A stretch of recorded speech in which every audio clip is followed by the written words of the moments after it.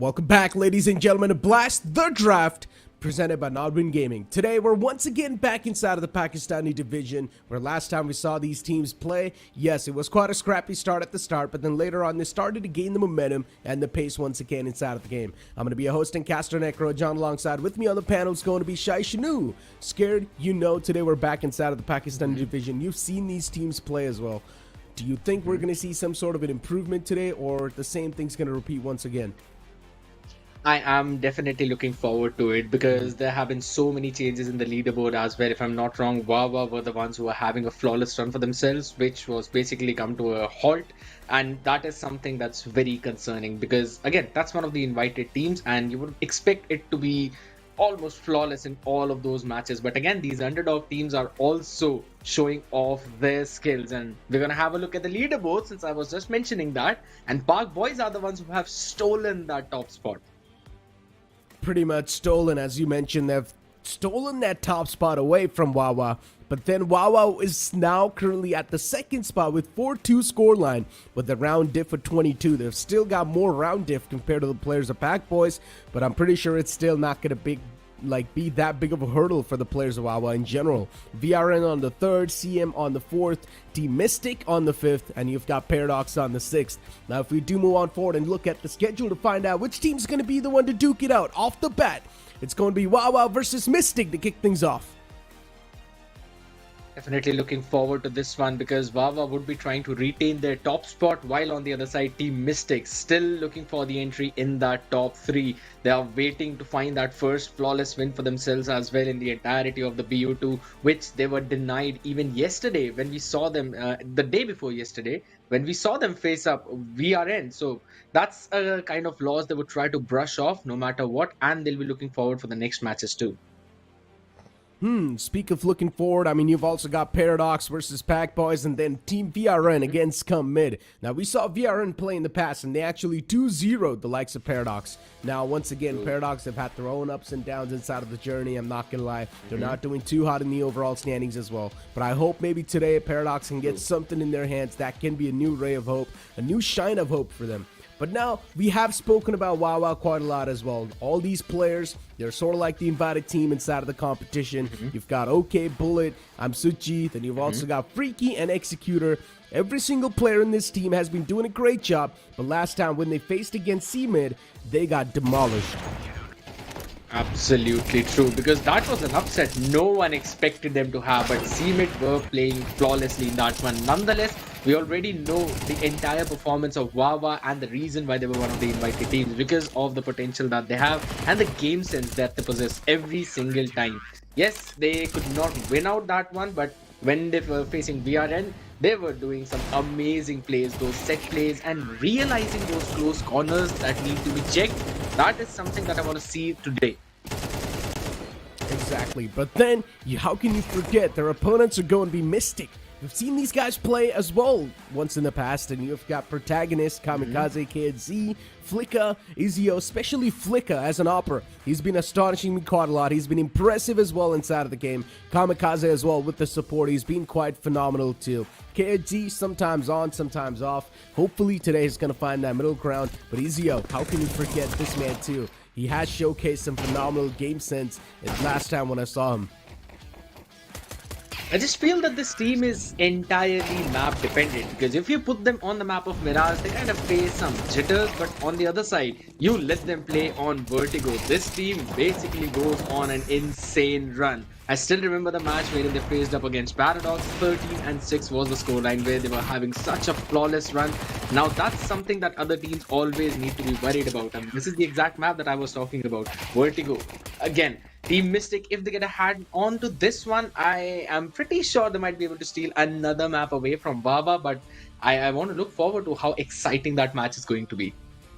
I mean, WahWah is a tough competitor, and there's a reason why these guys are invited inside of the competition. Yeah, they did lose out against C-Mid. It was a whole big upset, but still, it's not going to be that big of a pain in the foot for WahWah. they're still going to be quite focused up inside of the game. It's not really going to be affecting their mindset whatsoever. They're still on the second spot in the overall standings. And in my opinion, as long as you're inside of the top 3, that's all that matters. You just need to be inside of the Super 6. While you've also got the players of Mystic in front of your screens. And every single player from Mystic, man, these guys are having a great time. Especially KG as the IGL, even Flicka. As I mentioned, Flicka has been an impressive person in general. But today I want to see the players of WahWah as well do something out of the ordinary. Let's move on and look at the map, Vito. This is going to be the icebreaker, and we need to find out which maps are being picked up and played. Oh my god. I mean, it was pretty obvious that Vertigo is going to be taken away by WahWah. They're doing their homework, and on the other side, Mystic not playing on Ancient. I hope so Mystic ban out Mirage as well, because they have been facing some troubles onto that map. But again, we'll have to wait and see. They actually take away Overpass. Inferno was also banned out by WahWah. Let's see, we're gonna see a nuke, I guess. Anubis banned out, so unfortunately for you, Necro, we're not seeing Anubis. Yeah.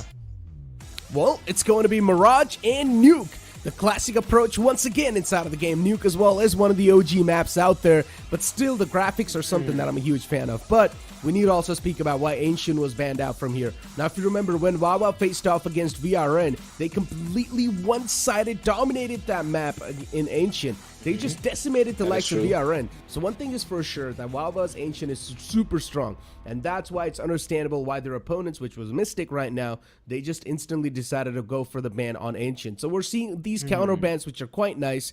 And we're finally not seeing teams stick to their comfort zone.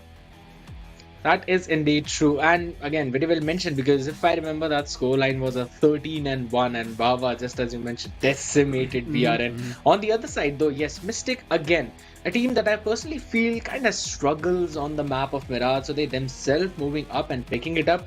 I mean, we might be surprised because CMID was able to take away that map from WahWah, so it is possible that Mystic would also have something up their sleeve. So you may never know, but they have to cook quite a few strategies, and specifically talking about those set plays, you need to have those lineups intact in order to go in for any kind of major execute. Once again, CMID's a whole nother story though. CMID is one of the experienced teams that's currently out there in Pakistan region. Yeah, it's understandable they did not really get the invite, but still, you've got players like HSV backing you up in that roster, so it's understandable they will pretty much dominate. CMID did take away the map of Ancient from WahWah, but still, it's CMID for you. You cannot really compare yourself to CMID, especially when you're just moving in forward from the open qualifier. So you need to stick to your comfort zone. You need to go for the counter bans, and that's what the players of Mystic did, which I completely respect. Now, I want to see, are they prepared well enough on the map of Mirage to face off against WahWah, a team that was dominating the competition in the initial phase? That is indeed true, and for the success of Team Mystic, they need to make sure that KHG is, yes, giving out some amazing calls and also going in for those important frags, because we have seen, yes, last time there were a few disconnects coming in, but the impact of KHG in that entire game, he was playing really well. His calls, yes, there were a few jitters on his T side, but on towards the CT, he was also doing a pretty solid job. On the other side, Kamikaze, again, a person that I really want to see back in action. Having a few jitters is absolutely fine. You can brush them off, but you do not want a bad game to kind of pave the way of all the other matches. You want to make sure to quickly get the performance back in action, because he needs to show up his A game if in case they want to stand a chance to get this game against WahWah. I mean, Kamikaze, as I mentioned, he's the supporter, but he still sometimes steps things up like he's the assaulter inside of the team. We've seen him play so phenomenally well. This man is mechanically blessed as well. So once again, I just want to see how the entire approach is going to be like. WahWah is one of those teams that has got no mental pressure. On the opposite side, you've got Mystic, which is going to be feeling the jitters. Without a doubt, the benefit of the doubt will go with WahWah. But you never know what's going to be happening inside of the game. Maybe WahWah can fumble down. Maybe Mystic, they've got something cooking up that we've got no clue about. Anything can happen. So many big question marks. But this time, I want to see some better executes as well. Yesterday, from the side of Indian teams, definitely we saw some of those executes on the map of Mirage. We're seeing those stair smoke. We're seeing that jungle smoke. So they were able to cross on over to the site. But then once again, sometimes they were also burning through utilities quite early inside of the game. So in the later phase, they had nothing to cover themselves with. Map control is going to be super important so that you do not burn up excess of those utilities whenever you're going for the execute. Yes, there needs to be some trade in terms of the flashes, in terms of the frags and molotovs that you're going for, because it's Mirage. Like, we always know that there's going to be a smoke or at least a frag down in the sniper's nest to make sure CTs don't have the control in mid. But you also have two other angles to watch out for. One's going to be the connector, and the second one is definitely going to be that gap. So if you're using your utilities in mid, that means you have got a game plan to try and threaten a push in the sniper's nest, or at least in the ladder room, maybe towards the arches, if you've smoked off connector, that is. But if you've smoked off cat, that means you're trying to establish some presence towards the connector to go on for the execute towards that side. Now, these are the map trades that you need to go forward with, which we were not seeing. And I'll be brutally honest, we did not see a lot from Indian teams as well, not just Pakistani teams. So I really want to see an improvement coming in these fronts at least. A lot of speculations are being made, but now it's time to step inside Mirage and find out for ourselves. As WahWah, they start things off on CT and Mystic kick off on T. The pistol round that always paves the momentum. We've got Glocks in the hand for the side of Team Mystic, and it's the classic approach. Go on for the B hit as quickly as possible. That's what we normally see. Looking at Flicker, he was also the man who was trying to perform really well last time that we saw. Now both of these teams are on a loss streak of 2 maps. They would really want to brush off that. One thing is for sure, one of them is going to be saying bye-bye to that lose streak. On the other side though, some good presence being shown by the side of WahWah in towards that mid, controlling the archers as well. Everyone on the side of Mystic is directly towards the B apartments. No one from WahWah is pushing any part of the map. They want to wait for the contact, and then they want to try and figure out which hit is it going to be. But the rotation has been called off. A is the site where they're going with. Flicker goes in for his lineup. His utility should land, but at the meantime, that flash was just a second too late. Executioner holding his side with the Retas. Oh my goodness, he gets 2 on the back of the flash by Smudgy, and the support is there from the market. But the shots just do not connect. Kamikaze able to take another one down. It's a 4v3 situation. The retake, a fast from that too, is in place as a 1-for-1 trade. Going yet again, KHG steps up. In Smudgy, he can try and find one more, but he will be disallowed. It's all down to Freaky. HP low for both the players, 36 and 47. White peak comes in perfectly. KHG wins the round, and he will get the plant down as well. My goodness, that was pretty rough, I would say, seeing how the rotation was towards the A side, but round went in for mistake. I mean, great way to kick off, right? Just a complete brawl on the side as well. True. And Mystics, they're going to have some big smirks on their faces, that's for sure. Winning the round off the bat against a team like WahWah, who's been dominating the competition in the initial phase. That's definitely going to be a big pressure subsider. And now Executor towards mid, just waiting for someone to walk in his crosshairs. But of course, Khalil's going to hurt as well. Like the approach this time. Even the Deagle gets his position away. A couple of shots taken, mid control established. They've got a lot of visual confirmation now. And all that intel, it's definitely going to be there. They also spotted one more player towards connector. So they know now there's 2 players towards the A site, at least. And Protagonist still just keeps on going for those bursts. The man's quite softened up in the front lines, considering it's just an eco round. Yeah, we're not really going to be expecting a lot from WahWah.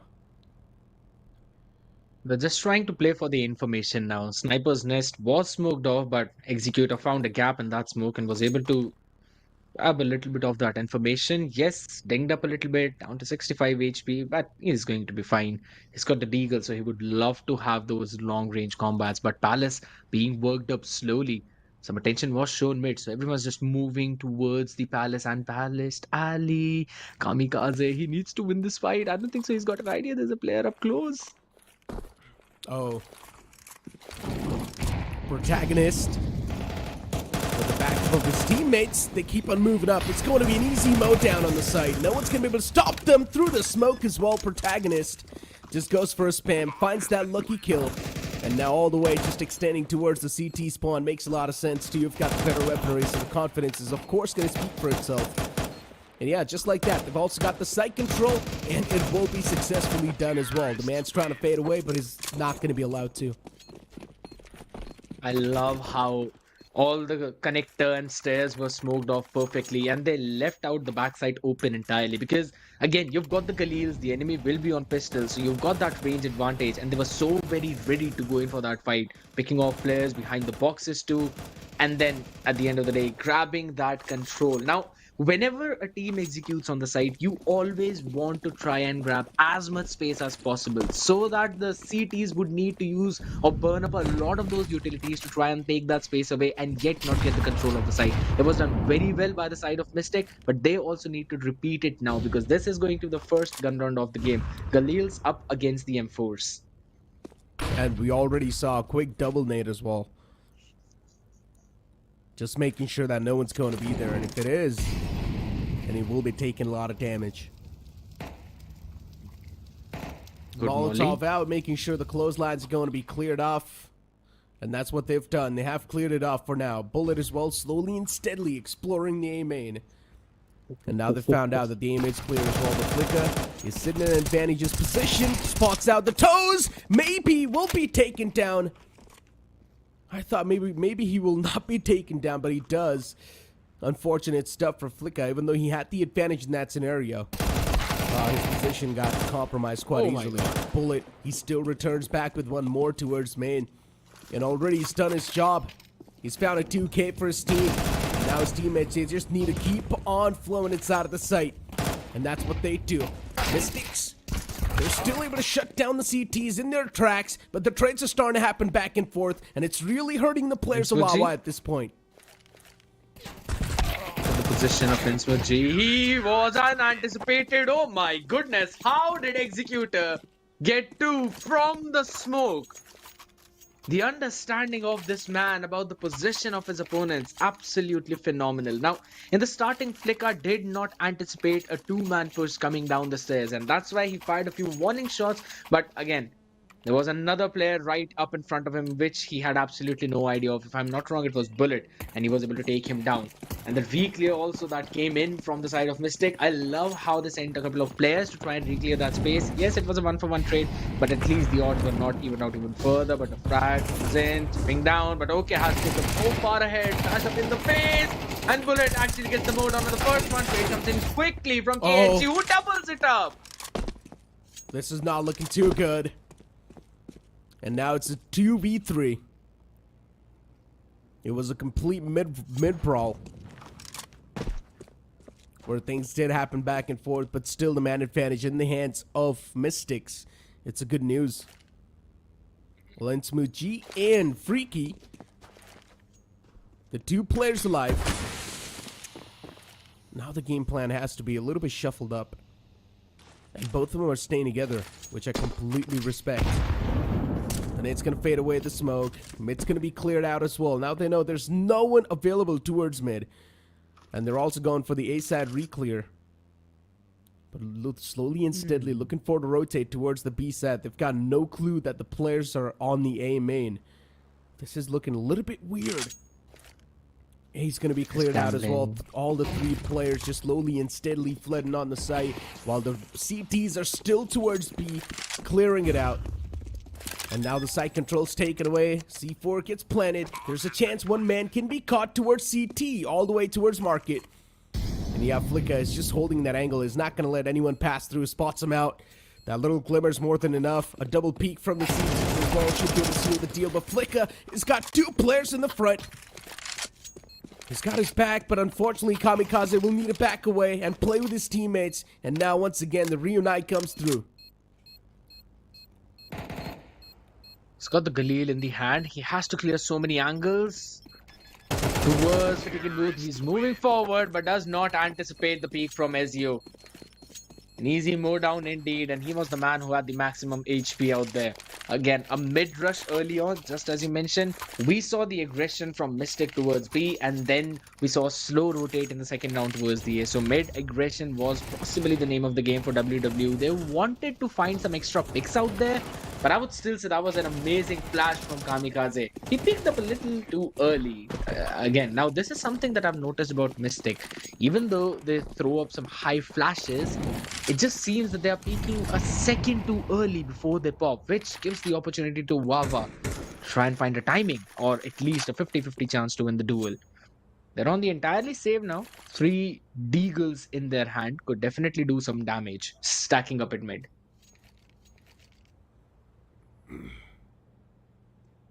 Oh. And especially for Mystics now, they've explored every single part of the map. They went to B, they went to A, also showcased some mid control. At this point, just trying to figure out something.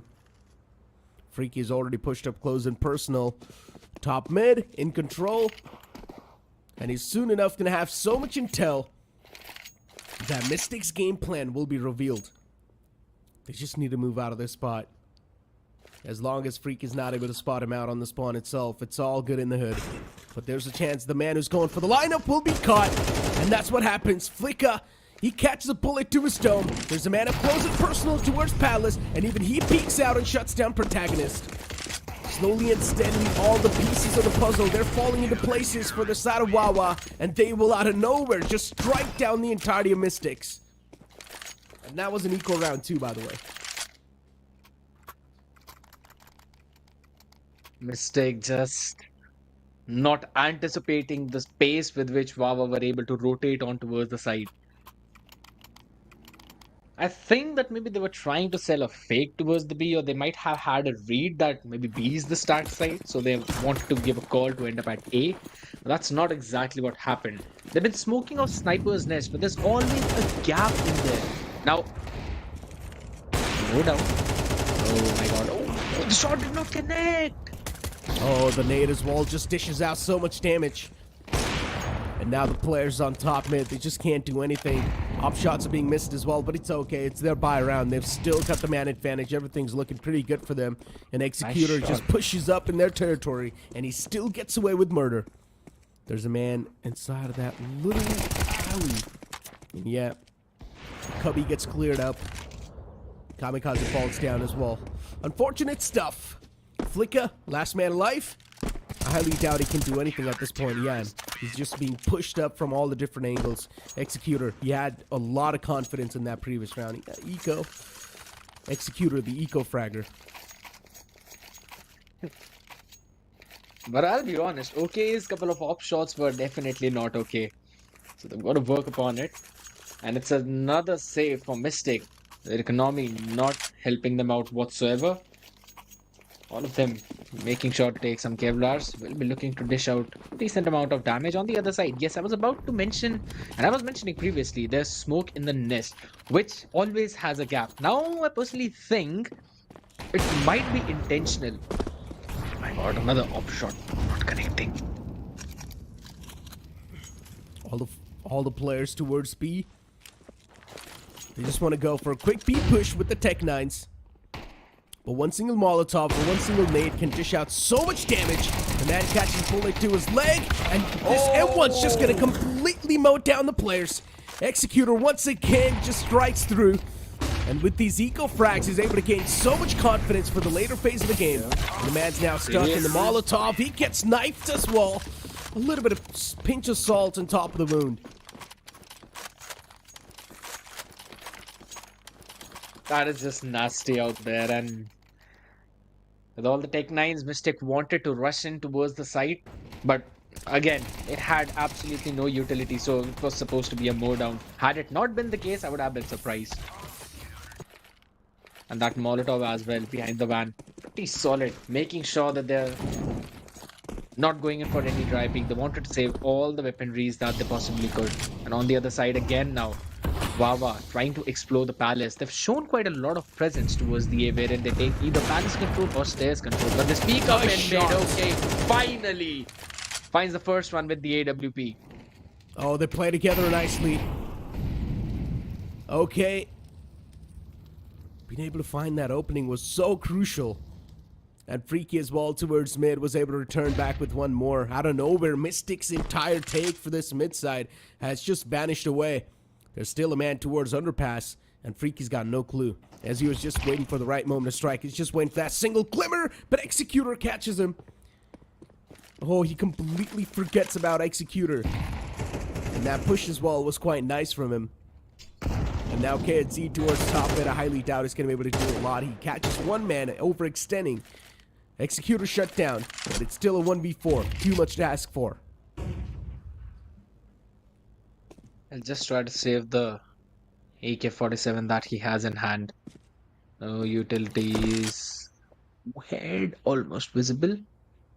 Does not want to send any more utils. Because again, it's going to be just some extra investment of those dollars. Ready for that peek. Goes in for a high flash play. Should be able to catch the player behind the box. Nope, it was not. Bullet had a perfect opportunity to finish him off. Now, WahWah are going in for a very proactive push towards Palace time and time again. As soon as they see some contact towards the mid, they do realize that Palace is open. They send up one player. Mystic can try and counter that. They should have the idea of how much WahWah are pushing towards the Palace. They can try and send a couple of players for the reclear, or they can just basically post up a couple of players to make sure that if WahWah send in their play for push, they're able to catch him. In worst case scenario, they go for a 1-for-1 trade. And that does seem to be the idea, as we're seeing some quick rotations coming in, and Palace seems to be the area where we're going to see the fight. Yeah. Aggression towards Palace once again. And even towards mid, Freaky's got a lot of confidence to face these Deagles. All it takes is one bullet from Deagle though. So once again, Freaky, considering he knows he's got the automatic weapon, he's just not going to back away from that fight. Still pulls out his own Deagle, and he finds a nice haircut. Protagonist put to sleep. And now, Mystics, they've only got this one last man alive, KSG. It just feels like Mystic, once again, they're just stuck in this loop where they lose a round, they're back on eco. And then after that, they instantly get the money in their hand. But if they lose that round as well, they're back on that eco. It's the economical trap that you would want to escape from. And to do so, you would need at least 2 rounds back to back. I want to see a smoke up towards the connector from their side and also in the sniper's nest. Then try to re-clear cat, where you've seen a couple of times WahWah send out a player. Or at least go in for your mid trap play and then clear A. So that the players on A are actually caught off guard. Or the smoke of connector and wait for OK to go in for some ego peek, because he's been disrespecting those utilities quite a lot of times. They're going for that molly play at least. There's still a gap in the smoke though. On towards the sniper's nest. Again, a couple of mollies are being exchanged towards the apartments, and OK is just going to take all of that space. You do not want to peek into this guy. I love how WahWah are changing the position of their AWP. They've shown the presence towards A, they've shown it towards mid, and now are posting it up towards B. But the read from Mystic seems to be right, as they've held all the space from A side. Oh. And look at all the players now, slowly and steadily stacking up towards A. As you mentioned, the AWP is on the opposite side. It needs to rotate back to A soon enough. If that doesn't happen, A side will be taken away. Mystics, proper execute should be on the line. A ticket boot smoke as well is on the way. It's going to smoke off CT. A Palace smoke as well to counter things off from the CTs as well. A good Molotov. Nice timing on that. It's going to delay the push for a while. Mystics have wasted already a lot of time inside of this one. Another Molotov. Unfortunately, it's going to be misplaced a little bit. And now it's going to be smooth sailing towards the site. But still, they're just getting mowed down by WahWah. What a good hold towards A. Beautifully done. They were not able to bait out a lot of utils from WahWah. Only a few mollies left and right. That's all. They had all the bunch of it to try and stop the push from even coming. A perfectly well-placed round from their side. Investing 3 players there, and the high flash from Executor was the one that got everyone on Mystic off guard. Still have the creds going in for the AK buys, but very bare minimum utilities. A few flashes, molly, frag, smoke. Now, one thing I've noticed from Mystic is that they're not going for line of play, but this fight with Stairs, Bullet is going to win it yet again, and Flicker is the man that fell. They're always going aggressive towards A, sometimes towards Palace, sometimes towards main. And the problem is they're able to find so much intel, or they're able to get away with a lot of kills. And that's something the players of Mystics would need to find a cure to. And Now the man's pushed up close and personal towards the apps. He finds the kill on the protagonist. Already so many intentions revealed from Mystics. All the game plans now going to start to fall apart. And the players once again looking for to rotate towards A. Flashes out as well. Good flash peek from them. SEO, a little bit of team play trying to showcase. But unfortunately, it doesn't really work out that well. The train's going to be there. But look at this. They've got no smokes to block off the sniper. Neither the ticket booth, so the players are going to have free line of sights. And everyone's going to be able to activate themselves. The utilities are a big concern, and they just burn through it off the bat. It's the last round of the half. They can barely get together a scrappy buy. And again, the utilities are going to be a lot of concern. Because, I'll be brutally honest, Counter-Strike is all about how well you can use all of the utilities that you have. How many lineups do you know? From how and which position can you sell all those fakes? Mystic are not being able to do that at all. All the util that's coming from them, it's directly straight. And again, they're going to push through directly from that volley, and everyone's going to be chipped down, and it's a more down towards side. But wait a second, 2-for-2 trade. This is not good. Executor once again just activates himself. Yeah, easy cleanup.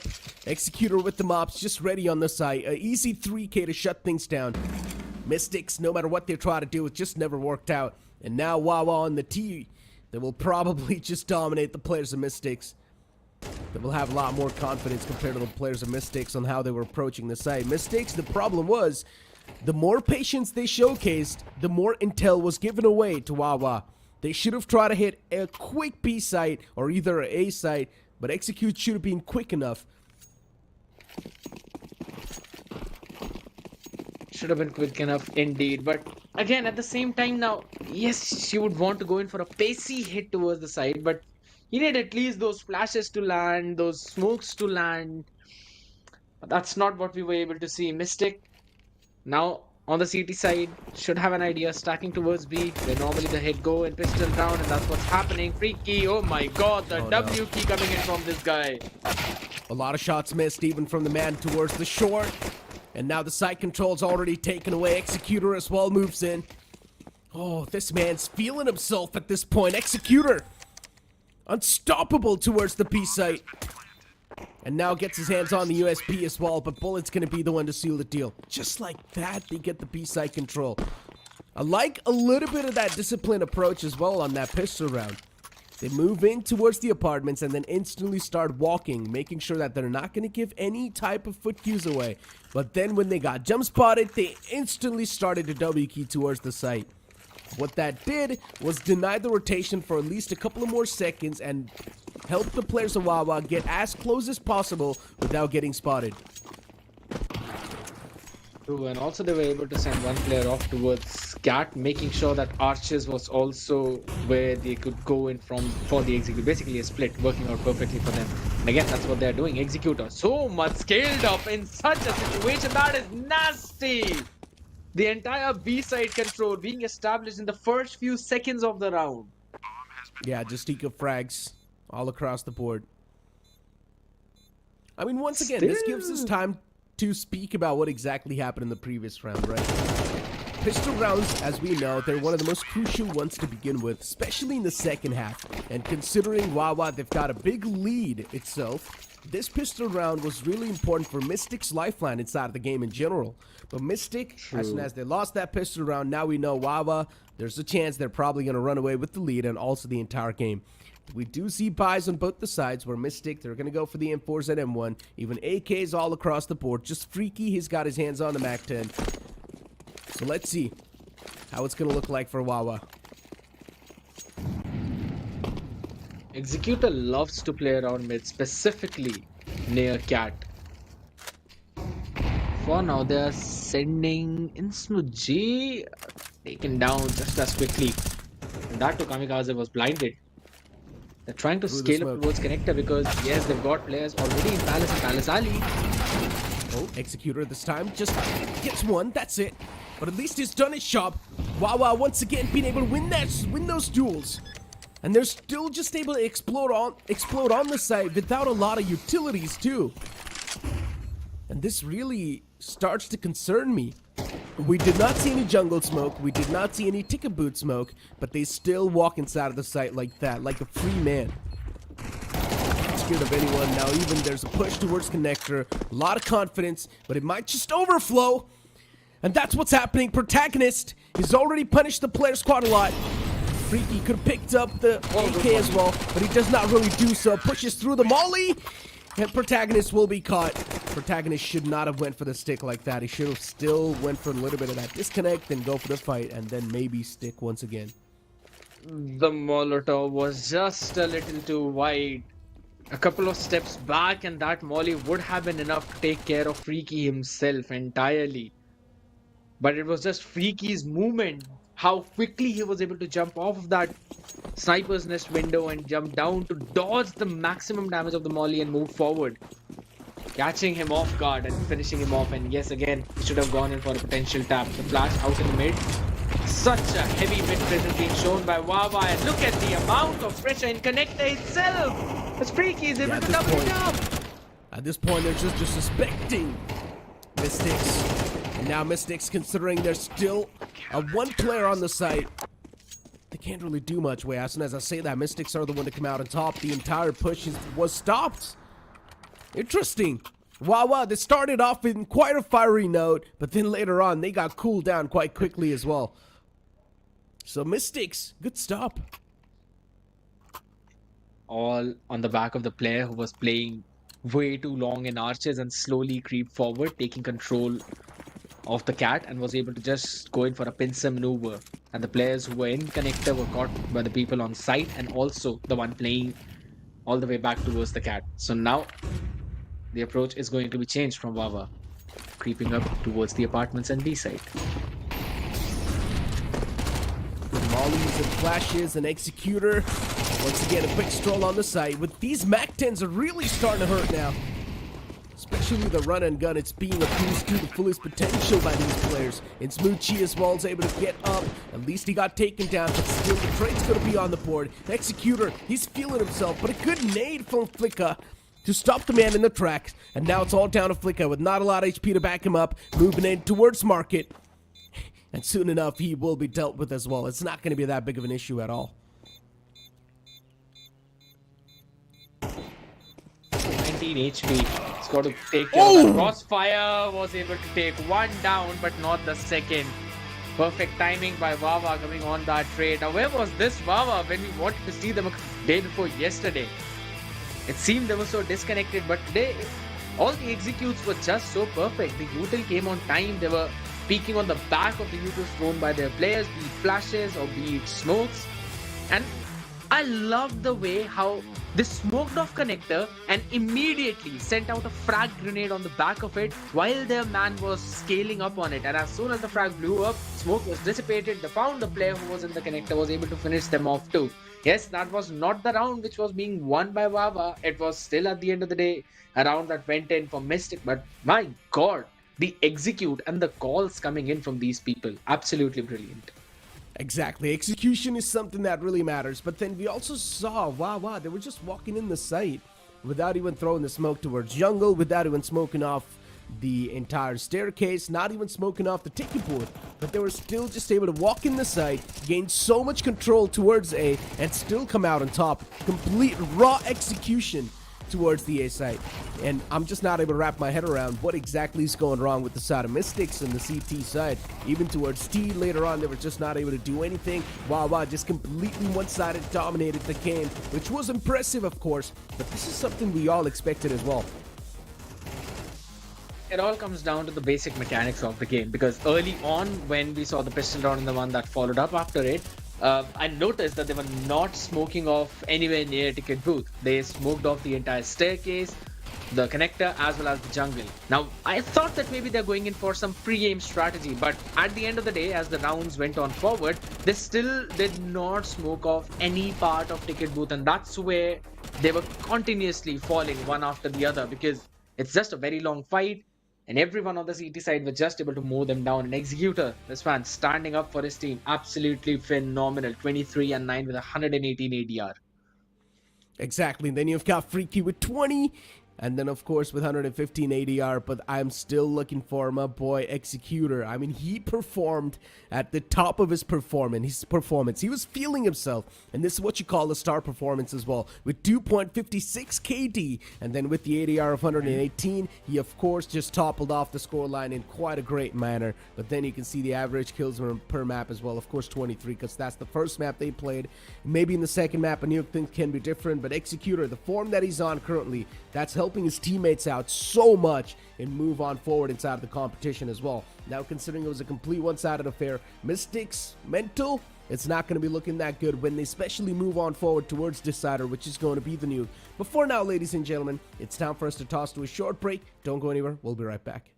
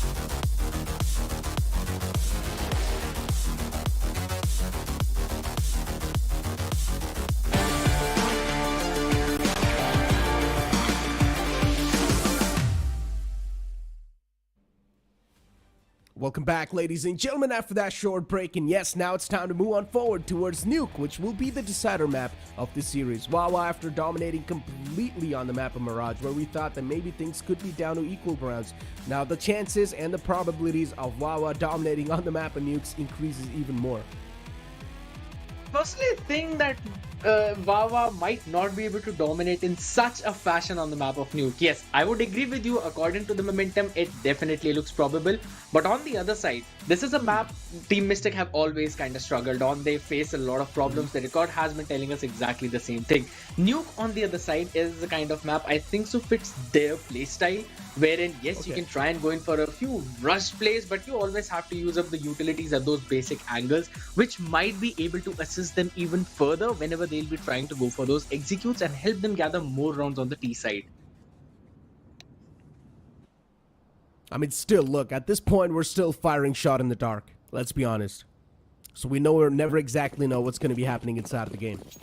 But off the bat, we've got this pistol round beginning where WahWah will be starting things off on CT and Mystics on T. That is quite a fiery start as well from the side of Mystics. Looking forward to just explore the side off the bat, but Protagonist gets cut off. His head gets ripped off with the USP. And with that good of an opening, already the players of WahWah, they're going to be feeling themselves. Only 4 players left. They're now trying to move on forward towards ramp. But even towards ramp, there's USP looking forward to find those connections on the head. Bullet backs away, realizes the fact that he's now completely screwed. But unfortunately, he's not able to do so. He gets caught in the mid-track. Even towards door, there's a man available. He catches a lot of hurt upon himself and needs to back away. And that's what he does. But before he does so, he does find the headshot connection towards one of the players in the front. It's a 4-on-2 scenario. The players of Mystics, they're completely crumbling down under that pressure. And the pressure is definitely something that's surmounting on top of them over and over again, slowly and steadily. It's been so long inside of the site and still C4's not gone down. There's 4 players from the side of CTs that are just making sure the C4's not going to go down just yet. I just love the slow pace coming in. Ezio, he was not supposed to win that duel, but eventually he did, and now it looks much more doable until, okay, was just able to shut him down. Executor again, being in that window. Should be able to find a shot or two that might connect. 14 HP on KHG. His teammate is there to support him. I mean, here's the thing. I'll be honest about this one. Yes, it's a pistol round. But on the other side, you really need to have the information before you actually jump into the entire site itself. Because there are so many angles that you need to watch out for. It becomes super difficult. Early on in that round, we just saw Protagonist being taken down like a side character. Okay, with that nasty shot to the skull. Was able to finish him off, and now that has shown the presence that WahWah have, at least on towards the A side. Once again, the main problem, in my opinion, was they did not go that proactive in that round. They should have pushed up a little bit more, in my opinion. Should have gone a little bit too closer to the site. Maybe take control of controlled room as well, if possible, as quick as possible. Not wasting any time in the moment. Instead, they try to go for that slow and steady pace towards the site, and they just got completely screwed up. Now with the shotgun in the hands, it's freaky. It's gonna hurt a lot. Oh my god! And it indeed is hurting. Easy mode down, no issues. Eco round once again in the hands of WahWah. The fact that he was also able to check up over towards that ladder and was able to finish off the player standing up. That's not something we normally see with the shotguns in hand, but freaky. Being a little bit extra freaky out there. And this Mystic were trying to explore some areas on this floor, but just not allowed to do that at all. Taken down from all different directions. But this is going to be the round where I think they should be able to do at least these things that they want to try. Oh my goodness, no way, freaky! Good. Only 3 players left alive in the front lines, but the AKs, once again, even they're starting to fall down on the floor. The scout in his hands, of course, going to start to hurt as well, slowly and steadily. Bullet gets his hands on one of the big guns. And now it's a 3v2. CT's once again in a big advantage. MP9's not something you would want to face up in that close range. AK in the hands. Maybe the trade can be there, but no kamikaze. He still just keeps him spraying down. And OK with the scouts able to find a beautiful headshot. That's going to be the opener the man really needed. The man's right in the front. Unfortunately, OK does not check it. But a kamikaze with a 3K to save the day for his team. But they've already lost out on so many guns.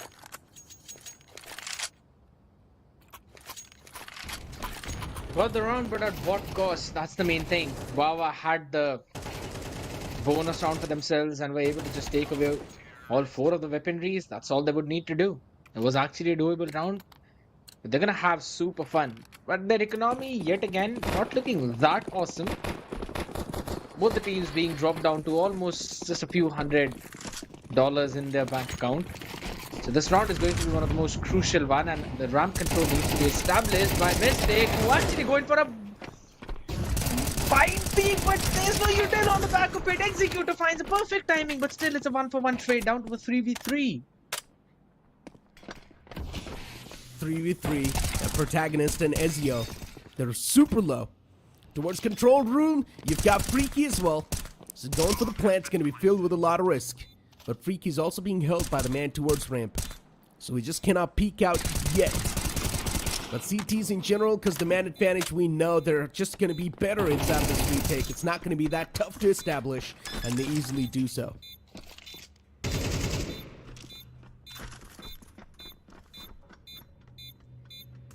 I'm still quite surprised by the went in for a dry wide peak over towards ramp. They had a ton of utilities. Mystica investing into those flashbangs, into those mollies and smokes. Why are they not using it? That's basically my main question. They were lucky that it was just a 1-for-1 trade. Had that spray down been a little better, had executes spray transfer had been just a little bit better, it could have been at least a 2K or maybe even a 3K if he was feeling it. Now these are the kinds of mistake that you do not want to see, but mistake time after time, they're making them again, and WahWah are just capitalizing on the back of it. It's a complete rundown. Yes, it does seem that there could be a little bit of an aim difference, but I'm just not believing that. It's just the fact that they're not using those utils. I mean, in this round, they cannot do so anyways. They've only got pistols on the board. Economy in shambles. 4 deagles on the board. Or all 5 deagles on the board. Let's see. Everyone's going to be hungry for heads now. While on the opposite side, WahWah, they've got all the util in the world. And this time, they're also being quite proactive. They do realize the opponent's low on money, so they're not going to have that good of a weapon. And unfortunately, Kamikaze takes down his own teammate's head. I assume that they're going to be hungry for head, but not that hungry that they would just take down their own teammates. Oh man, rough luck.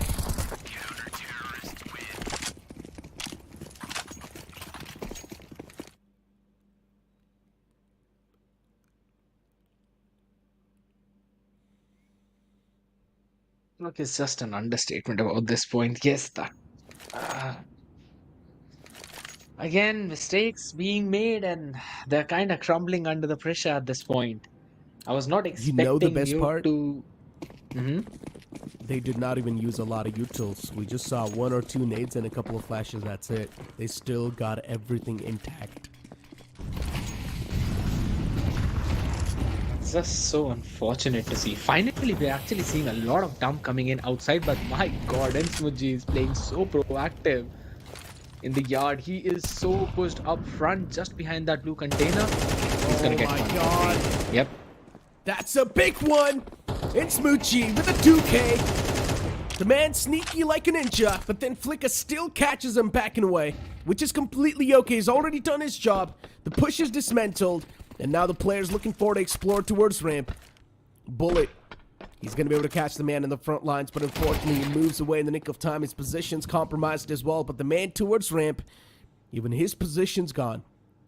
Executor with some valuable intel towards his teammates, but they've got one man sneaking in all the way towards Secret, and this push from Flicka can be important. There was a gap in in the defense and they're trying Big to one. use that in their favor. Oh my god, okay. Getting freaky back in his head is definitely not okay. WahWah literally said, you can do one, we can do one better. You did with the pistol, we are gonna do with the rifle. This is literally overconfidence speaking. That's what True. happens when you've got so much overconfidence that you just want to push up against the enemies and take them down. And while doing so, you turn off your brain and you start making a lot of mistakes. Oh, Executor, the first one tapped away. The second one found as well. At least it's taken down a 1v1. Protagonist will have a free plant, but the man's moving in towards heaven slowly and steadily. He's got the ladder room control. And now Protagonist, as long as he's going to keep his position anonymous, it's all going to be good in the hood. He's towards heaven. Why is he not checking that spot?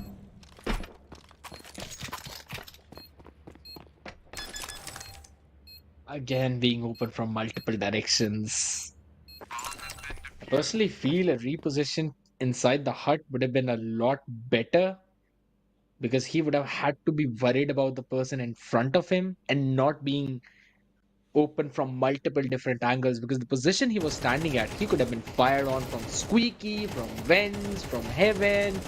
And if anyone was playing in hut, he could have gone in forward and fired it from that position. Just again, mistakes after mistakes, but the play is coming in from WahWah. This is a team that will not let you get away with those plays. They will always try to bite you back, and that too very hard. On the outside, we are seeing Molotovs being used, and so are some being used towards the A side. Quite sure if it was meant to land it like that, but Freaky again gets a pick onto Protagonist. That's a rifle off. You cannot let these type of solo picks happen. And once again, players just individually trying to explore a lot of the map area. It's working against him. Smokes out towards outside. Maybe they want to creep and crawl their way towards secret, but OK is already ready with his crosses trained. And lows down KFG.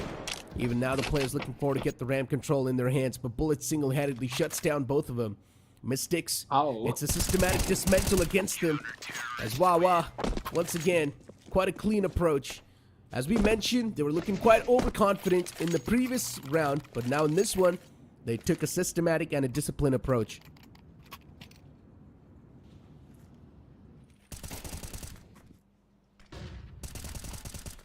Mystica, they've got no idea at this point.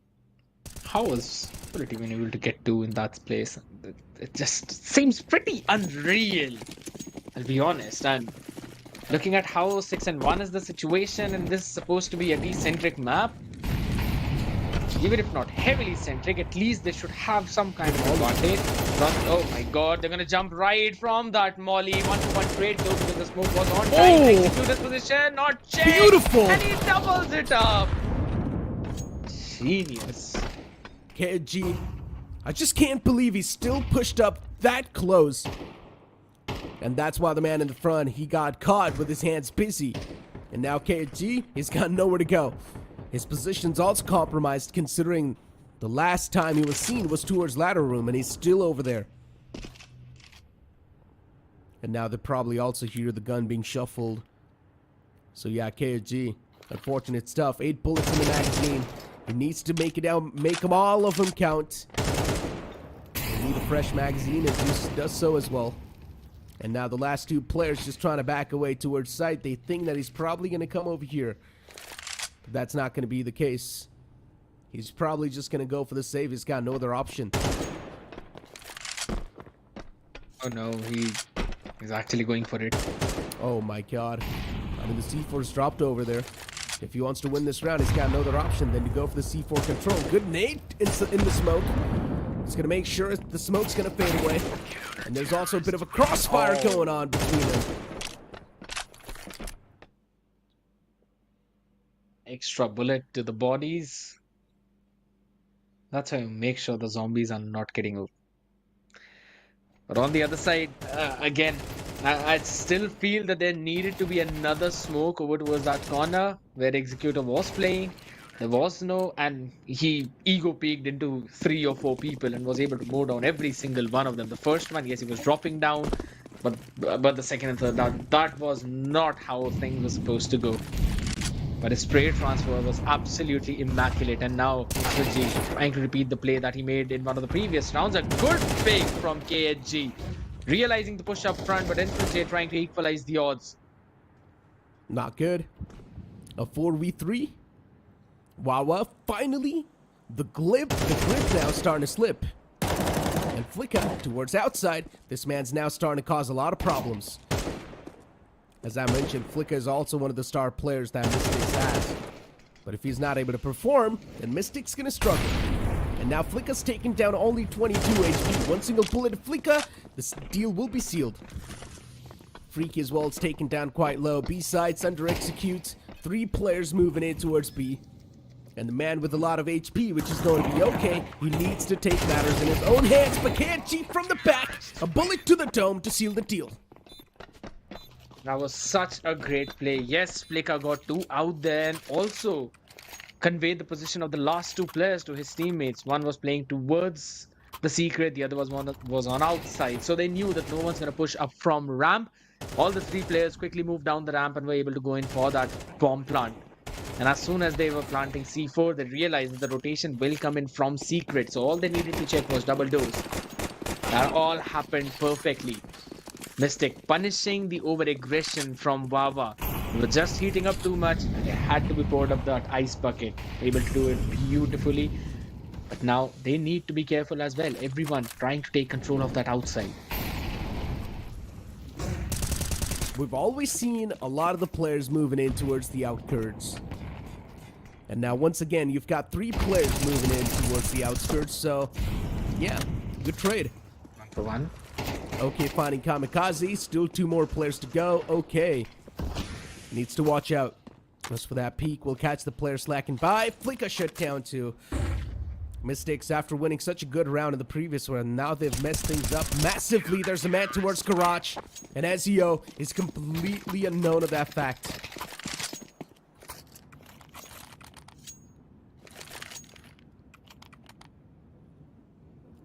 Getting a couple of AKs back as well. That's all you need. With the AWP in the hands of Bullet. Previously we were seeing okay with the AWP. Now it's Bullet.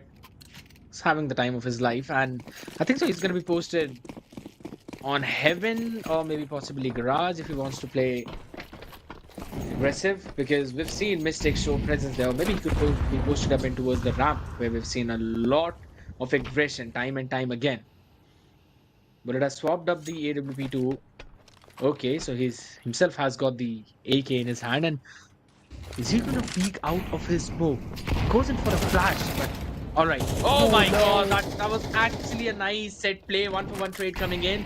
Insmujji is the one who equalizes the odds. And he wants to double it up as well. And he will be able to do so. Good stuff. A 3v4. And now Executor on top of the HUD. It's looking pretty good. Good shot from OK. Nice. Instantly just flicks on top, gets the confirmation. Still 2 more players outside, but those 2 players, they need to play a little bit slow. Why aren't they going for the dry peaks? Oh man. Maybe backing away from that spot would have been the wise option, would have been the more mature option, but they still just go for those dry peaks and get taken off. Or they could have both gone for a double peak at the same time so that it could have been a 1-for-1 trade. Yeah, but still that 1-for-1 trade, it was in the favor of WahWah anyways, and then there would have been 1 single man left to clutch it out. That is true, but that would have been at least better than the one after the other. Again towards control, we're going to see a lot of aggression, and it's just a mowdown at this point. He missed it. Easily able to take all of them down. Flicka. 1 more man in the name of Flicka. And he gets shot in the skull from the back. Beautiful stuff from WahWah once again. A 10-2 half. They're completely smurfing through inside of the series. While Mystics, I'm not exactly sure what can help them at this point. Might as well a couple of prayers from the fans. Maybe not just a couple of more shots. They need to land them. At any cost, and it's again every single time those utils not being used up properly. Now, here's the thing. In the previous map, Mirage, we saw them dumping at least a few of them, but that was directly straight from the line of sight.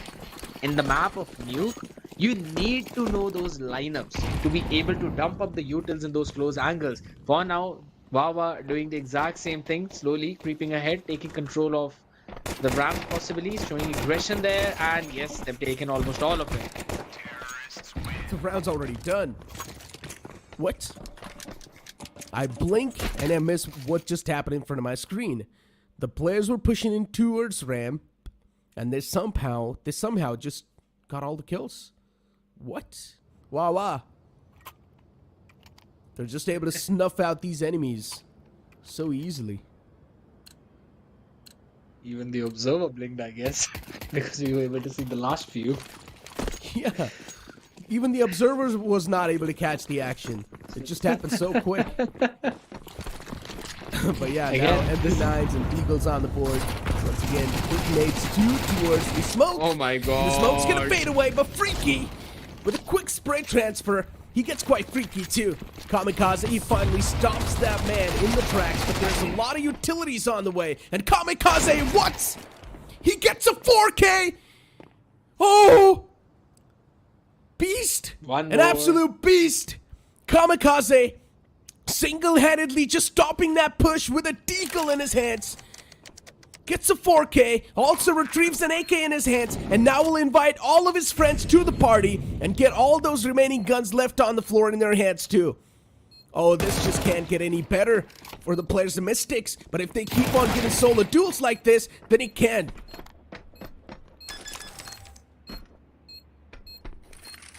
I was able to finally get that shut down. Pushed up from the squeaky behind the hut towards Tetris and was able to get that final shot of lead into the head. And also picks up a Galil. Kamikaze retrieving that AK.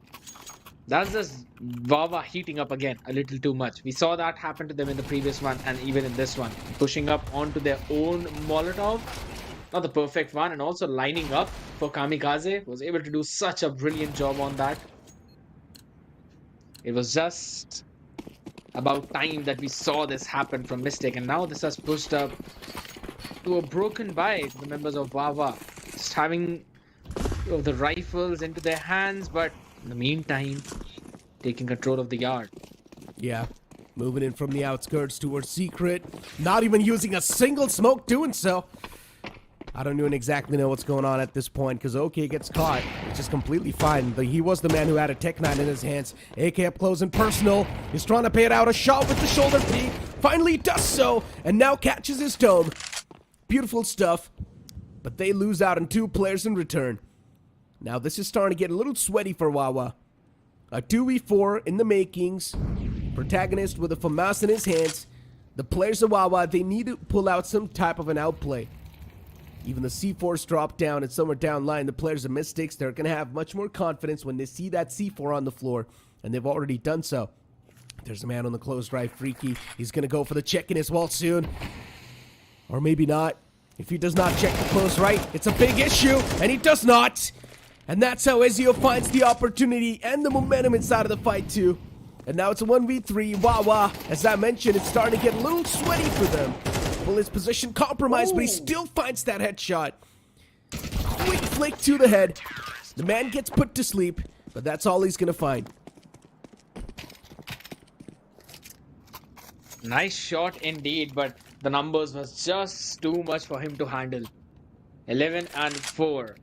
Mystic showing some members yet again. It was a scrappy buy for WahWah, so yes, we can say that it was a gun's disadvantage, but at the same time, the mowdown was pretty solid from Mystic. They were able to shut down the big threats down there in secret and not using any utilities. Yeah, that worked out for them once, but I don't think so. It's going to be happening again and again on the other side now. They all want to rush directly from the hut in the molly. They'll just fall. Yeah, they just got steamed straight up.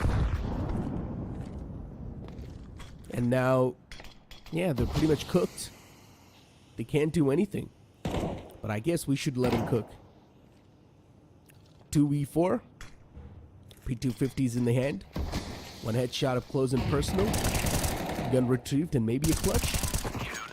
But I guess my theory crafting is not going to work out here.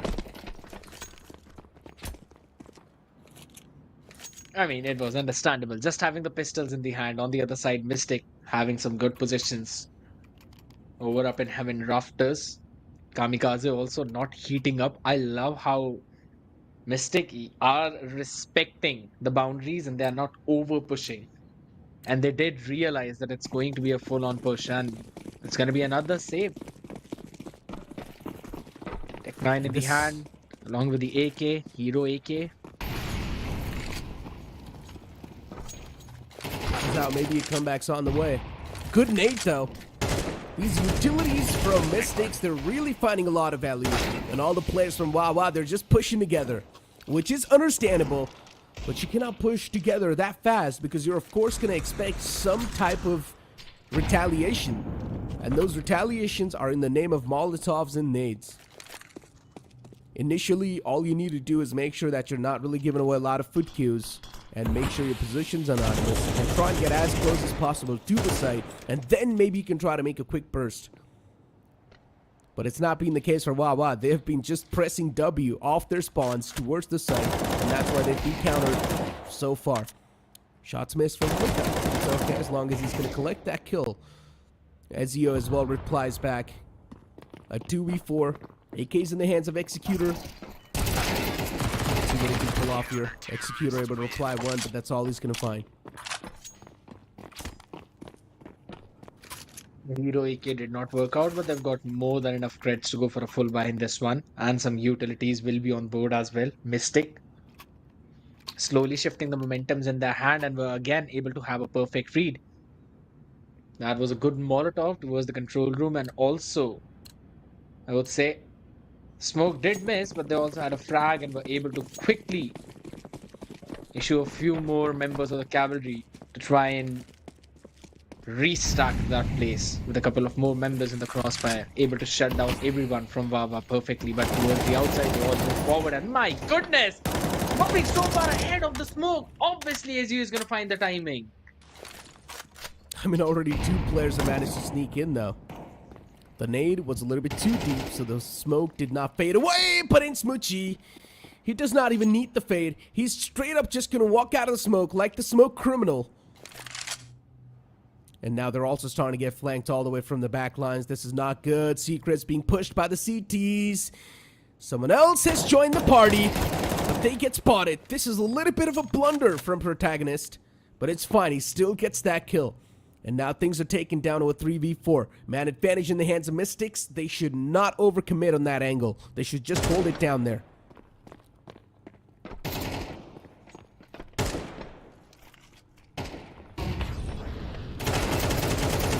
Situation now. He needs to win the duel. It was a scrappy one, and Kamikaze was able to finally finish him off. East side control has been taken, but how they been playing this post plant? Oh, double doors. No one's checking that. Flicker moves forward. Bullet needs to be proactive, and he's gonna be welcome with a headshot. Yeah. WW. They're now starting to get just melted because the amount of overconfidence they're showcasing inside of the game, it's really affecting the way they play the game as well. Even the cross-hit placement from the man wasn't really that great, and then he just whiffed a lot of shots initially. I still feel like when especially someone's dropping down from vents, you should have the advantage as someone who you're holding it down. Unfortunately, though, he still lost out in that duel, even though he was holding it. But yeah, I mean, 11-7 is the scoreline. WW, all they need are 2 more rounds on the board to seal the deal. But Mystics, they're too stubborn, and they're not going to let those 2 rounds happen that easily. Oh, there's a gap in the smoke. Can be abused, but no way. Insmooji finds the timing. Ezio was not able to win that one out. Does not even lose that HP, but Protagonist can find another one and can try and get a bullet on the back of the head. No, not needed. Flicker is just there where Ezio was. Standing upon that ground, but Executor just outside the door. 44. It is doable. Executor executes Flicker. And with that, the side's going to fall in the hands of WW. Once again, this is something that was really not needed for Executor.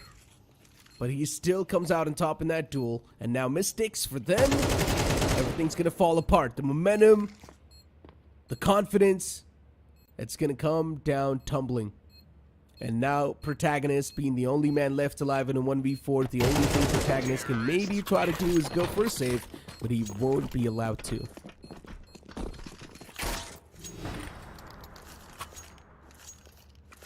They suddenly lost all the ideas out there, and even though Mystic were the ones who had the advantage, but still say they kind of lost all of it. As soon as WahWah slowed down the pace of the round, they literally had no idea, no clue how to play on that pace. Every single round where WahWah was going in for some pacey hits, Mystics seemed to have an answer, or at least they were ready for the shot, but that is a nasty one. Executor though. Rinse and repeat. Equalizing. Do the same Mystique once again, and just peek out through the smokes like that. You should be expecting an opper there. But unfortunately... Oh, what did he just do?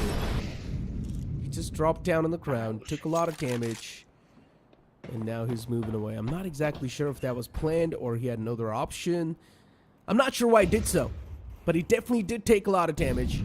But now he's pushed up close and personal. He could have found the advantage, but Flicka just looks back, checks the angle, and he shuts down the man quickly enough. Mad Towards Heaven catches the upper, so that's a really good news. And a big sigh of relief as well for WW, but still KG, he picks it up, and now he's going to be the one to carry the torch on forward. There's still a Mad Towards Heaven, and KG is not really looking towards that spot. The flash was good, but it was a little bit too delayed. But still, it's going to be WahWah to come out on top. As expected, they still dominate the second game of Nuke as well. While, unfortunately, the players of Mystic, they woke up, but they woke up a little too late.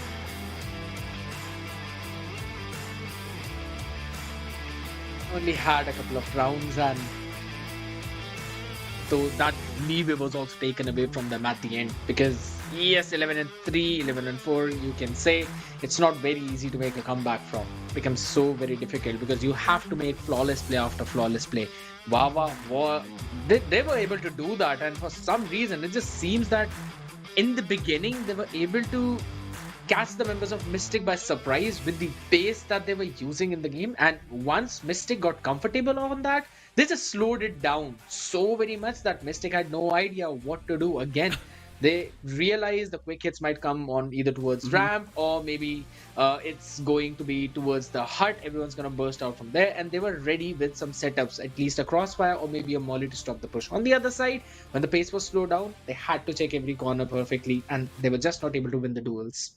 I mean, once again, especially when we saw WahWah on the T side, InSmoothJ was the man who was moving in from the outskirts a lot of the times, and he was able to get away with murder twice off the same time. So I'm not able to understand. He did the same thing twice. He actually come out on top twice as well. So I'm not exactly understanding why Mystics were not able to counter InSmoothJ in that entire circumstance. They should have realized that he's doing the same thing over and over again, and there's probably a chance he's probably going to peek out once again. But InSmoothJ was able to get away with murder twice in the outside. So once again, these type of little problems, they were not really replied back in that quickly of a manner, and that's why Mystics, they just completely came tumbling down.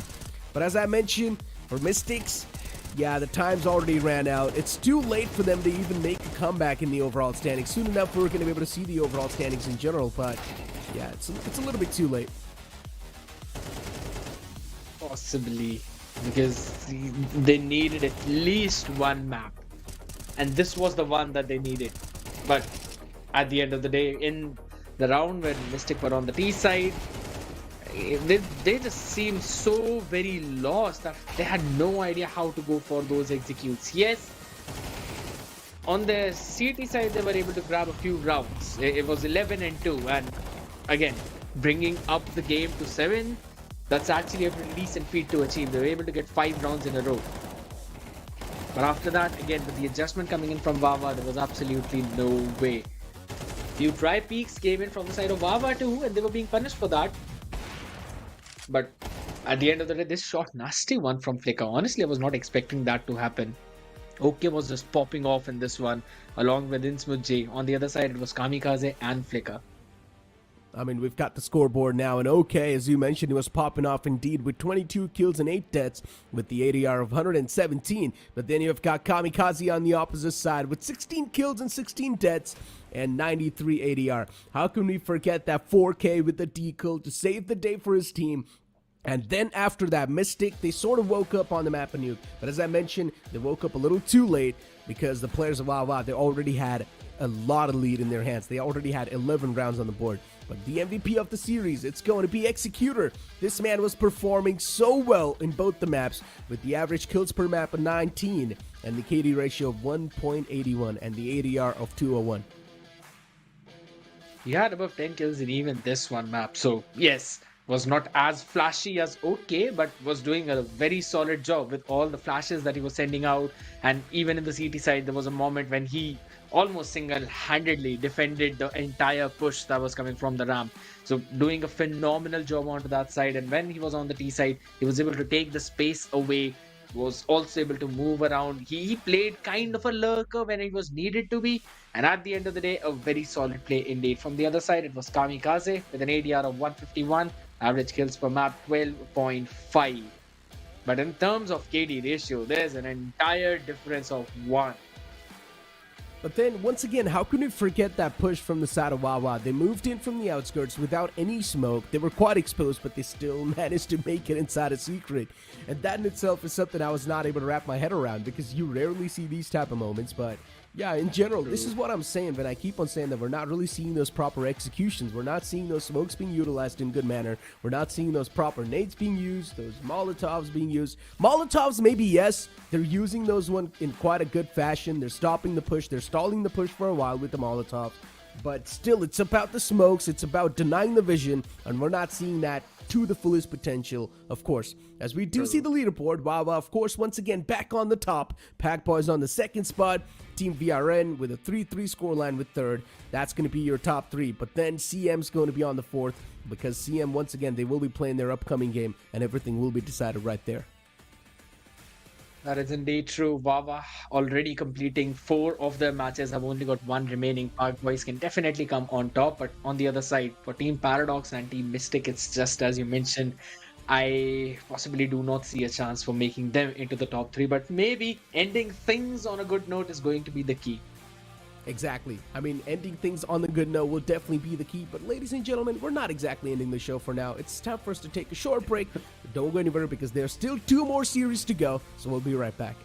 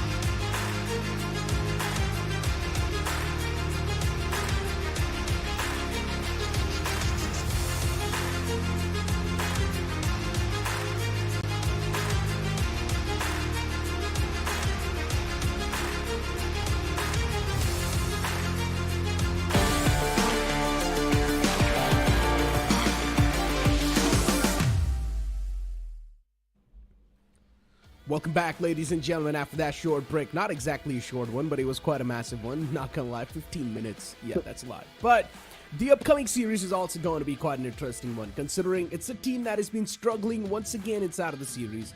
They're called Paradox, and we know what happened to Paradox when the last time we saw them inside of the Pakistan division. They faced off against VRN. They got absolutely decimated by the likes of VRN. But now Paradox, they're going up against BOYZ, and BOYZ is one of the strong teams that the Pakistan region has to offer.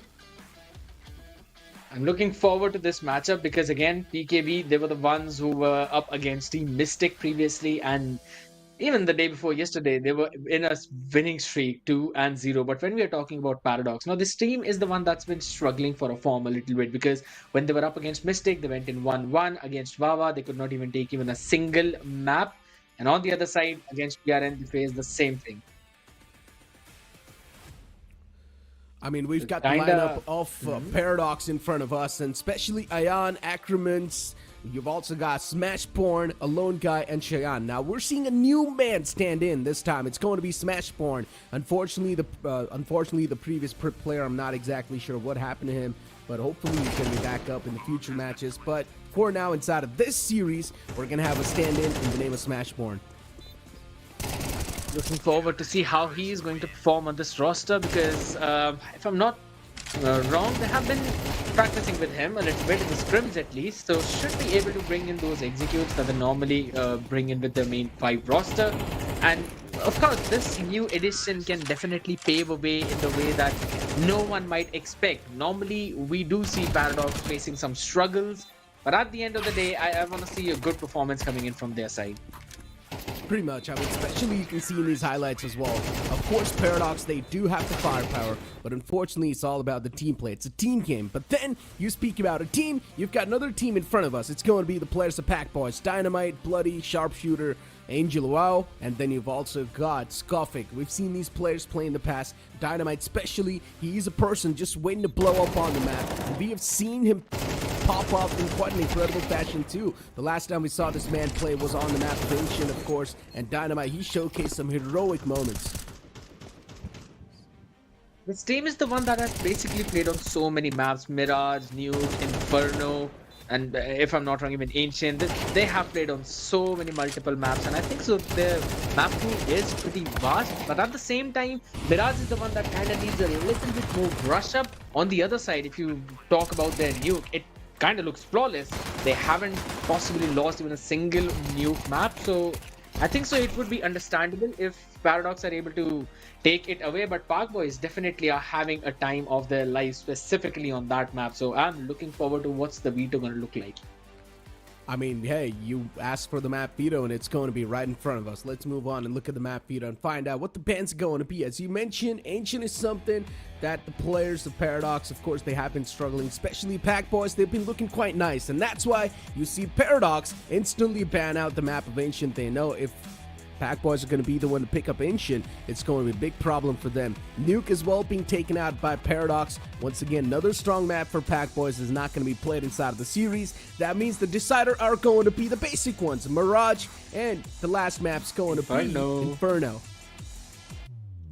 These are the two solid maps if we are looking from the perspective of BOYZ, because Mirage and Inferno were the previous maps in which they went up against Team Mystic, and they won both of them in a 13-9 fashion. And on the other side, for Paradox, I do feel they kind of struggle on the map of Mirage specifically. Executes do look a little bit shaky. You need those lineups time and time again. We have been talking about that, but we'll just have to wait and see possibly for the result.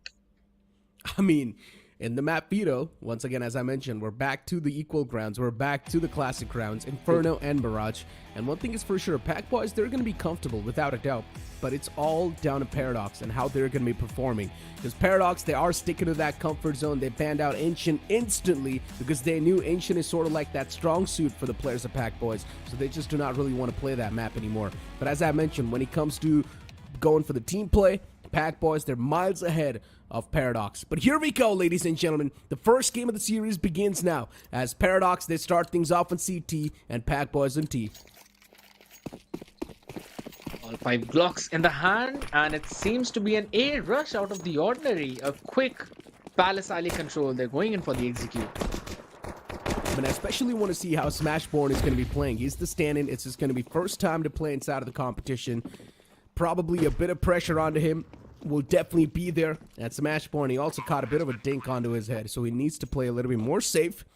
Wentz is being held off by Skofik, making sure no one's going to be able to just move inside of that area that easily. Sharpshooter as well, up close and personal towards Connector. He's holding it down towards Jungle. But it's just going to be kills flying all across the board. Paradox out of nowhere. It's going to be a burst of kills for them. Even Ayan towards Palace is able to find some connections. And what just happened? You blink it and you miss it. Out of nowhere, this retake just came through so quickly. That was just one of the craziest flashes that you would witness. A lone guy with it was able to bring out the best of it, and his team just capitalizing.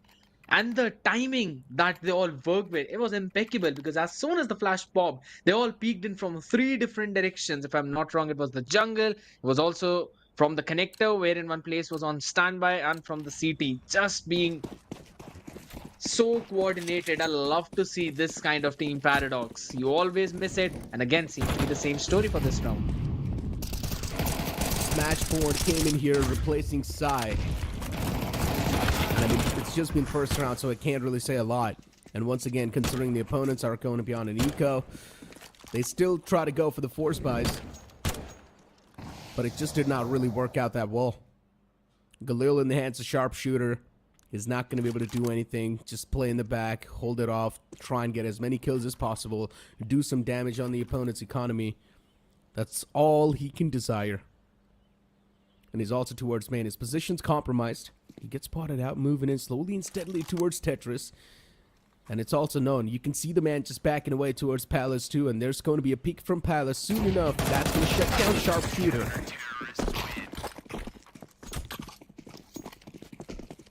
And again, with that flash, love to see the utils being used, I'll be brutally honest. Specifically those flashes and how team peek on the back of it.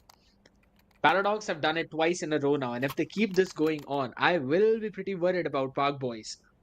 Because their 2 quick rushes from the Palace alley have not been working out for them, so they might switch things up, maybe go towards the B. And that probably is going to be the case. They want to try and work up towards mid as well. Going in for a very default play. Just waits for the cross, and the man just straight up walks in his crosshairs. Maybe this time an eco round can be won by BOYZ, by PB.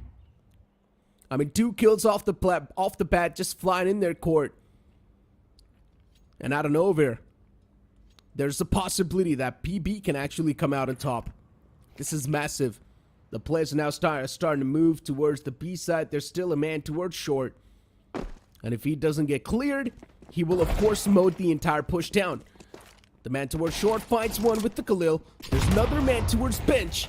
But unfortunately, Ackerman now is just isolated all by himself in that same spot. Considering the opponents do not have the better weaponry, they just don't stand a chance against the automatic weapons.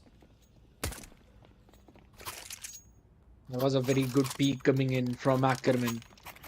And honestly, the way they just took control of the archers. Whenever you go for a B execute, you always need to have the archers control, or at least you need to have the player playing in archers neutralized, and that is just not the case, because you'll basically be pincered from 2 different directions if you do not control the player from archers. That's one from archers and then second from market. So you either flash and smoke market off, or you flash volley market off and then you move forward. But for now, with aggression being shown, Cat being smoked off, Sharpshooter threatening a reposition behind the boxes. That's going to happen, but the AWP is now being repositioned. With the M1 moving in towards the apartments. AK as well in the hands of Dynamite, still just waiting for someone to peek out. Maybe the opera can be caught, and yes, that's what happens. Big mistake from Ash. The op as well taken down completely. The winning potential now, not inside of the game. Angelo's gonna get caught with the C4. What a big blunder that was. Even though they get the site control, it's gonna be of no use because the C4 is all the way in the back in the hands of Ayan. And he's still just hunkering down. With only 5 bullets, he still finds Sharp. Once again, even towards T-spawn, he's got so much control to play with. There's a couple of players moving in from the back, from the main itself. What? But Ayan, he still somehow wins the fight towards the B site. What? Nah, no way that should have been allowed. He's holding the spawn down like he's the owner of that area. And once again, peeking out towards top mid. Skofik spots Ayan, just instantly backs away, even though they know Ayan's quite low. But Ayan's just feeling himself at this point. And now Skofik is probably going to go for the nest control. He has already got it. But this peek is going to be interesting. Nice off angle. That indeed was very nice off angle. I did not anticipate that kind of reposition coming in. But jeez, Ayan. He was the only man standing out there in the spawn of terrorists. And even after that, you just could not pick up the bomb until and unless there was some kind of threat from mid. That was again being provided by Skofik out there.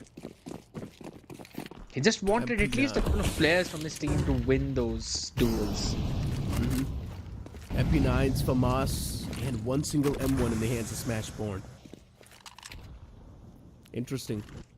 7 kills in the hands of Ayan. This man was holding down the spawn pretty nicely. And look at Ayan, once again, just pushing up. He's found so much territory control, it's crazy. And now he's also gonna give the call away that the main's clear as well. There's another man moving in all the way from the underpass. And Sharpshooter should be able to find Ayan right here. But maybe not. Oh no, he gives his position away. He could have had the surprise element. And now there's 2 players moving in towards the same spot. Ayan's already managed to back away from that spot, so that's the good news for him. But the amount of valuable intel they also have managed to gather, it's quite crazy.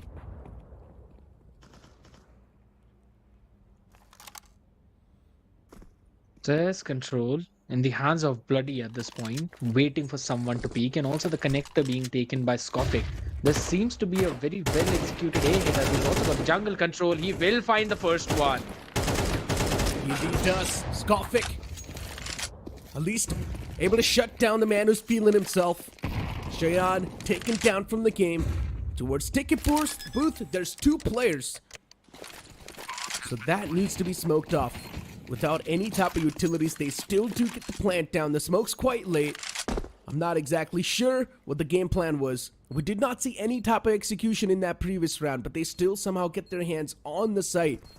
Maybe a bit of a fake towards the B apartments, but even you cannot really call that a fake.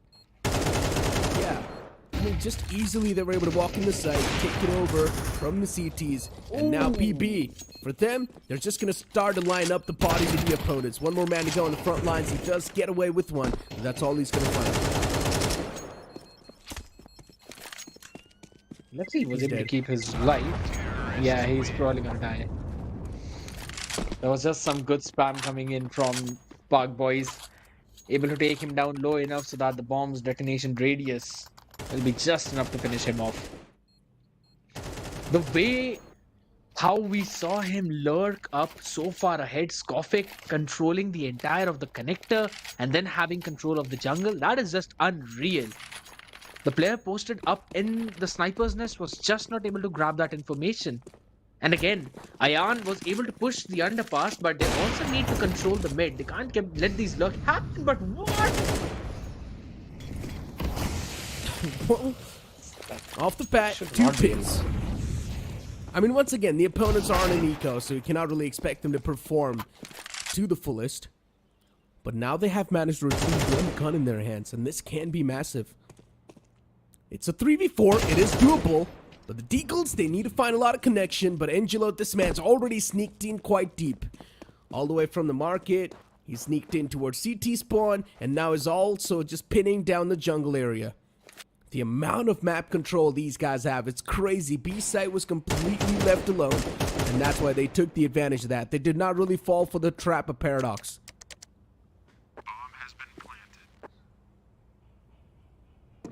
It was all thanks to the first pick in the sniper's nest and also a pick towards Palace, that true rotation.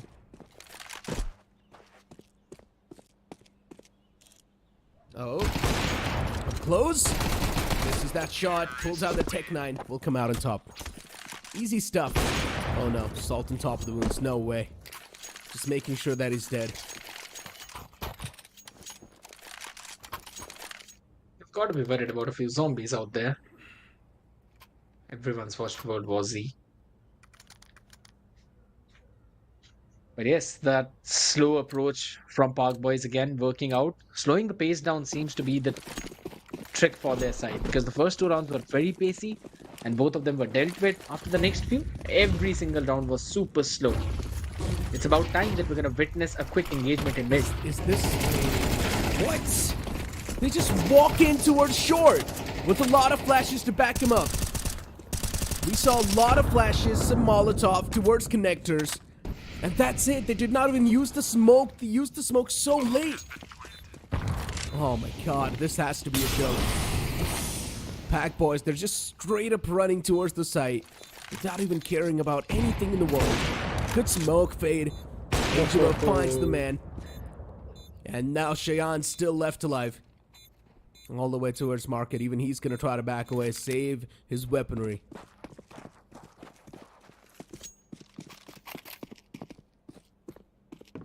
And now they change the pace yet again, but over towards mid, not towards the side exactly.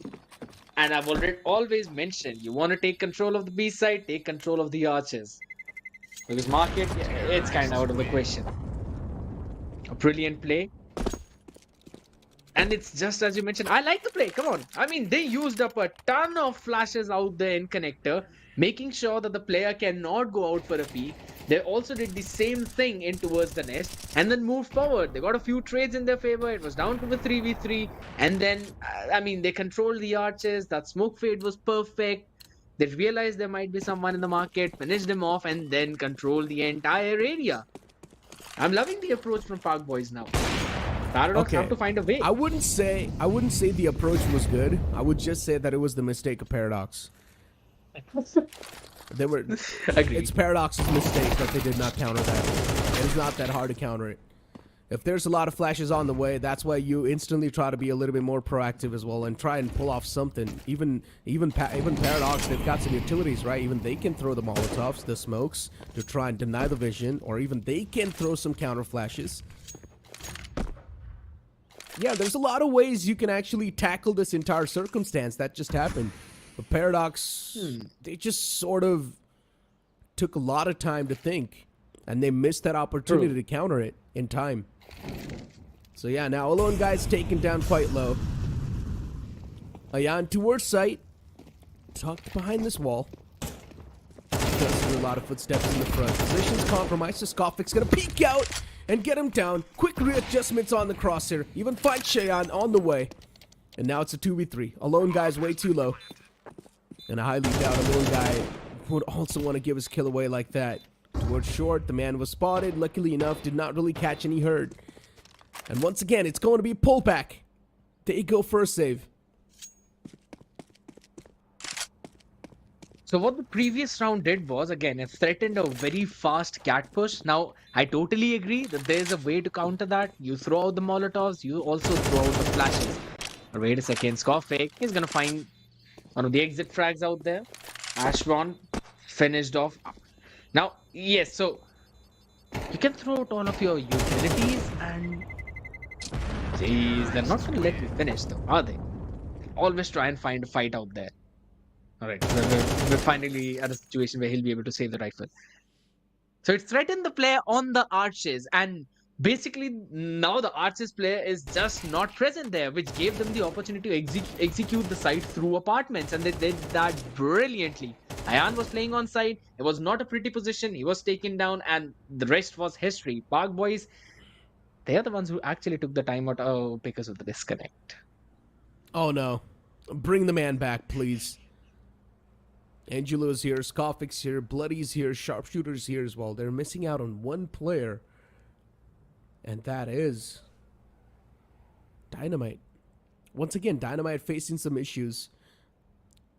I'm not exactly sure what the problem is. Even last time when we saw PB play out, it was Dynamite who faced a lot of issues. And once again, Dynamite's the man who's facing some issues. Hopefully they're going to be sorted soon enough. I feel it. Sometimes it happens, the tech issues. But there's the commitment from the team. Always trying to burn out those timeouts to get their man on board, being together. And that is working out. Approach is, I would still say, pretty solid. Because Paradox, they need to find an adjustment to this kind of pace change that Park Boys are bringing. Then they are the ones who are trying to go in for a reactive play. But here's the problem for that. If it's a very pacey hit and the site is not a stacked one, you will not be able to react on time. And if it's a slow hit, then there's seldom a few ways for you to find out where the hit is actually going to be because you are expecting a fast paced hit. So that's where Paradox are basically now in a paradox of their own, a dilemma which they've got to work up against. And Angelio also has got the AWP, so that's also a worrisome thing. Yeah, MP9's on the other side, a Famis. Not a pretty buy. indeed. A lone guy with an AK, but then you've got Smashborn with the MP9, as you mentioned. Not too good. If you look at the PB, though, I mean, look at Angelo. He's got $9,000, and he's also got an op in his hands. The amount of money this man has, it's insane. Dynamite's finally back inside of the game to dominate the grounds. And even he's got a lot of money. He's probably just going to go for an AK. Dynamite is the main key to the success of PB. And Ayan, I mean, off the bat, we saw Ayan go really aggressive inside of the game, but then later on, the aggression's toned down a little bit now. I want to see Ayan back on that aggressive footing. I want to see him go up close and personal and challenge those duels on the aim fight.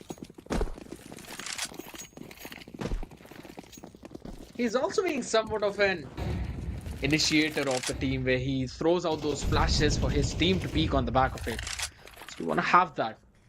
Bit aggression this time from the side of Paradox. I like to see that happen, and they're also making sure to throw out a molly, and oh my god, another fast execute. Ooh, what a shot from Angelo. A slap to the face. Ayan falls down.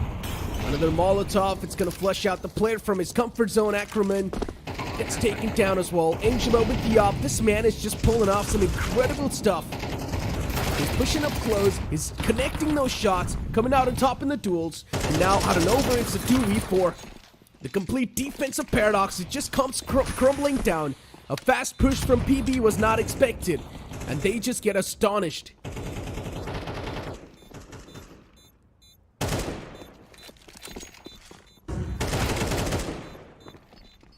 Oh, Scoffing. Another shot. On the smash. Save for Shan. He'll be allowed to keep the weapon that he has. Famus on the other side. The opener that Angelio found on the player on Arches, it was the main key for their success of this execute. And again, the way they're changing the pace. If I'm not wrong, there was only one player towards B, correct? Who was towards the truck area. He tossed in the Molotov, but then the T's pushed in with a smoke. They used the smoke to extinguish the Molotov, and they just straight up barrel stuffed the man down on the site. The rotation was quick enough, but unfortunately it was still too late because Angelo, he was connecting some nutty shots. He got the man down towards the short. Or no, there were two players. One was holding towards the short, and one was holding towards the bench. The man towards the bench, he was shrouded in the smoke. The man towards the shot got taken down by Angelo. Before now, it's out of this round. Once again, it's a quick take. Smokes towards jungles, towards CT, and just like that, they move in. Only two smoke with the backup of a couple of flash. They're able to get the hands on the site.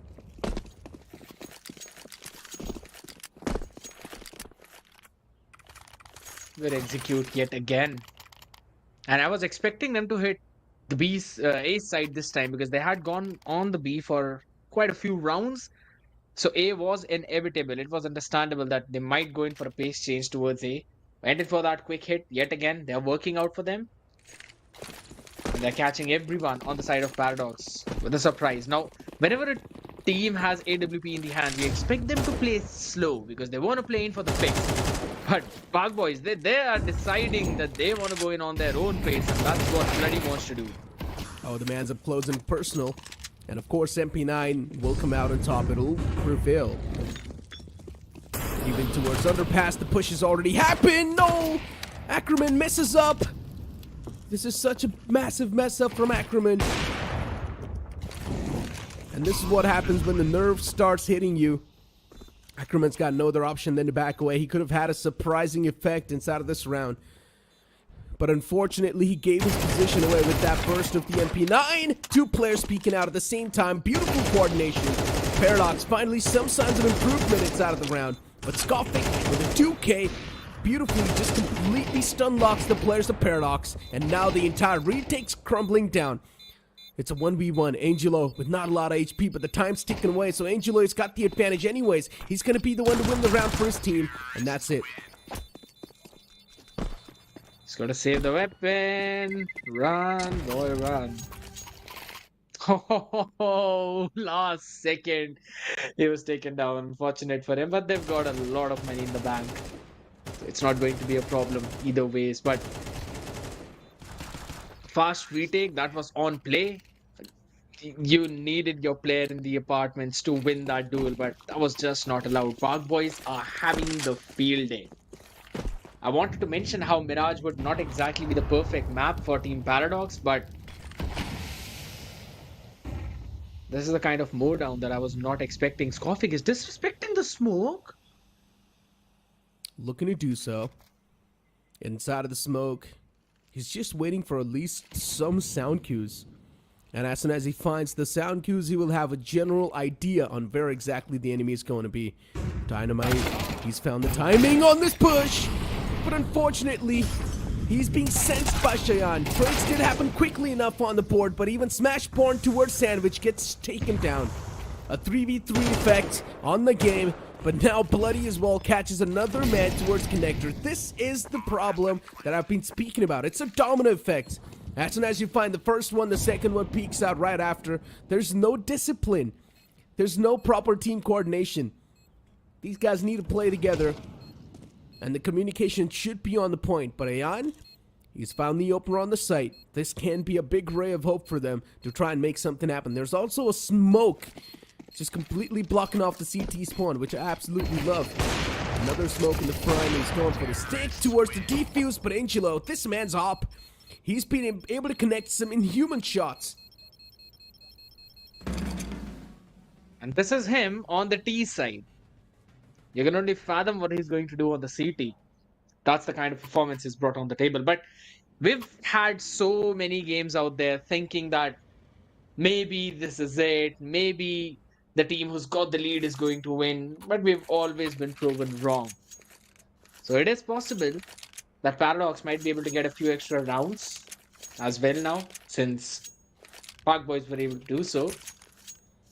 But at the same time, I love how BOYZ were working again like a well-oiled machine, because they sent in a few players in towards the stairs, and they had sent a player towards Palace as well, only for the rest of them to try and make way from the connector. They took the mid control, and I've been mentioning mid control is almost always crucial on a map like Mirage. You want to know what's happening in the mid to figure out what the T's are up to.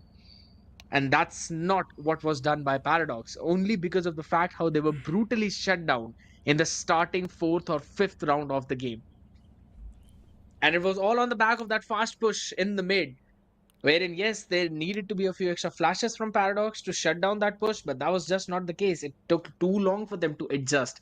And that, after that, it just paved the way for BOYZ, because they could not anticipate what was happening. They had to be ready for those fast hits. And at the end of the day, it was just BOYZ team rolling, winning out on all of their gun duels as well. And in the last round, they worked up their way in towards the mid,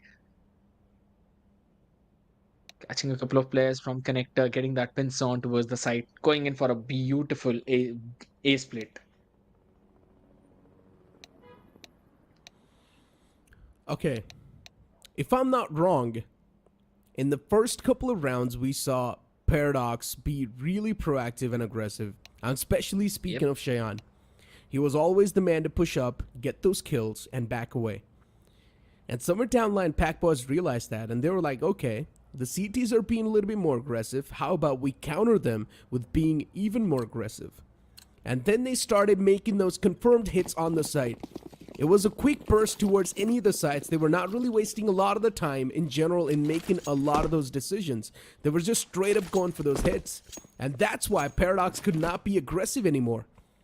Because if they try to do so, there's probably going to be a lot of players being aggressive on the same time as well. So it's really tough to counter aggression with aggression. But for now, Dyna been able to find two with the USP. He's already done his job, but I'm not exactly sure how much of this extension's going to work out. That's why Cheyenne backs away.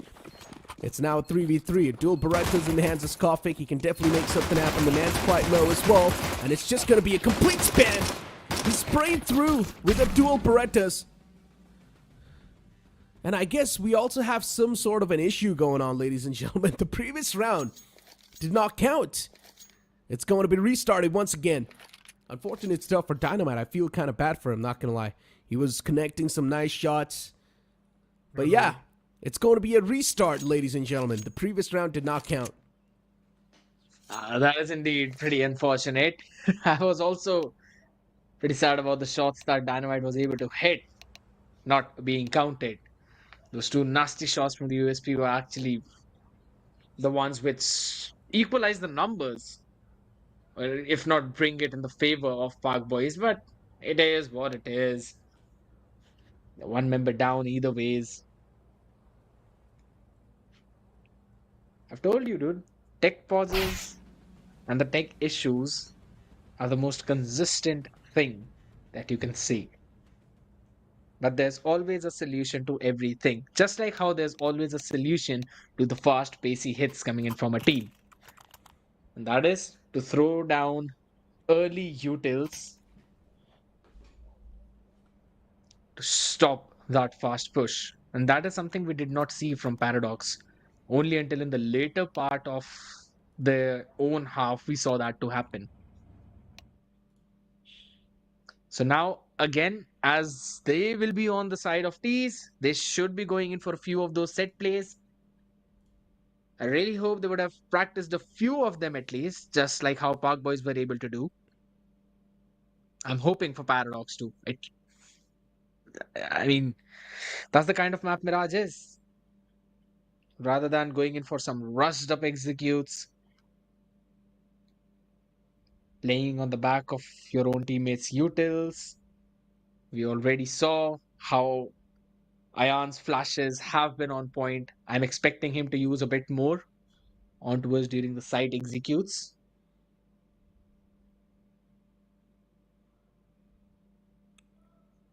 I mean, Angelo's been feeling himself.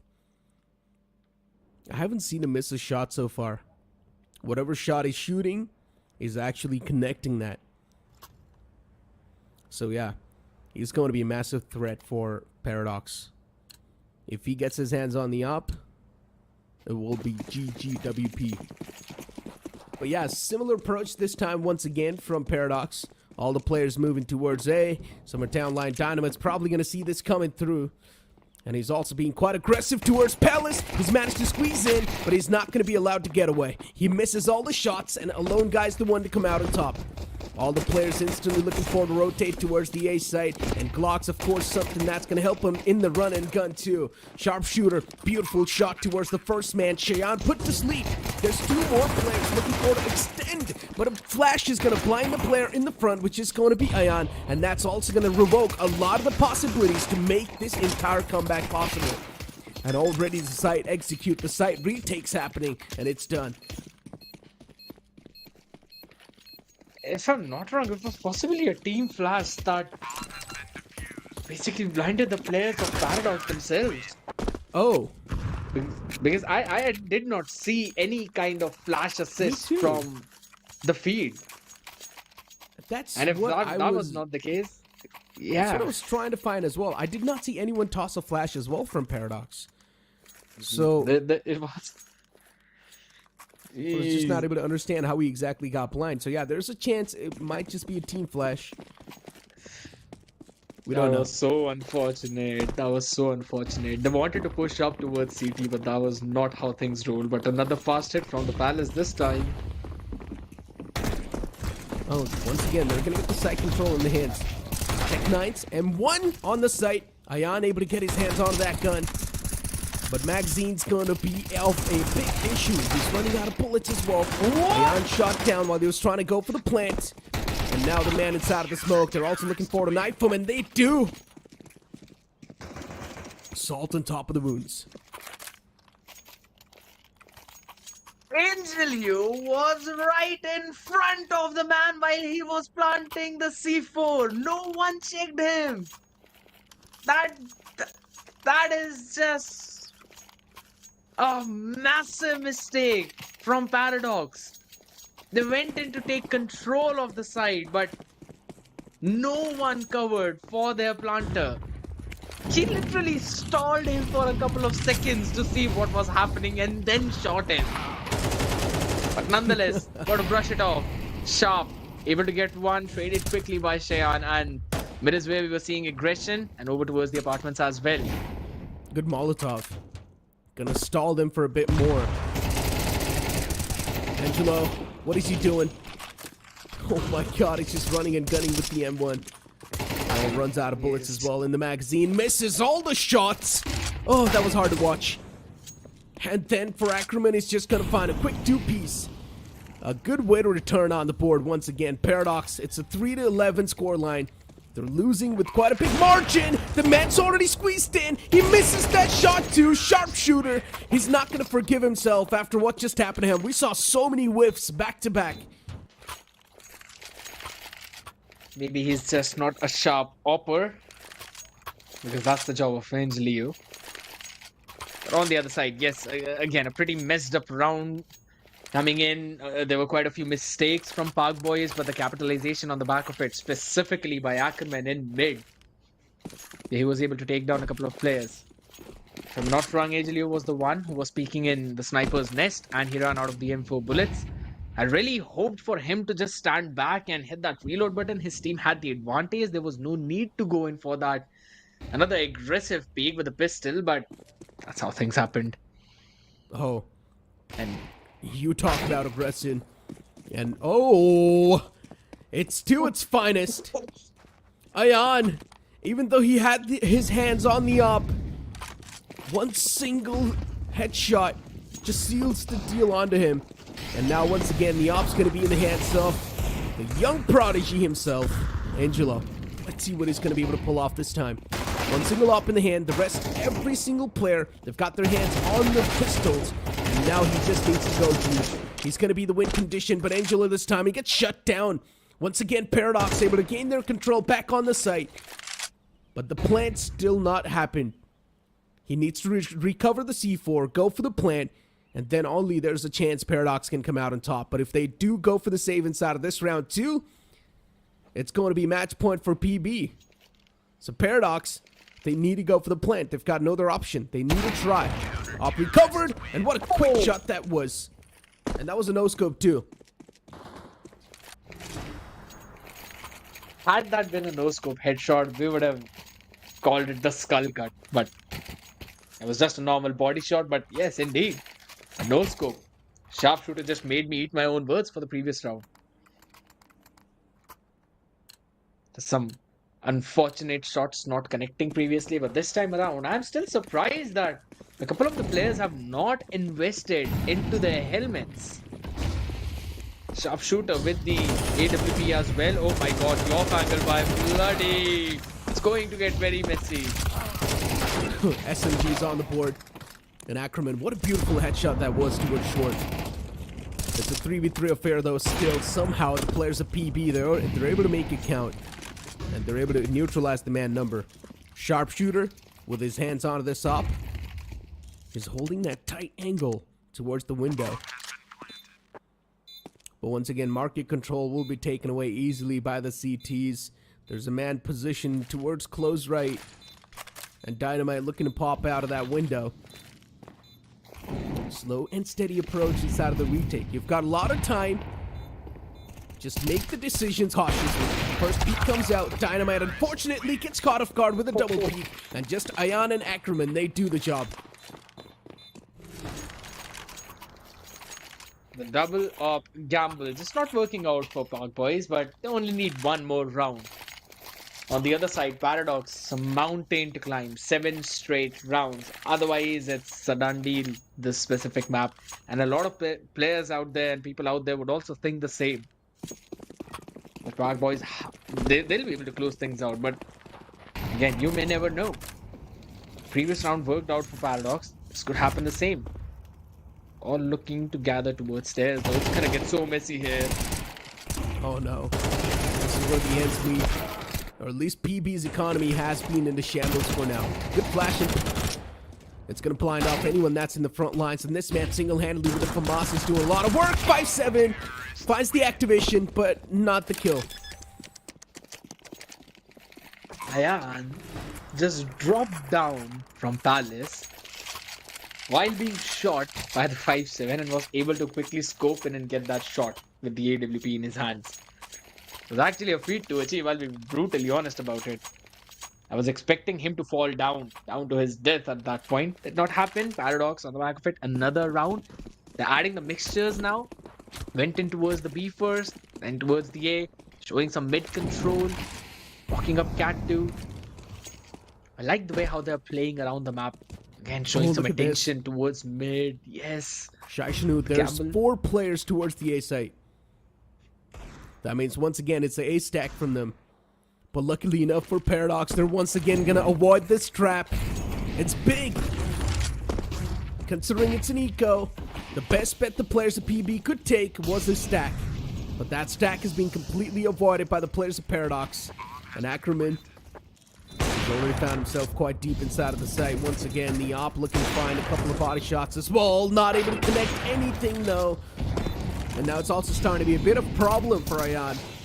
The more shots you missed, the more confidence you lose. That's how the op works.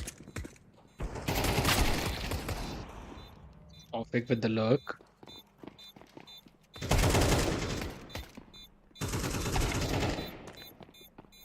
It's just a wrap. Smash.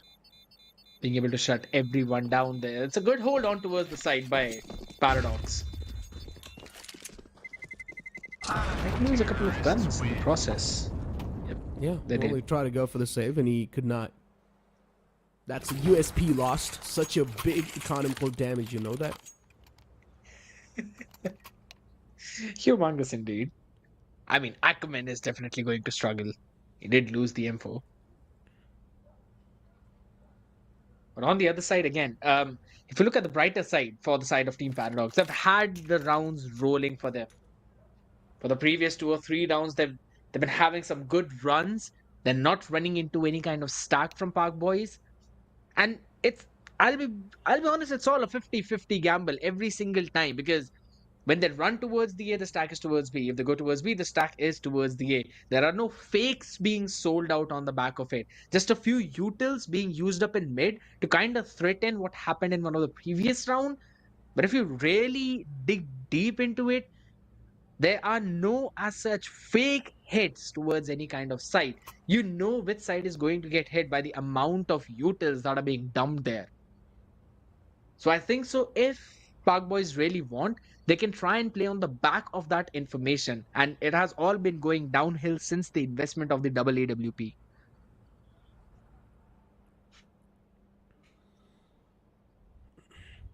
I mean, this time out from BOYZ, they need it. Because they only need one more round. And they know this round is. If they do not really win this round itself, that means once again the economy is going to come tumbling down, that's for sure. And then after this round, it's going to be an eco, which of course PB will confirm lose.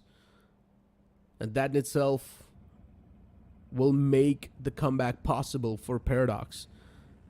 So the players of PB, they're booking it everything onto this round. And if this is not converted into a win, PB, they're of course gonna lose all the momentum they had. They're gonna lose all the lead they had over the players of Paradox. You gotta give it to them though. They're doing a great job. Angel able to find the first pick through the smoke. Good spam. Unfortunately for Paradox, not the ideal start they wanted to have. From the apartments.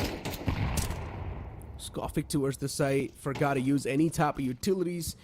And now once again, the entry from the apartments is going to be possible. Dynamite needs to go huge here, but unfortunately he gets deactivated as well. A 3v2 affair now. Two players are quite softened up. Bloody, he can definitely pull off this clutch towards the site. He needs to at least get a 2k and make it down to a 1v1, but no, he messes up massively. And now it's a 1v3. And Sharpshooter, he's just tucked in a corner. Even he whiffs everything.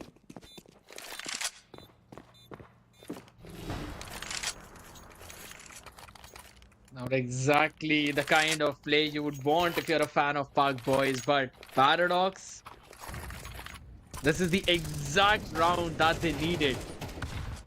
Few openers being found for BOYZ, but they were not able to capitalize on the back of it. Then they are not being able to stop these B hits from coming. And when they go in for any gamble stack towards the B, it's always a hit towards the A, but this time the gamble might work. Oh, here we go. Ackerman. Once again, it's just a lot of confidence peeking for him. The man's already on the site. Dual Paretas to the face. It's going to be a massive barrel stuff. Skofik just sprays around like a Rambo, and he still gets another one. Deagle towards jungle, just hungry for heads, looking to find some skull connections. But unfortunately, even that gets denied. Two players are quite low. One single Deagle shot to each will shut him down. This clutch is possible. But Sharpshooter, he needs to be sharp, just like his name. Cannot afford to miss a single shot, and the man still just goes for the peek and gets the easy kill confirmed. I was just about to say that he needs to win the duel against the lone guy. The first one is the most crucial one. And that literally was the only one he needed a perfect headshot on. Apart from that, just a couple of body shots would have worked out on the remaining two players, but that's not what happened. The lone guy playing proactive yet again. Made a risky gamble, but at least it worked out. He had trust in the teammates on the back of it again. A B hit seems to be coming on the way. Some mid attention is going to be made. Angelio with the AWP in mid will not be able to find any opening. I said it way too early. Oh my god! I apologize. Angelo, a quick 2k on the board. The entire mid area is now evacuated by the terrorists.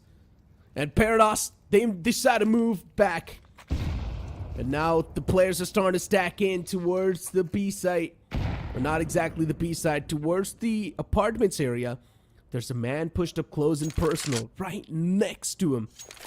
And Cheyenne, I highly doubt is probably going to go for the check on the clotheslines as well. Skofik's probably going to find the big advantage. But he's still going for that slow and steady approach. And yes, the check does not come through. Finds the first, gets the second one almost. A lone guy returns back in a good fashion. Two flashes, Dynamite completely blinded, but he gets to both of them just like that.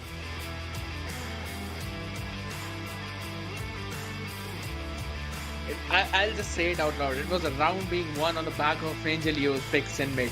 I'll just directly say it. Through the smoke. Perfect timing with the frag. He was able to find out the first. There was a gap in it. And being able to utilize that perfectly. And the second one, if I'm not wrong, he only saw a pixel of the place for a fraction of a second. And he was able to figure out and pinpoint the exact location of the player. And was able to hit that nasty shot. That is mind-blowing. And on the back of it, that... You can tell by the players' faces too, they were not that satisfied with the win. They knew they threw a lot of rounds that should not have been thrown in the first place. They almost had the victory as well. They were on the match point. They just needed one single round, but still that one single round was being stretched out for such a long time. Mentioned before, most of the rounds were only just dump a utility in mid and go for a direct hit. It could be A hit, it could also be a B hit. They mostly went for the A hit when they knew they had the weaponry advantage. Even if it was a close range battle, they knew they were going to win out with the heavy weaponry because the enemy would be on the pistols. And when they had the rifles, they would try and fake in mid a little bit and then move directly towards the B for that execute, taking the archer's control as well. That is exactly how they won all of those rounds. I like the play coming in, but yes, a lot of mistakes from BOYZ. I mean, BOYZ did the same thing in their attacking side. They were just pushing up inside of the side, True. just quick hits. And then later on, Paradox realized the same thing as well. They were like, okay, BOYZ are being a little bit too cocky in their CT side, so we might as well try to be aggressive as well and punish them. And that's what happened. But all the time, whenever we saw the players of Paradox be really aggressive on the side, BOYZ were just not able to answer back that wall. But then, yeah, in the last round, of course, towards mid, they showcased some good cover. Even especially Angelo being able to connect those op shots, sort of saved the day for them. And that's why they were able to come out on top pretty much in that round. But Paradox, you got to give it to them. Good reads on the fly, good adjustments on the fly. And they were able to just adapt accordingly. True, absolutely. Adaptation is always the name of the game, and specifically the ones that come in those mid rounds. I would say BOYZ were able to just capitalize on the back of it, and that too really well. And Angelio on the AWP was popping off today. But a few rounds on the attacking side, was able to take enemy down, and also when they went in on the CT side, just able to wrap up perfectly. Still, there were a lot of situations when close corners were not checked. So that's something that the teams will generally improve with time as soon as they get more experience. But this knife kill, I mean, you can say that everyone loves knife kill, and hey, it's me who's like, man, come on, don't knife. That's not the perfect way, but the shot definitely was perfect. I mean, let's be honest, a lot of the times we did not even see the smokes being used properly. Even when they hit the B site, we're not seeing the smokes being utilized towards short. We're not seeing the market window being blocked. Everything was spot exposed, and they were still able to find their footing on the site. Even towards A site, we saw no smokes towards ticket booth, towards jungle, towards stairs. It was just a complete raw approach, even from PB and even from PX. But here's the scoreboard, ladies and gentlemen. A lone guy, 18 kills, 12 deaths, and 88 ADR. And then you're going to find Skofik on the opposite side, top fragging with 21 kills, 16 deaths, and 105 ADR. Angelo with 18 kills as well. And in my opinion, Angelo in the first half, he was the MVP. He was literally top fragging at that point. It was just on the CT side wherein they kind of fell a little bit, but it's quite understandable. Sometimes you do have those jitters coming in, and it's always about the momentum, because they were not able to build a proper economy for themselves, and Team Paradox were able to capitalize on the back of it. And just as you mentioned, yes, a lot of mistakes, smokes not being used up perfectly, but at least they were going in with a few flash plays on towards the side. It was not just dry peek coming in.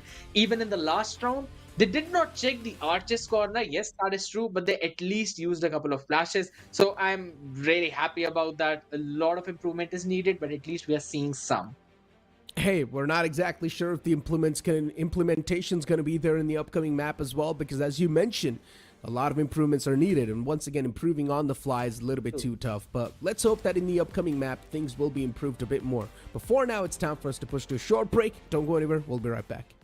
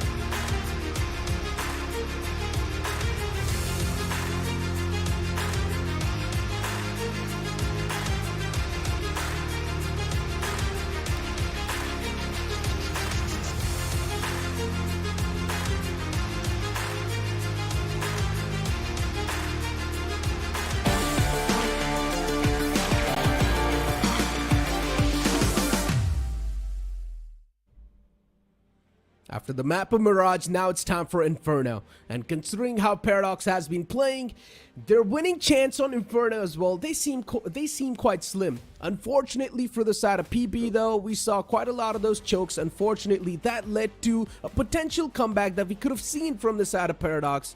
But I'm pretty sure in the map of Inferno, those chokes are not going to be seen, and PB will try to take things a little bit more serious.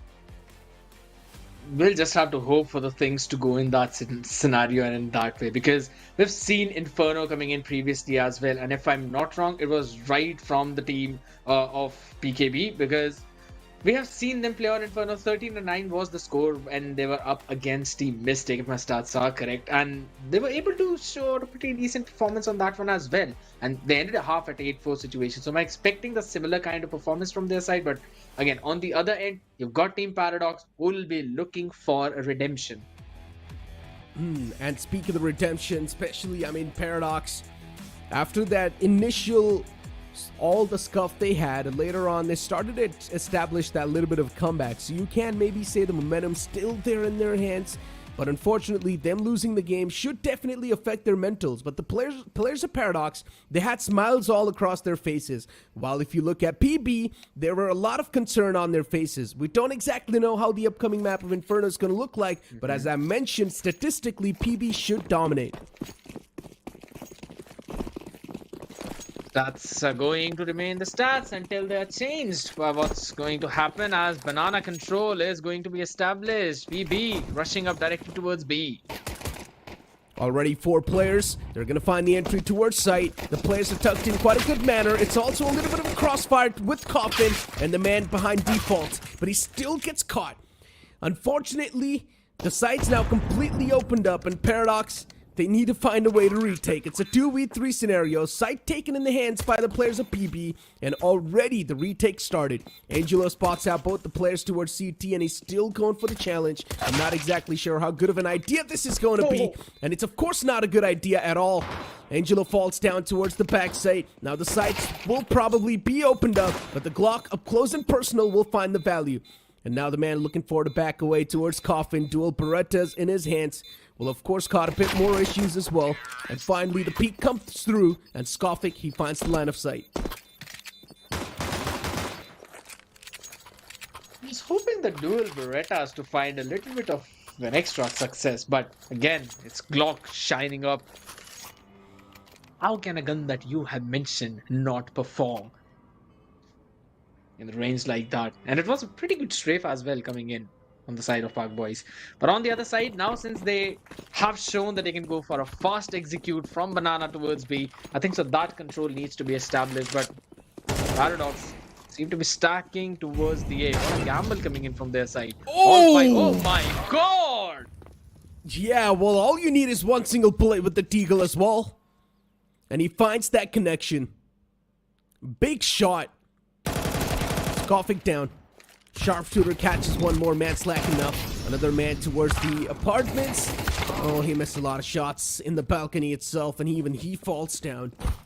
Second mid was up for takings for the CT, and now even the man in the front lines, he gets his hands on the Galil. That's a big gun recovered. And look at the amount of damage the players of Paradox have already dealt. It's a lot. Only 2 players up and alive for PB, while Paradox, they've only got 1, and this clutch is possible. I like the thinking as well. Smoke off the tree area and push all the way back towards CT. He's trying to pull off a little bit of a 200 IQ play. And Dynamite's now, it's waiting game for him. If in case Ayan really wants, he can try and go in for the save. Dynamite. He's got the timing. Perfect one indeed. A good idea. Pushing up front. No one would expect that. Normally everyone would think both the players are playing together on site. There was a smart play coming in from the side of BOYZ out there. But Paradox, I would say, they kind of brought it a little too close. Was not expecting that to happen. Sharpshooter though. But this angle, it just seemed for a second that was a large moment coming in. He just stopped shooting after firing one shot. He didn't stop shooting. He just missed all the shots. That's one thing, but still, I hoped he could connect those shots because it could have brought him the weapon Nonetheless, we're going in with a very much default setup. 2 towards B, 3 towards A, and banana control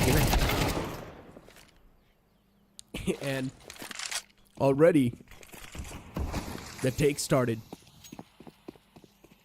Smoke towards tree to block off CT. Dynamite now trying to creep and crawl his way on towards the site. Luckily for Dynamite, there's only one player, and that too right in the front. If the crosshair placement's going to be on point, Dynamite should be able to find the pick. But a lone guy, his crosshairs are trained.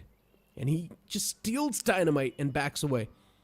Towards B, the push is anticipated, but still there's 2 players waiting towards the A site. And just waiting for the players of PB to step inside.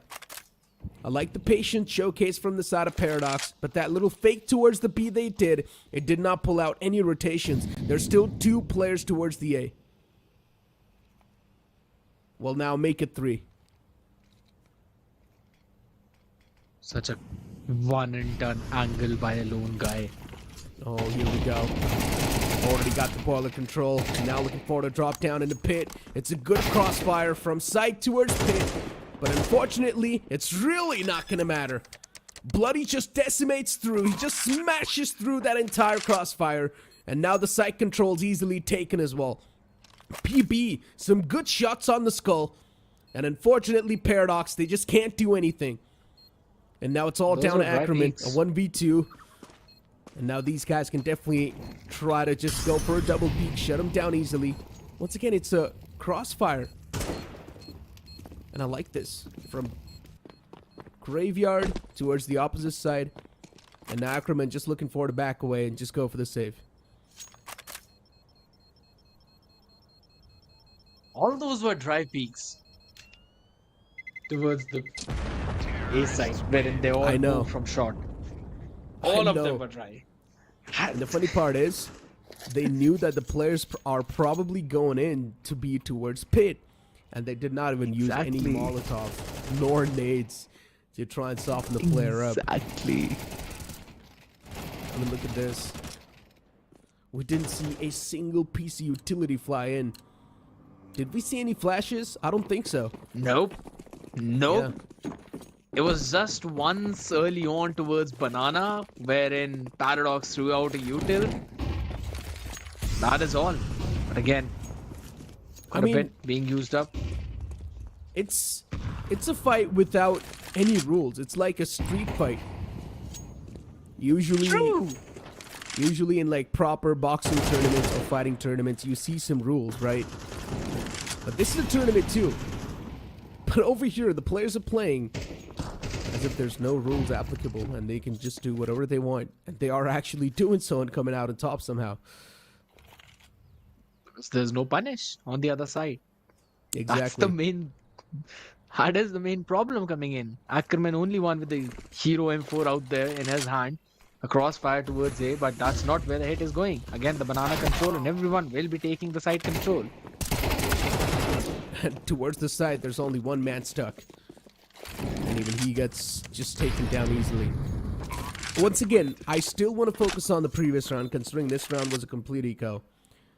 Now, of course, using the utilities on the fly at the last second is next to impossible. That's why in proper games, or not exactly in proper games, in different regions, for example, the regions that are much more advanced when it comes to the Counter-Strike, is that they keep on re-smoking the same angles. You've got at least 2 or 3 players on the same site. And those players just keep on re-smoking those same angles, and they keep on re-clearing the same angles, just to assure that the control's not taken away. But the re-smoke, the intel was just not seen. And that's why Paradox is just falling down. They're just crumbling apart. And there's no as such fake coming in either in this round too. BOYZ, they're just walking in on the map, entirely dry, and they execute the side where they want to. Does not matter how many people are there on that side. We literally did see them in the round prior to the previous one, that they walked up banana, took the control of banana, walked towards the side, and then backed off from there. And then went in towards the start side, only to win all the duels out here in the open towards banana though. Good hold. Good hold. A really solid hold from them. But once again, the major issue here is Ackerman's got no utilities left anymore. He pretty much just util dumped everything towards Banana off the bat. So that means to force out the utilities against Paradox, it's quite easy. All you need to do is just fake a hit towards one side, and the utilities will easily be forced out. And that's an issue. Good Molotov this time. It's going to stall the push for a bit more longer. Skopvik able to find that. Molotov towards Pit as well in the back line. It's going to evacuate. It's going to force the players to evacuate Pit. Another smoke out to make sure that he's going to be able to make the entry inside of the side itself. Just directly fall on top of it. There's still a man towards Pit, and his position's compromised as well. But Angela is just looking for to burst out. Unfortunately, Cheyenne goes for the reload at the wrong time. His hands were quite busy, and the A side falls apart. But it's still a 1v1. Ion and Sharpshooter, especially Sharpshooter being quite low. Not 70 HP, and Ackerman with all the 100 HP. Fake tap comes out, just trying to force out the player. But he's all the way in the back lines towards Archway. And now he's going to go for the peek too. There's a chance he's going to be caught off guard. Initial shots missed. And he loses that duel. Ackerman. He's going to be disappointed in himself. That's for sure.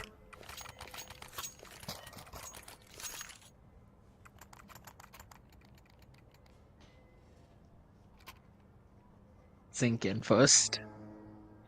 That really was not what we all hoped to see. But I'm still surprised how our Park boys always ending up on a stacked site and winning out the duels. At least bringing the numbers equalized. Then there's 2 times in a row now that they've executed towards that site, and that is where the players are. Both the times you see 3 people stacking up towards A, of which one is either playing in headshot or towards the pit, and the other 2 are both playing in close cubby on site. And they are always in the line of fire. And that's the main reason why we saw in one of the previous few rounds and then the last round as well that they got a couple of picks, but oh my goodness, there's mid-brawl. Blunder. Absolute blunder. But this push from Banana is good. It gives them a lot of control that they need. But this is not good. He went for the peek even though he knows that the smoke's being spammed while he should have just tucked in that cubby. So yeah. And because of that, once again, the man advantage now in the hands of Paradox. Or in the hands of PB. That's low and steady push towards Boiler as well. Cheyenne's completely ignored, and that's why he gets away with Angelo. But that's all he's going to find. Up close and personal. Good double peek from them. Sharpshooter. He knows there's another man towards Boiler, but he doesn't know exactly where.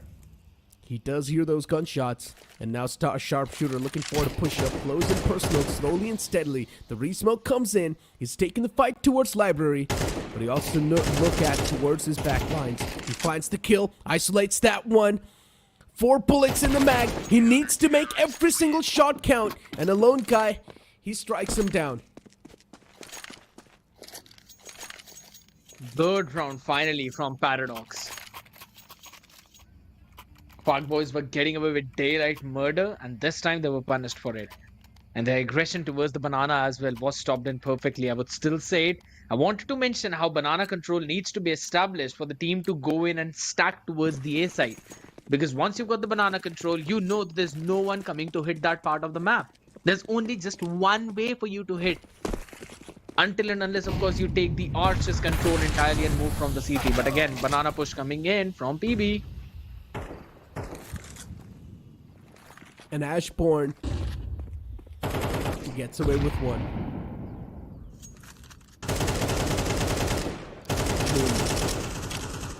This is not too good for them. Sharpshooter being taken down. He's one of the best players that the lineup has to offer, and so far he's also got the most amount of kills too. Cheyenne, good return on the board. Dynamite shut down. A 3v5. And now the players of PB, they're definitely going to start to feel a little bit more uncomfortable, considering they lost the previous round. Now Ayan as well, just wrapping up from the back lines, doing so much damage with the FAMAS. He collects 2 kills. Unfortunately, Bloody, he does take down a lone guy, but he's taken down solo himself.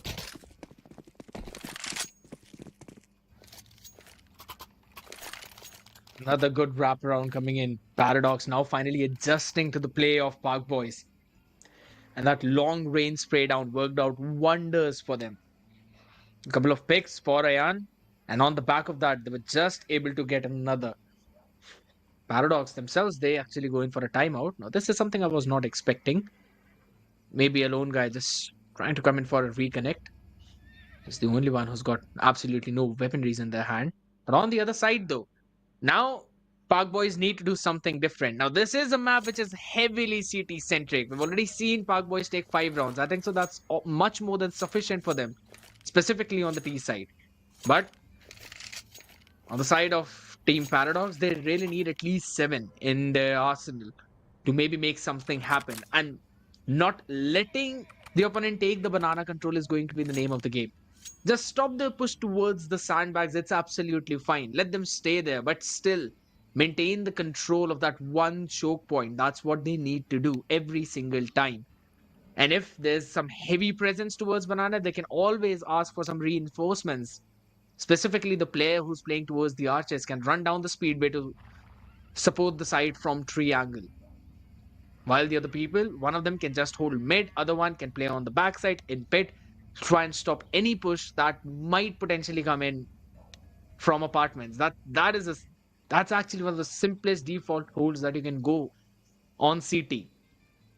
But BOYZ, they've been just demolishing that entire setup only because of the fact that Paradox are just letting them run around the map freely. I think so Paradox also has a boot camp. All the players are sitting right next to each other. Interesting. Observing. But considering the players of Paradox, they've also got the advantage, the weaponry advantage. They're probably going to come out on top. Over here, the players of PB, all they need to do is keep the economy humble in the hands of Paradox. Just try and deal as much damage as possible. But unfortunately, Angelo, he misses all the shots with the P250. And that's just going to help Cheyenne stay alive for even longer and keep on mowing down the lawns. I thought that they will probably try to do a bit more damage, but that's not the case. And Dynamite is going to find a quick... Oh my god, he sneaks up. Trigger discipline as well. He does not go for any shots, but unfortunately just does not work out. I was going to get questioned so much. He was the one who crossed that part in the smoke. It is always so fun to watch these moments. There was an opportunity, but it was not taken away. No damage being done for Paradox. They're gonna be pretty happy on the back of that one, either ways. But yes, when Angelio actually jumped out from the apartments, I was trying to fathom what he was doing at that point. Just running, jumping, being a nuisance. Banana control not given. Paradox is the one who maintains it this time around. So we're gonna have a stalemate there for a few seconds. Angelio wants to go for an exploration. On the other side, 2v2 potentially brewing up. Good nade. So at least it's going to instill a bit more of a terror in the opponent's mind. Angelo with the return. Strikes down Ashbourne. Another peek. Even Sharp taken down. These solo duels that are happening, I'm not a huge fan of this. And unfortunately, the players have just fallen down slowly and steadily. They're losing out on the man number. Another solo duel taken, where Skofik as well gets taken down. It just feels like everyone wants to make their own individual play. Everyone wants to be a hero. There's a reason why there's a role assigned for you guys. Someone's supposed to be the supporter. Someone's supposed to be the rusher. But unfortunately, everyone just wants to be the playmaker. And now there's a man quite up close and personal inside of the smoke. He peeks out. Unfortunately, the kill does not come through. Bloody's got his teammates back. Beautifully done. Now they need to play together.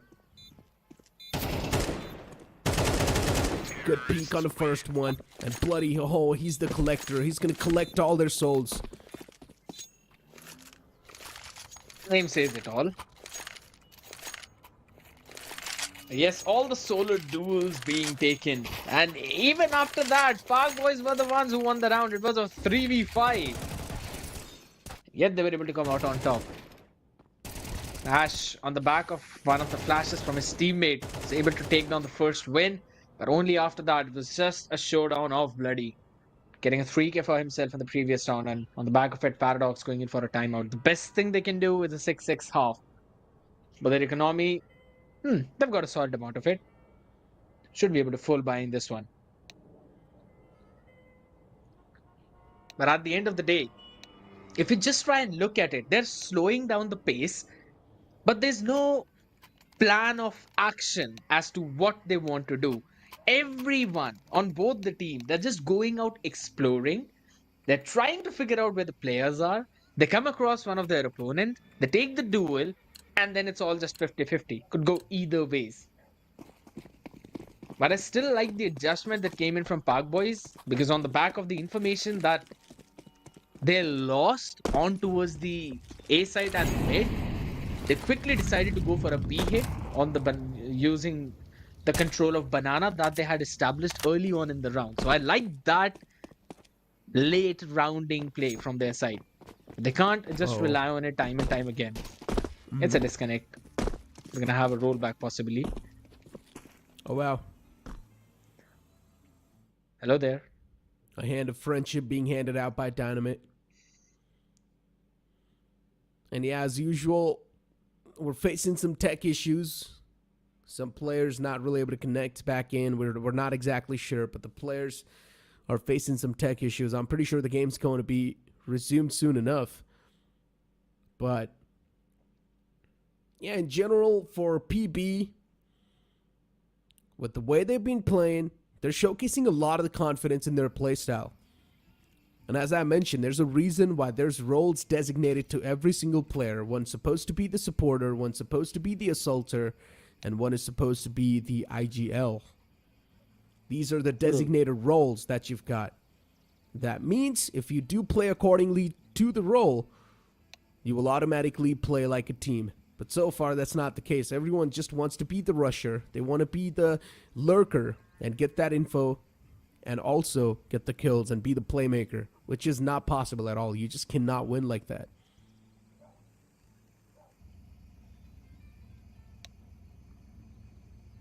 I mean, it's always down to a situation where it's a 50-50. You could win a duel or you're going to lose it. In the previous few duels, we were seeing Paradox winning that out, BOYZ not so much, and the few rounds went in for Paradox.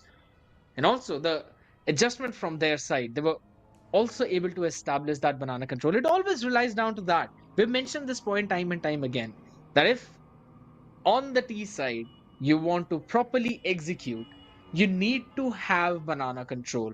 And only after that will you be able to threaten a B push that gets one player away from the A. Especially the one who normally plays in arches. He will play around tree or maybe towards speedway based on the next contact. And then you can go for an execute, maybe a flood down directly from apartments with the smokes, nades, mollies, with the lineups. The lineups are extremely important, and I'm not seeing even a single one of them.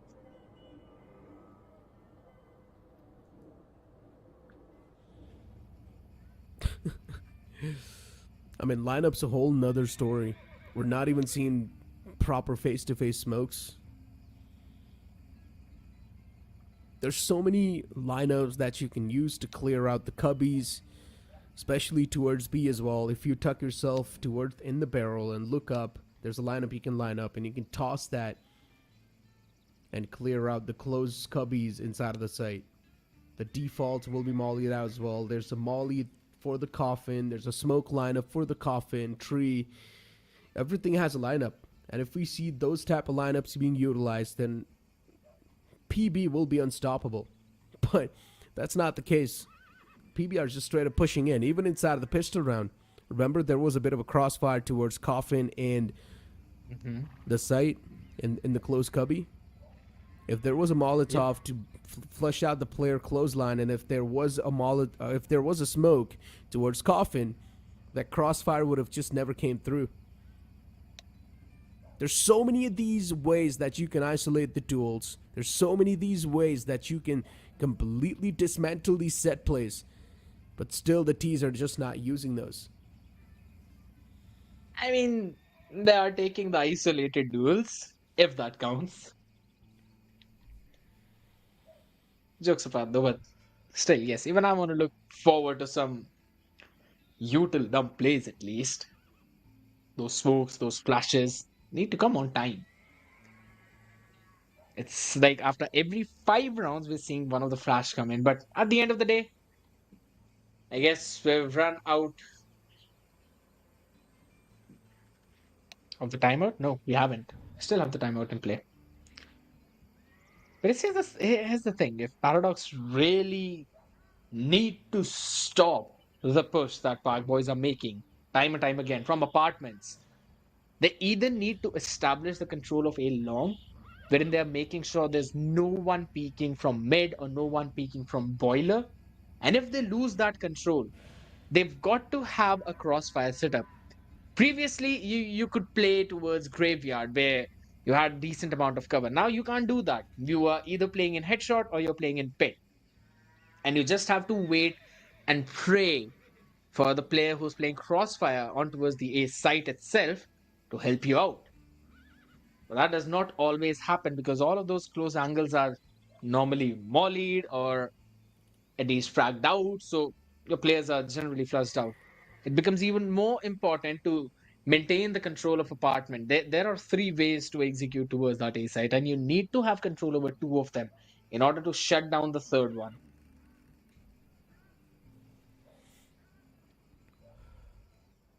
Is it just me? Or Dynamite's cam feed has been stuck? Yeah, it has been. I mean, That's he's the fine. one who is inside of the game, but someone else is disconnected. And it's Ashbourne who's not inside of the game for now. The stand-in. Maybe he's facing some sort of a tech issues, I'm not sure. But as I mentioned, all the players, or everyone is sitting on the same boot camp. They're sitting right next to each other, so I'm not exactly sure what the problem is. It should be fixed up soon enough, and I guess Ashbourne is ready as well. He's put on the headphones. He's got a smile on his face as well. That means he's probably connecting back inside of the game soon. Well, you always love to see the smiles on the faces of players. It's important to have a good mood out there. Even though you're not winning the rounds, even though there are a few troubles here and there are a few jitters, it can always be brushed off with a healthy environment, with a good environment. And that's what you see on the side of being Paradox. Everyone just being super happy. And yes, I like those blue LED lights in the background. Guess I'm gonna have a few of them in myself too. I'm not sure how big of a fan I am of that. I don't like to game in complete darkness, you know? I like to have light around me. Complete darkness, I feel like my eyes are too strained. It's not good for your eyes. That is true. Well, but the Yeah, man's techie joined in, horse. and the tech pause is going to be ending soon. Ashbourne's back inside of the game, and he's also got his hands on the up. Well, I guess Angelo is now going to have a bit of a competition inside of the game soon. Hoping to see that. Dynamite as well. Now back in. Still on just a Glock. Safe from him now. He's going to have the Galil back in hands. And now we're going to move forward. After a while. Finally back in action. No attention towards Banana from PB, but what an aggressive push-up from Smash. No casualties on any of the sides, so that's a good news. Good Molotov. Arch is smoked off. The players have already got the boiler control. The man inside the pit is going to have so much to worry about. Good evacuation. Good Molotov as well. But he still pushes out of the Molotov. Flashes as well to back it off. But Cheyenne now inside of the close pit. but he gets bought out too. Unfortunate stuff. A lone guy and Ayan working together, getting that 2K towards the site. And now the players of PB, this entire push is starting to fall apart. Not that coordinated. One more man to go in the name of Dynamite. But I highly doubt it's going to be able to pull off anything. The only time we actually saw Ashgon move was when the round started and when the round was finished. Every time the entire fight was being taken around the A side, he was holding the angle of Banana, and that is a very crucial information because it's giving the idea that there's no one lurking. So the player in arches can play up forward to try and take control of the mid. And if there's anyone pushing in boilers or mid, he will be the one to give the information. A very well-oriented play this time from Team Paradox, and they were able to hold that crossfire perfectly. Even though we saw a few flashes being used from BOYZ, it did not work out well, and they are still on their eco. So this is a very good chance to bring this down to just a 1-1. Oh, it's a burst through the smoke. But the pistols still do find the kill. Equal casualties on both the sides, but the man's got his hands on the AK. Scoffy gets spotted and snuffed out. And now the man towards Graveyard, he's already made the climb. Good kill from the apartments. That's going to open the side up completely, and it's going to fall in the hands of the terrorists. Oh, Bloody C4. looking forward to overextend a little bit, but unfortunately the C4's towards Banana. Such a big blunder that was. PB, they're going to regret this one, that's for sure. Not the prettiest shots out there, but at least they were able to hold that space. And now, since just as you mentioned, you can take the side control, but as long as the C4 has not its way on the side, it does not matter. Still got to hold a few spaces towards the scooter. Sharpshooter's gonna jump down. No noise cue given, but a lone guy is vigilant. He is looking in that direction because he knows a push might be possible. On the left now, sees the pixel of the place, and the wrap-up is perfect. All of that, almost getting so close to win the round, but then the C4's all the way back towards the entrance of Banana, or maybe in mid. But you get the point. They were almost about to win the round as well. They could have done something new. Maybe all of the players just rotating in from mid itself. Maybe someone could rotate it from the B side and maybe go for the flank. Even that could have worked out.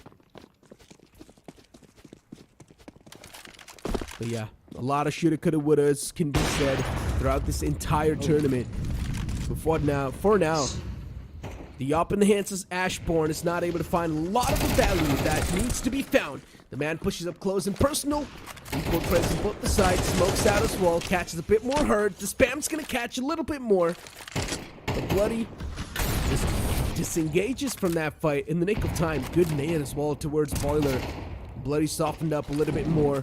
The man towards Pit is also compromised, but he's still just tossing out that constant utilities. And Cheyenne, even though he's blinded, he still gets that kill. He was blinded by his own flash too. Imagine if he would have been taken down right there. Would have been a big blunder. Backside, a lone guy. In. And even he gets snuffed out. It's one of the most common angles to check. As soon as a lone guy gets shot at, two players from tree. Looking forward to pull off some shenanigans. Here comes the boost. But he drops down. Scoffy hears that drop. Now he knows there's two players towards Coffin. Which is not a good news for the side of Paradox. Even the man towards Banana gets spotted. Slow and steady retake from the side of Coffin begins. Angelo finds the first one, but unfortunately that crossfire from Banana and Coffins will find both the remaining terrorists. That was actually a very good crossfire, and the wait, the patience from the player out in the Banana. Not giving a wide peek, just slowly jiggling left and right. That's all he needed to do. He wanted to stay alive to threaten that pinch, and he did exactly that. I love the patience that came in this time. Yes, early on in the round, we saw some quick aggression coming in, but I always like the double push, the double peek coming in. Because yes, even if you're traded, you know that your teammate will be getting that trade back. And that was brilliant from Paradox in the previous one. But they have got a mountain to climb. 6 rounds on Inferno. in attack, and that too in the second half. 7 to win, 6 to reach 12, and at least stay on an overtime. That's pretty difficult, I will say. Well, at least Paradox, they're making this one competitive. And True. it's not like they've woken up a little bit too late. No, they're taking this series way too up close and personal. And as we mentioned, T-side on the map of Inferno is a little bit too tough. So, it's understandable. PB struggled. But, you never know. Recently, inside of this region specifically, players have been feeling better on the T-side.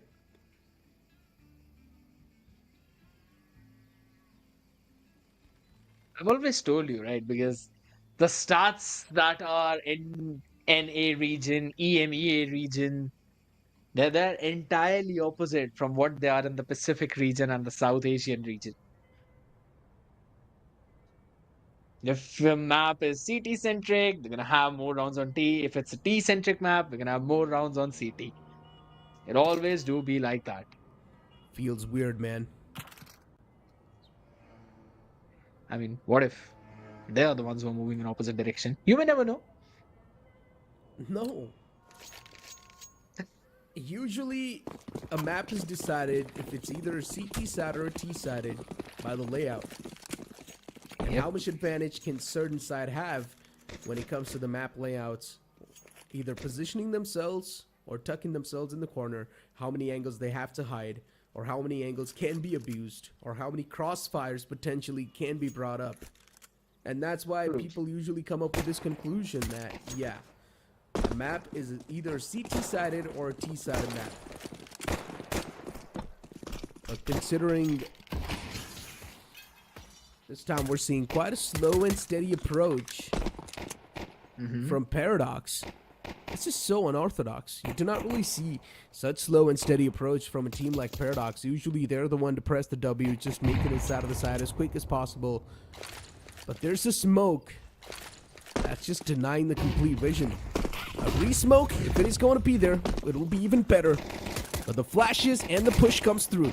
They've already found their entrance towards the site. There's a man just trapped in the backside as well, but he's still not able to find any of the headshot connections. What? But as soon as I say that, bloody, he finds a 2K.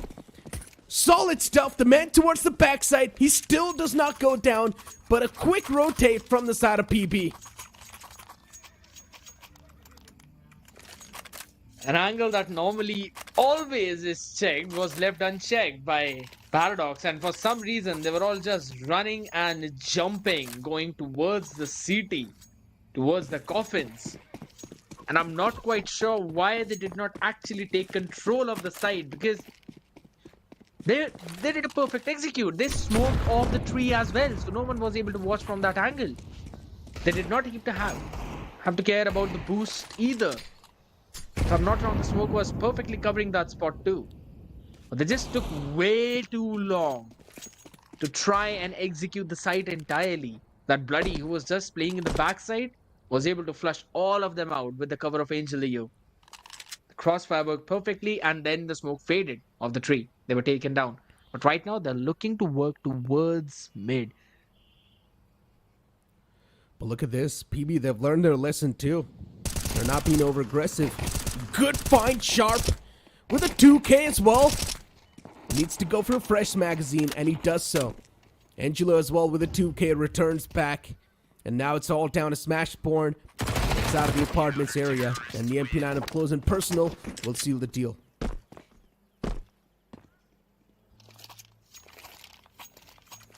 Just an MP9 in his hand. And that's where you want to play with the MP9. In the apartments, close. Not a long range fight. 3 MP9s being carried forward. A couple of M4s. It's still a pretty solid round. On the other side, you're going to see a couple of Galils, 3 AKs. In terms of utilities, it's decent, but I still have got no idea if it would be enough if they want to go for a fake execute, or if the first layer of execute is stopped. Couple of mollies being used up. Utility pour towards Banana. The push was stalled. I don't understand why Dyna pushed up though. Should have just waited for his opportunity to strike. Bloody, he realizes the fact that the man in the back is quite softened up. So when he goes for that confidence peak, he should be able to get his hands on that AK as well. And that's what he does. Good re-smoke. Making sure that the players from the opposite side will not be able to walk in. A 4-on-4 scenario, but still in the favor of PB, considering the weaponries are better on the side of Paradox. He looks away at the wrong time. Unfortunate stuff. His teammate was going to flash for him, but he just looks away at the wrong time in general. The timing on that entire set play was wrong. Because of that, the entire site's now going to fall in the hands of Paradox. First man gets spotted though. Sharpshooter. He's done his job. The site's empty. There's 2 players towards pit. One man's holding the graveyard area. And the second one's looking forward at the arches in the library. A lone guy finds that connection. Sharpshooter, it's all down to him. Good Molotov. He saved it for the late usage too. But he runs out of bullets on that M1. And now pulls out the USP. And he just can't get a lot done. It was a close one. It was a very close one. That was a pretty fun round to watch, I would not lie. Early on, yes, there was an aggressive push by Dynamite, but then good recovery. And this one last fight, amazing molly coming in. That was a pretty unfortunate time to turn in the apartments too, yes. He wanted to go in for the re-clear on the back of the flash of his teammate, and as soon as he turned out, Team Paradox decided to show up. One of the most unfortunate timings you could eventually have, but frag gonna push off the smoke for a second or so. Bloody again having that control, realizing no one has pushed up front. Will be keeping the control of Banana, at least for now. It's a stalemate there, and on the other side of the map, we're seeing 3 people being invested towards the A from both the teams. Oh, he comes out. It's a good one too, but this time it's going to be Ashbourne to come out on top. Good headshots from Ashbourne. Quick adjustments. Even towards Boiler, Dyna catches a man. Good stuff. There's a man already squeezed in really deep from apartments. And luckily enough for that man, there's no one really holding him off towards even Boiler. Dynamite falls down. Dynamite's got a 2K for himself, but this push through the smoke might just find some crucial openings as well. But he's taking too much of a time to flush himself out of that spot. But Sharp gets away with one, catches the man fading away, and now it's a 2v2 scenario. A lone guy in Ayan versus Bloody and Sharpshooter. And considering they know one man's on the side, he's went for a fake tap as well. Sharpshooter, he needs to still find the position for the second guy. But Ayan, he returns back with a kill onto Sharpshooter.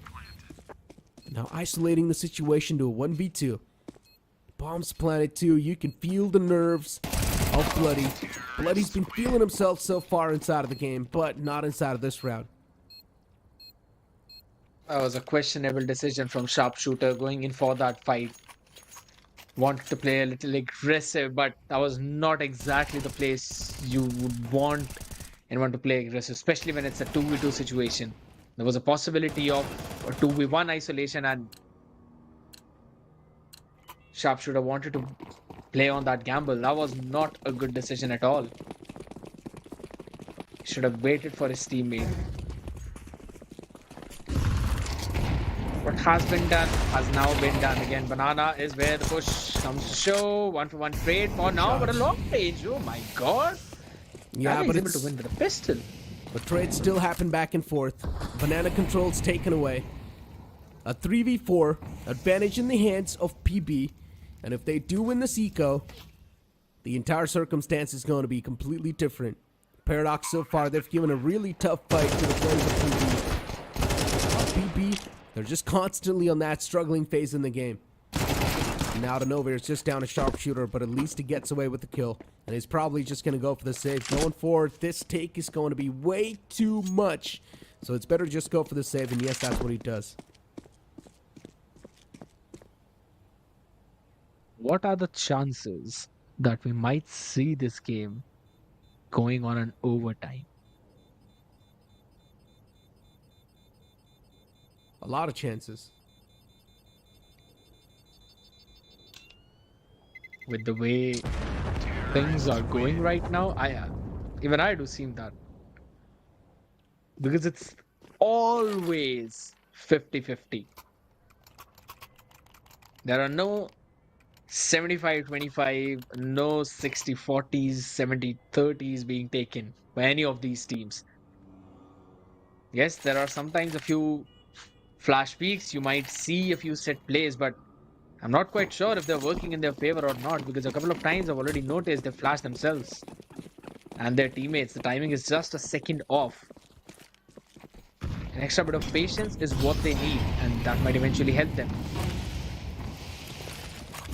Util dump on both the sides. The man's already pushed up, and he still does come out on top. Good flash.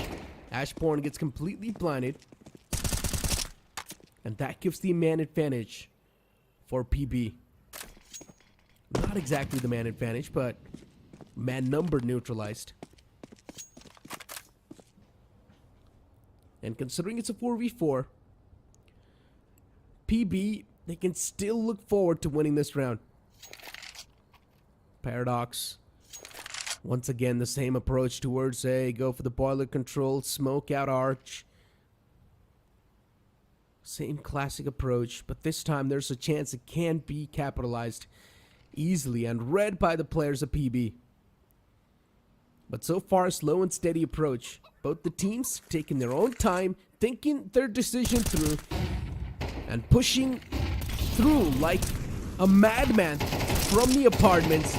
Make sure that you have a death wish. And yes, as I mentioned, all of the players just pushing out through the apartments like that. It's a one single doorway. You cannot burst through in that way. You will automatically be isolated. The players have to peek out one after one. And that's why they just get completely decimated. All the 5 players from the apartments. Once you try to do that, you've pretty much got a death wish. And there were at least 2 people watching that one angle. There was no way all of them were going to miss their shots. Yes, that was not the best of the best decisions, but it seems like Paradox are now kind of running off ideas. 3 nades off the bat towards mid. Just making sure that if the T's are going to be aggressive, those 3 nades would at least find a lot of kills. But unfortunately, the T's this time, they were being a little bit more safe.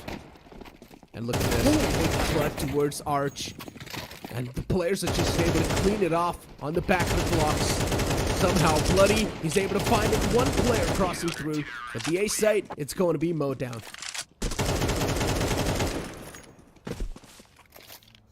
I like the way how they went in for that pop flash play and followed it up with a little bit more.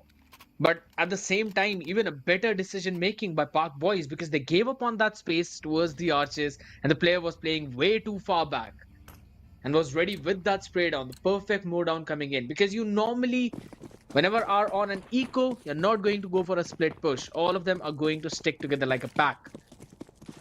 And that was the information that was also gained by the lurker coming in from Park Boys. They were able to understand the situation, but right now again, mid-aggression, Dynamite. Dynamite and Ashbourne. And these guys are able to do a lot of work. But now it's a 3v3. We'll make that a 2v3. BB out of nowhere. Once again, they swing back in the advantage. And even another good shot from Skofik. Oh, he's starting to hit some insane shots at this point. Another spray, and he finds Ackerman too. Alright, Skofik, this man's woken up from the slumbers. Did I jinx the overtime?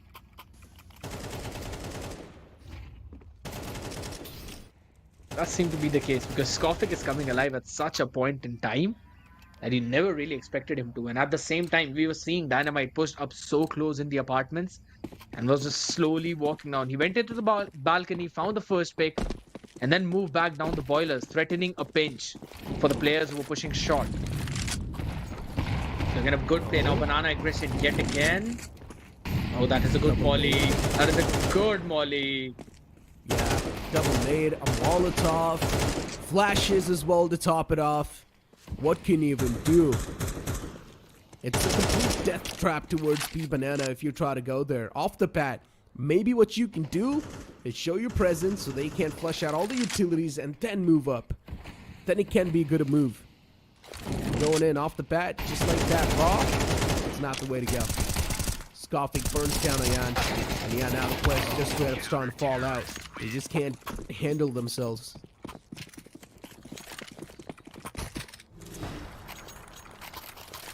The 9 and 12. I had a thought in mind where I thought maybe either it's going to go an overtime or we might see a 13-9.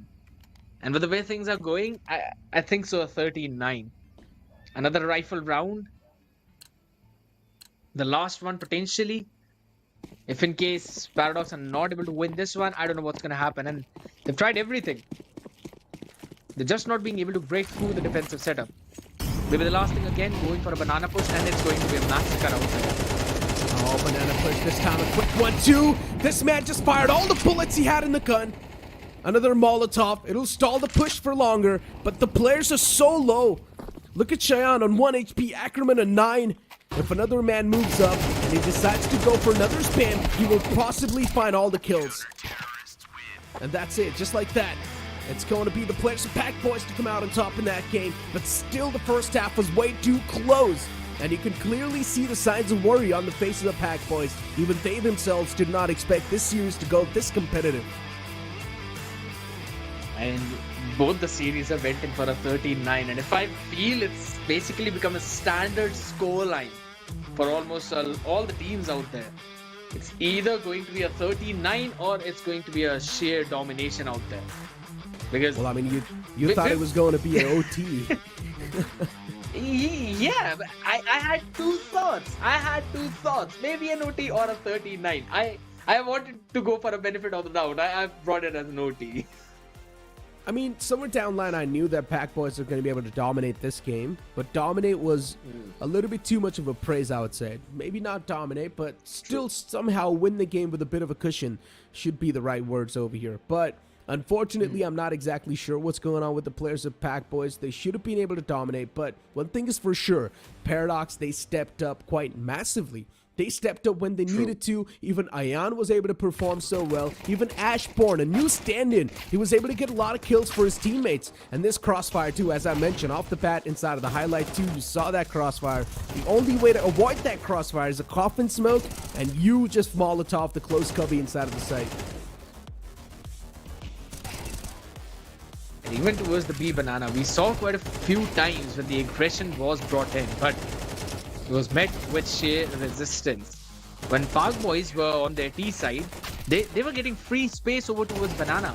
There were most of the situations where a couple of players were playing back in the side, which is not exactly the perfect place to be at. When early on in the round you want to grab info. But I would still say Paradox were able to step up, just as you mentioned perfectly. They were able to get a few rounds for themselves and make that half competitive. Sharpshooter as usual, the consistent fragger from them, but Bloody in the game of Inferno, he was feeling himself, that's for sure. Angelo, in the first game of Mirage, he was able to get a lot of kills with the op, but then in the second game, Bloody has to be the MVP, hands down. He was getting some of those kills that were really essential. He was also the impact fragger, he was also the frontliner for his team, but then once again, a same mistake being repeated by these players. Pushing in all the players through the app doors itself. As I mentioned, if you're going to try to do that, all the 4 players or all the 5 players just pushing in inside of the apps and trying to burst on the site, you got to have a death wish. It's a strategy that's not going to be that viable. Agreed. And with that, we've got the match board as well. Bloody, just as you mentioned, being on top. 103 ADR with 19 kills, 15 deaths. On the other side, you've got Ayan with 17-17 with an ADR of 86, closely followed by Ashbourne with 85. I mean, Team Paradox, I'm just astonished by the surprise, by the performance that they've showcased.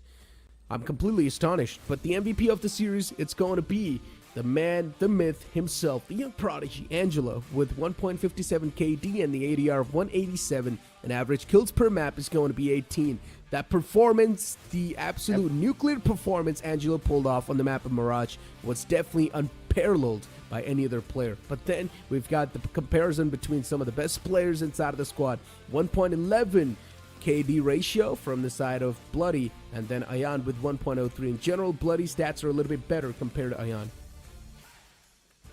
Yes, but average kills per map, Ayan is the one who wins out on that trade. And it's just as you mentioned, it was not a situation where they had a massive domination, specifically the Park Boys, but they had a bit of a cushioning out there. That is true. But at every single point, there was a chance when Team Paradox could have made that comeback. But we're going to come back and see the leaderboard yet again, because we will see a few changes out there now. Park Boys on top, dethroning Team WahWah.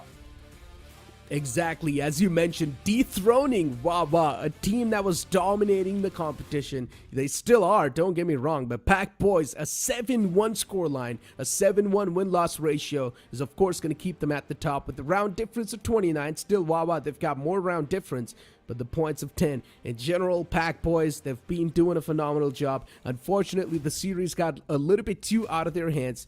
But once again, you got to give props to Paradox. They've showcased a lot of improvement on the fly.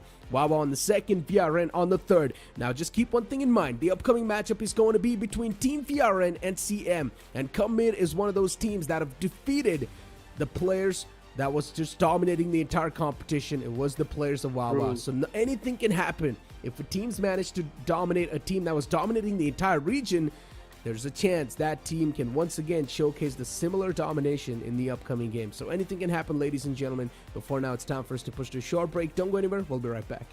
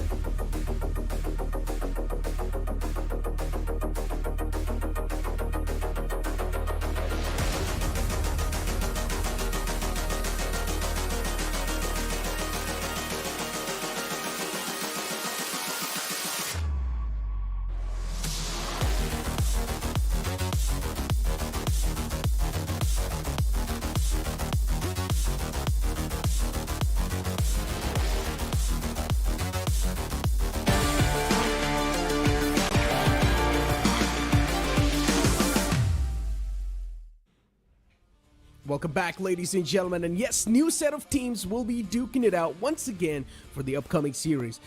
Come Mid is one of those teams that has definitely astonished us by taking down one of the best teams that Pakistan division had to offer, which was WahWah, but now Come Mid, they're going to be facing against VRN, another team that is up and coming, that has came in from the open qualifiers, but these guys have been showcasing a lot of potential.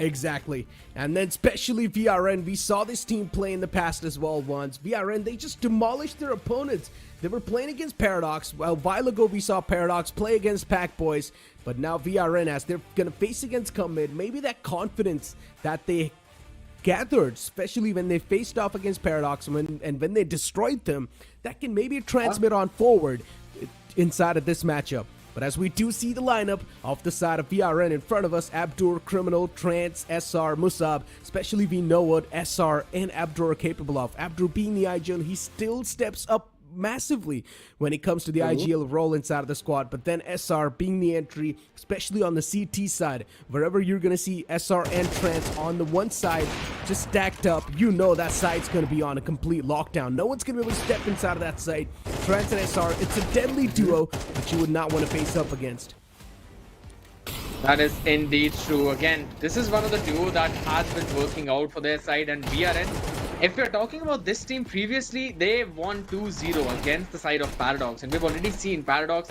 Yes, there are a few jitters here and there, but they are not that easy to defeat. On the other side, if you're also talking about their opponents Come Mid up against WahWah, winning out in a 2-0 fashion, that's not something that you normally would see. But I also want to look at what the veto would eventually look like, because both of these teams, they kind of have a few maps in common, but one thing that is also common in teams is going to be the way their IGL gives those call out, because Come Mid, they've got Soulmate as their IGL, and the way this guy likes to play around in those attacking rounds, I would still say it's kind of similar to VRN.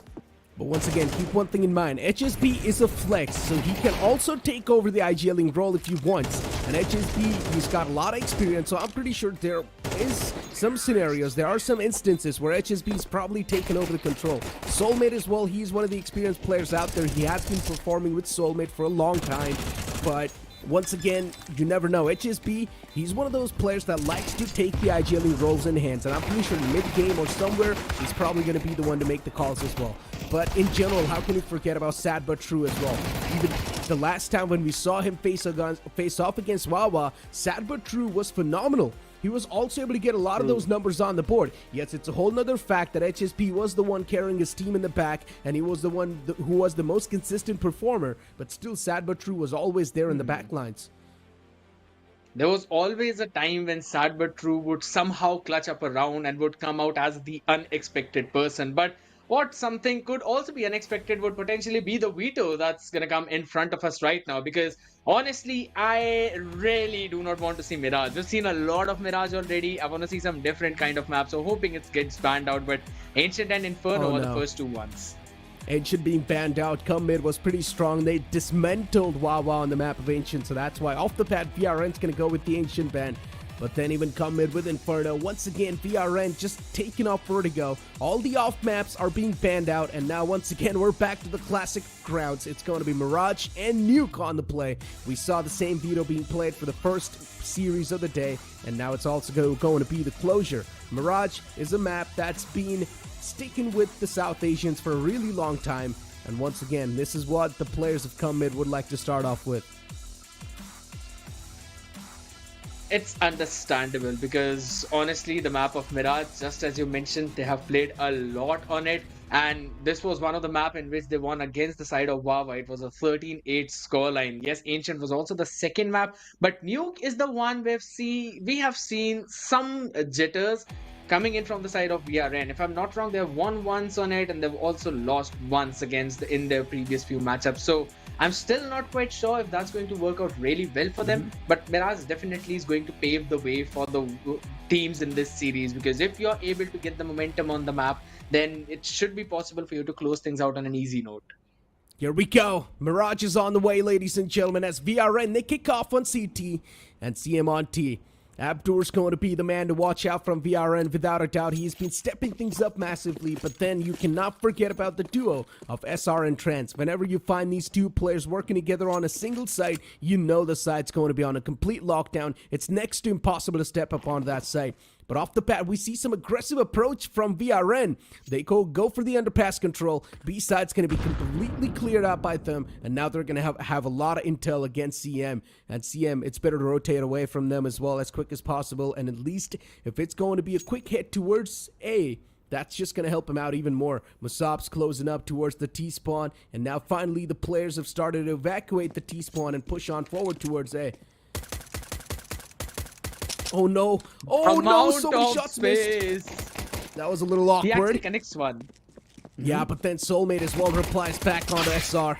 Still, there's a man up close in mid, and Soulmate is able to find some crucial picks.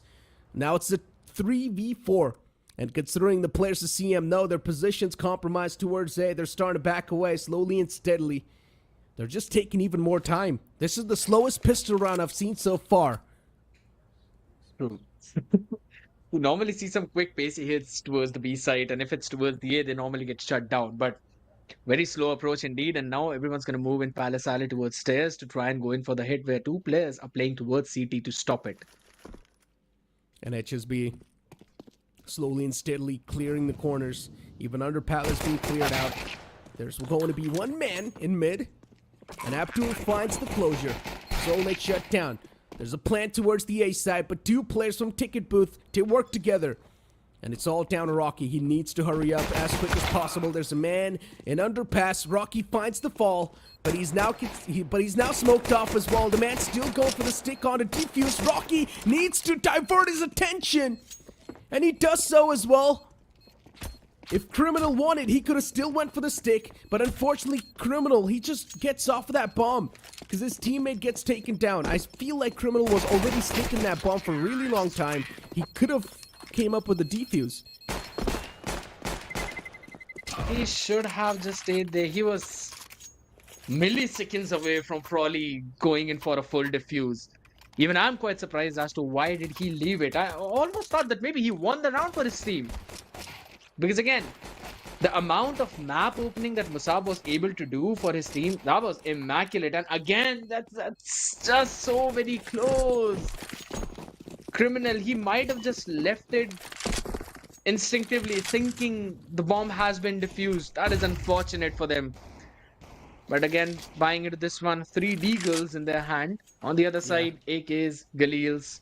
It's going to be a one and done round probably for CM. Probably. As you mentioned, 4 deagles and 1 P250. That means VRN does not really want to play up close. They just want to go for some long-range duels. And already, CM, they've found the control towards mid. Once again, slow and steady push. They're taking their time in gaining that intel and then pushing up. But we're not really seeing a lot of smokes once again being used from them. CM, they're just pushing in quite passively, quite slowly. But the utilities are still not being utilized. Connector was smoked off. The smoke's going to fade away. So that's a good news. And the site's now going to start to fall in the hands of CM. It's a slow and steady dismantle from them. And even the last man towards Palace gets spotted and shut down. Got a couple of players now down towards the B side as Bomb is making the way towards a slow and steady approach from come mid. And I understand that's a good decision. They had the good buy, so they wanted to take those long range battles out in mid. And as soon as they saw there was no retaliation, no aggression, they realized that it could potentially be a stack. So they had to work slow, they had to work calm in a collected manner. And they gave the cover to their teammates. It was absolutely phenomenal. Couple of deagles in the hand of Musab and Criminal. Now would want to save it. Maybe not, as Bono is out for the hunt. Gets one. Wants to double it up as well. Slowly, as the other player is now playing in market. Soulmate slowly creeping up ahead. Bono from the archer. Should be a wrap up. Yes, it is going to be. Yeah, Pumps is called with a lot of love. Once again, just to let you guys know, we're not seeing executes, but we're just seeing slow hits. And considering these are slow hits, it makes us feel like these are execute. Because they're also clearing the angles quite systematically, I'm not gonna lie. But we haven't seen a proper use of smoke. Now they've got some decent utilities on the board. Maybe now we can see something else happen. Already there's some smoke towards this. That's gonna block the vision. Good smoke. It's going to be this time we're finally seeing some good smoke to be utilized. And now it's going to be a quick pacey hit towards B. That is such a good shot from Soulmate. Double it up as well towards Arches. Only Abdur was able to take him down back towards the benches, who finally was shut down. Market control still not established. Sad but true. Realized there's one player. Moves up ahead. Throw that smoke. And again, Bono. Long range fight. Not the prettiest spray, but that is such a massive utility usage. With the molly to block off his exit and a frag to chunk him down. Bono was just able to get that knife out on time, and that is the nastiest knife that we have seen in quite a while.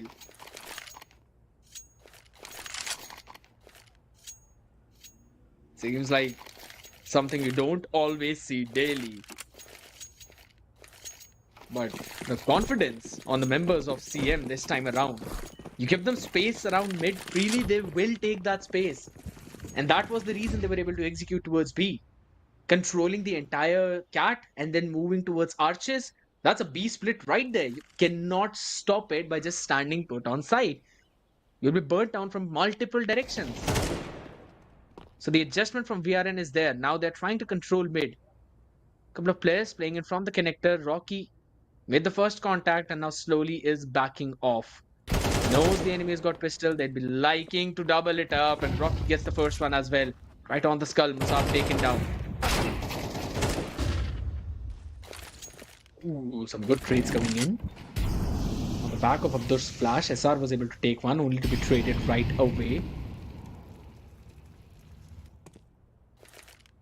Abdur. And Bono. There's a gap in the smoke though. The Molotov is going to push anyone playing the back. That is actually a very good molly in the nest. Bono still maintains that mid control. Making sure to threaten any push. Sad but true. He's taking the space towards the side. Criminal. Making sure he gets the bullet in the head. Oh my goodness. Rans, the lurk. Could have found the timing, but Bono has the better weaponry. And they should be able to take control of the A, because look at the amount of space Rocky has created. Playing right in the nest. Should be able to move ahead, but his lurk is also being anticipated. Good. Creeping away. The both have made their cross, and this is the perfect timing for Rocky to move forward and get both of them in the back. Spray down comes in. Bono gets one, and there should be a perfect wraparound. HS getting the second one as well with the Galil. Yeah, CM, they're just making it look too easy at this point. And I told you, Shai Shanu, you had second thoughts about this team, but I told you, CM, they are indeed a promising lineup. They've got one of the best players that region has to offer. Every single player in this team, not every single player, but at least 3 of them, they've been competing in the CS competitive scene for longest time. So yeah, they've got a lot of experience, and I knew this team's going to be packing a lot of punch as well. And look at the way they're playing so far. We're seeing quite a systematic approach towards the site. This time, Sad but True is the only man who's pushing up inside A. But now the rest of the players just moving up towards the short. Rocky as well's found control towards ladder room. And the rest of the players, they've backed away, making the CTs think that there's no one towards short. But one man's already squeezed in towards the ladder room. They're trying to give him that good position. And let's see if there's going to be any type of conversion or not. Musab is still looking in that same direction. But the man towards ladder room, he's still got his crosshairs trained. Slowly and steadily, once again, the players starting to make it out towards mid. There's one man towards the A side, which is going to be Sad but True. And now Rocky just waiting for one single CT to overstep and make a mistake. But so far, VRN, even they're playing this one quite disciplined. They're not overpeaking any of the angles, just waiting for the terrorists to fall in their crosshairs. And as soon as that keeps on happening, everything's going to be good. A missed Molotov from Sad but True, and it's of course not going to be that great, considering now it's all down to Rocky. It's a 1v5. SR's taken down a bit low, but it's still not gonna matter. Musab finds the off connection, and now the man's barely alive on a sliver of HP. Run, boy, run. You've got to save your rifle. But how long would you be able to do that? 11 HP in hands. He needs to hit those nasty headshots. And he's already got 2 players to worry about. One long, one close. Who's gonna take the fight first? Wade, and the person who was lurking behind him gets the first pick. Criminal. Well-oriented approach coming in from VRN this time. And yes, those missed utilities are going to hurt. Come mid. Not a bit, but a lot. There's a few of those AKs have also been stolen away. VRN. Perfect approach. It took them quite a few rounds to adapt to the playstyle of come mid, but now they have adjusted to what they're trying to do time and time again. Even though they were able to give the space up in the ladder room, they made sure they've got the control of the apartments, and that's a great way to start things off. Oh, the amount of utilities that was being forced out towards mid to gain that fake control. And now all the players just looking forward to burst in towards the B site. Another good Molotov. It's going to separate the push for a bit and also stall for a bit more. The players have already flooded inside of the site, and still somehow Rocky and HSP, they find the first 2 picks. This is insane. VRN, they never saw this hit coming in, and then the operator just pushes out from the smoke. What a big mistake that was by Musab. He wanted to catch someone off guard, but then he just gave an isolated duel to the opponent. And now it's a 2-on-5. It's better to just go for the save, and that's what the players of VRN are doing.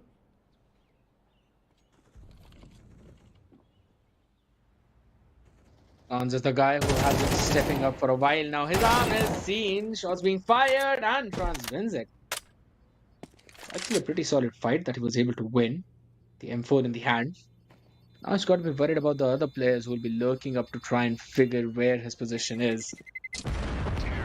He's got to be as good of a mole as he was. But even I was pretty surprised. Even though a lot of fake mid presence was being established by come mid, if I'm not wrong, Musab was still able to have that control of the sniper's nest, which should have given them the information that it's entirely a fake. Any hit could be coming in either towards B or A, and that to a PC one. B was the side where hit came through, but there were absolutely no Molotovs being put in the apartment. There was a frag grenade that was used up, but it missed the mark and it went directly back towards the van. And the player himself played it towards the bench, was taken down.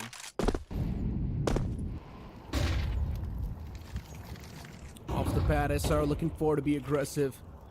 That's how SR likes to play. He likes to go for the aggressive peaks. He gets a 1-for-1 trade. But there's still an opera in the back lines, and Musab replies back with one more. Solid stuff. A 3v4 on the makings. And now Musab just falls back towards CT. There needs to be a smoke and a proper execution. Smokes out towards connector to block off the line of sight for the players that are trying to move in from the short. And there's a man already tucked in towards the stairs. This is not good. CM, they've found too much map control and too much site control. Jungle still not smoked off. It's uncleared. But there's a man looking towards jungle and connector. Sad but true. Shifted his focus towards jungle. CT's completely exposed, but there's a Molotov to block off for a while. They execute. The retake begins. Angles being cleared out. 1-for-1 trades happening on the map. A man towards Tetris gets spotted. HSP still up and alive, and he's now going to be the one to hold off this entire retake from this defuse happening. And yeah, HSP is going to be the one to come out on top.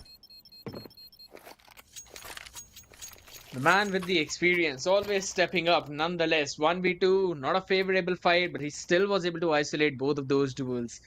Because one of the players was just going in for that stick. SR was able to get 1-for-1. Musab was the guy who made sure that the numbers were in favor of his team. But connector is always going to be a place you've got to be worried about. And if the player playing there is HSB, you need to be going in for that double peak. Giving him 1v1s is just a death wish. But oh my god, Archers. Yeah. Mistakes. Similar approach over and over again. possible, but then the same mistake being made by SR. Trans was in the back lines. SR thought that Trans is watching his back, but unfortunately, Connector has been abused. And now, Musab from the CT misses a nade as well. Unfortunate stuff. Sad but true. He's got a lot of control.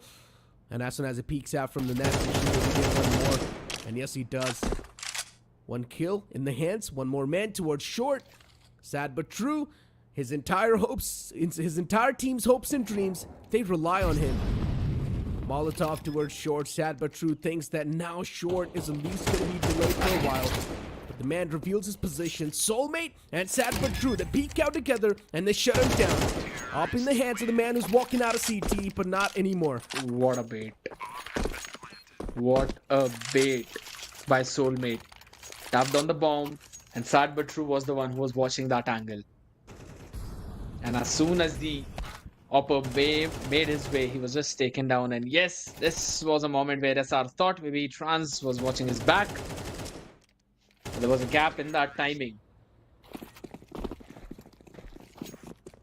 7 and 1, come mid. They're just showing the super solid attacking side on this map.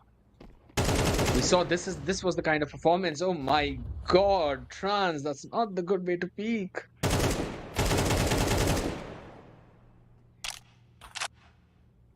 HSB. It's really getting tough to take down HSB. And once you take down HSB, CM's firepower drops down drastically. So he's kind of like the main playmaker for them. He does not spot him at all. Musab might just still have the advantage. Unspotted, unchecked.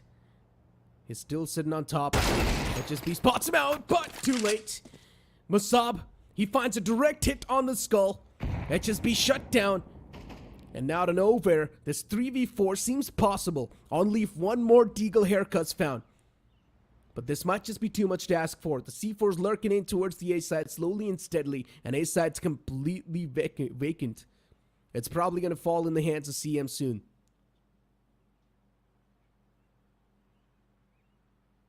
Just because they lost HSB up in Palace, and he was the only one playing there. Viren thought maybe the hit is going towards B side, and that was the exact idea. Center, come mid, wanted them to have. They're gonna take that space, long range fight, criminal shots not connecting. Not connecting. Just a small ding towards mid. And now his job is to take down the man towards short.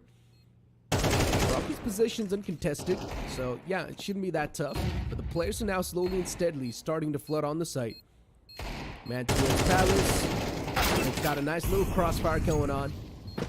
But I'm not gonna lie, BRN, they're making this round really close. Last man's way too softened up. He cannot pull this clutch off anymore. And he's trying to go for the save onto that AK. And Musab should be able to save it as well.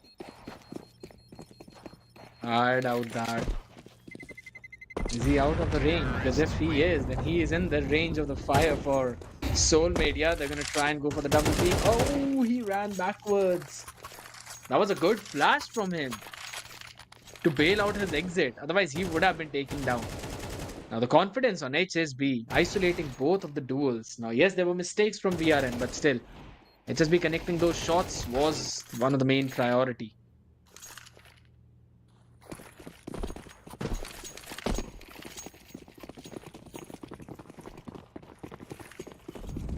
Fast approach. Rush towards B.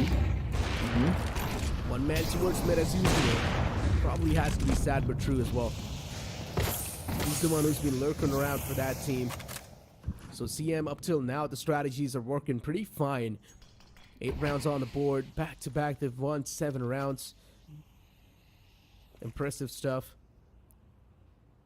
The yop in the hands of Musab was being a little bit of pain in the foot for a while. But not anymore. And now they're looking for just flood out from that site. After does find one burn kill, but that's all he's gonna get. Criminal on the site is single-handedly trying his best to hold this push off, and he has done so as well. But Bono, he finds a quick haircut towards bench, and now the site's gonna fall in the hands of CM, or almost does.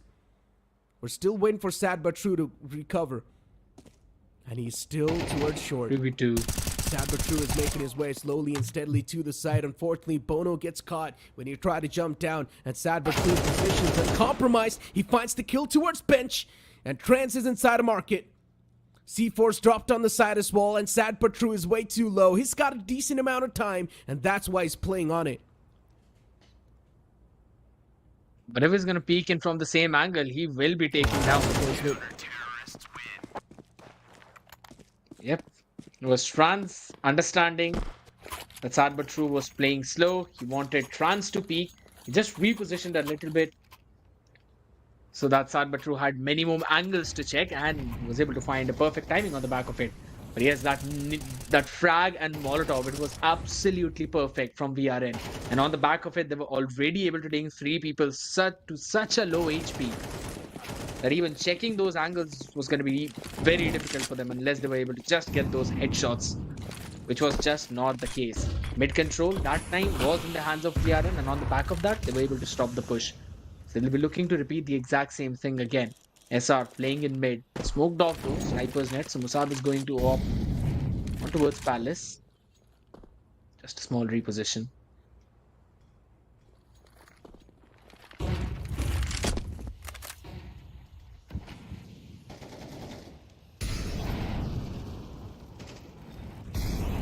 SR, Connect. as I mentioned, if SR and Trans are working together, it's tough to take the side away from their hands. But so far, the slow and steady approach has been hitting them hard. And even SR and Trans aren't able to do anything. Yeah, the previous round was won. Oh my god, no way! Both of them lose out in that duel. But at least the trades did happen. So I guess that's good news. HSB needs to be taken down, but he still wins that duel. HSB, I highly doubt if we try to see how many duels has he won, the number's going to be insane. Oh my god, what Rocky. a nade. Quick taps. Even the nade was good. Rocky able to find the tap as well. 1v2. The man is known towards jungle, and after he's falling into the trap slowly and steadily. They're going to get the plant down as well. Just some extra bit of gold back in their pocket. 9-2. Chance to get a 9-3. Because the economy on the other side is not decent. They could barely afford some Kevlars and rifles, along with just some basic utility. So nothing to delay, or if they delay, then nothing to retake. It is going to be problematic, and come mid were the ones who got that mid control in the previous round. A late mid push worked out well, and then they got the connector control only to push from main and connector. Rocky though, playing in the off angle, realizes there's some might be playing in the underpass. Abdur. Oh my god. P9 in hand. Soon, collision's gonna happen. Rocky, yeah, classic AK advantage. Unfortunately, the man just had a MP9. It really just doesn't make a lot of sense holding angles with SMGs in my opinion. You always gotta be the one to peek, because you are probably just gonna be running and gunning with that thing. And yeah, HSB from the aim, slow and steady clear, finds SR. A crucial big man taken out of the game. And now Trans and Criminal. Let's see how many more criminal activities can be stopped by them. Because Soulmate, this man's like a creepy ninja, just keeping us out of the sight. But Trans, he still turns back and finds a 2K.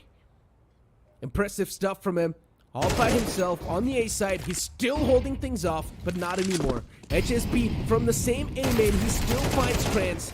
And now Rocky towards short, he shuts him down. Beautiful stuff by the side of CM, making the first half 10-2 a completely one-sided half, but still the slow and steady approach has been quite immaculate. They're just keeping the opponents in a complete guessing moment.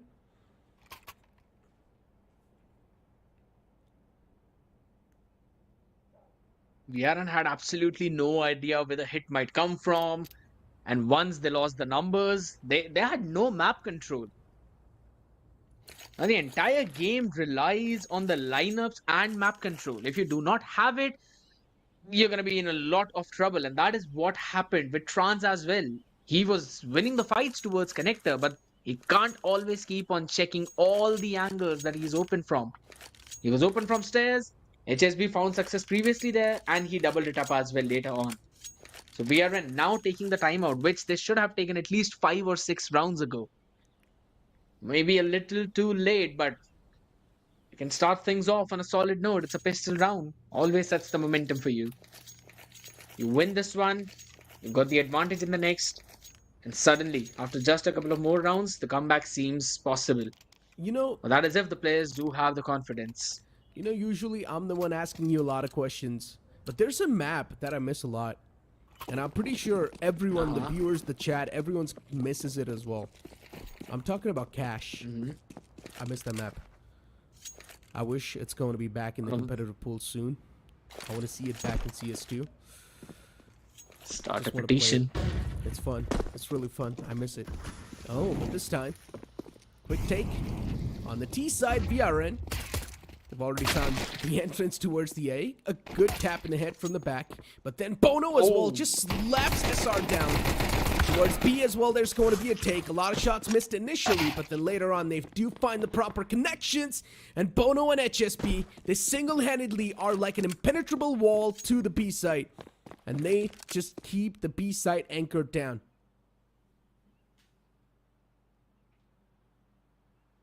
Free V1, Abdur, the only space that he can work with is the apartments that will be watched out too. No utils, no Kevlars, absolutely nothing. On the other side, you've got all 3 players with Kevlars. It's going to be difficult to try and hold it off. And HSB again. This guy's experience is paying off so very well. I don't know why. It looked really funny to me. Abdur was like, throwing utilities, taking shots. He looked like that hero who's causing a lot of troubles to the villain. But then out of nowhere, Nade comes in and he just gets blown up. Say it.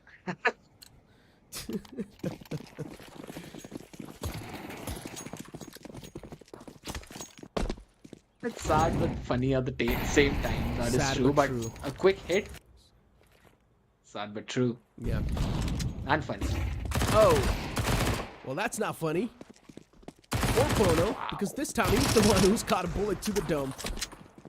Eco rounds. I mean, it's starting off on a great note, and yeah, as usual, MP9, all we need to do is just W key. No, there's no point in just standing still. Just W key up. I mean, they already retake started. It's a 2v2 still, though. The players have given a tough 1v2. fight, but CMs, they still managed to pull things back. So that's good. Abdur gets his hands on the MP9. Oh no, this can be the destructive force that Abdur was looking to get his hands on. I'm being a little bit too optimistic at this point. Yeah, way too much. It's a long range fight out in mid. Rocky should not lose this one until and unless he makes a massive mistake and he moves backwards. Understanding he was just buying time for HSB to go for that lurk and finish off Abdul. Catching him off position. That's a 12-2. Not the way I was hoping Mirage would go, but at the same time, with the confidence that Commit are having on the back of the game they won against WahWah, I was expecting this kind of performance.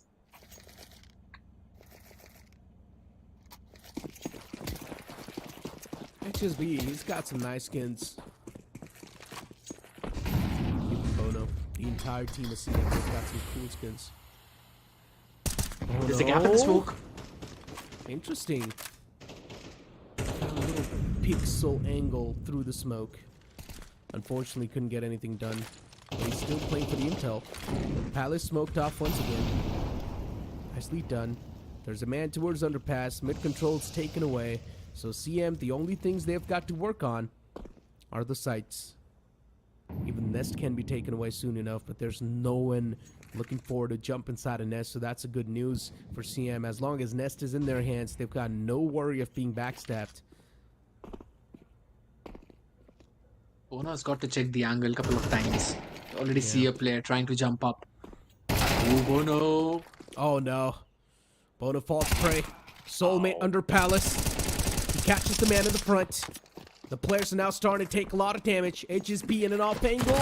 It's sad but true. What? There was no way he was trying to do that. He was trying to pull off a Stewie 2K, but then he forgot. It's CS2.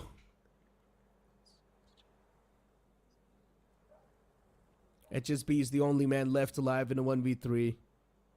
And yeah, it just can't be done. It's better to go for a save. Third round on the board for VRN. No way, right?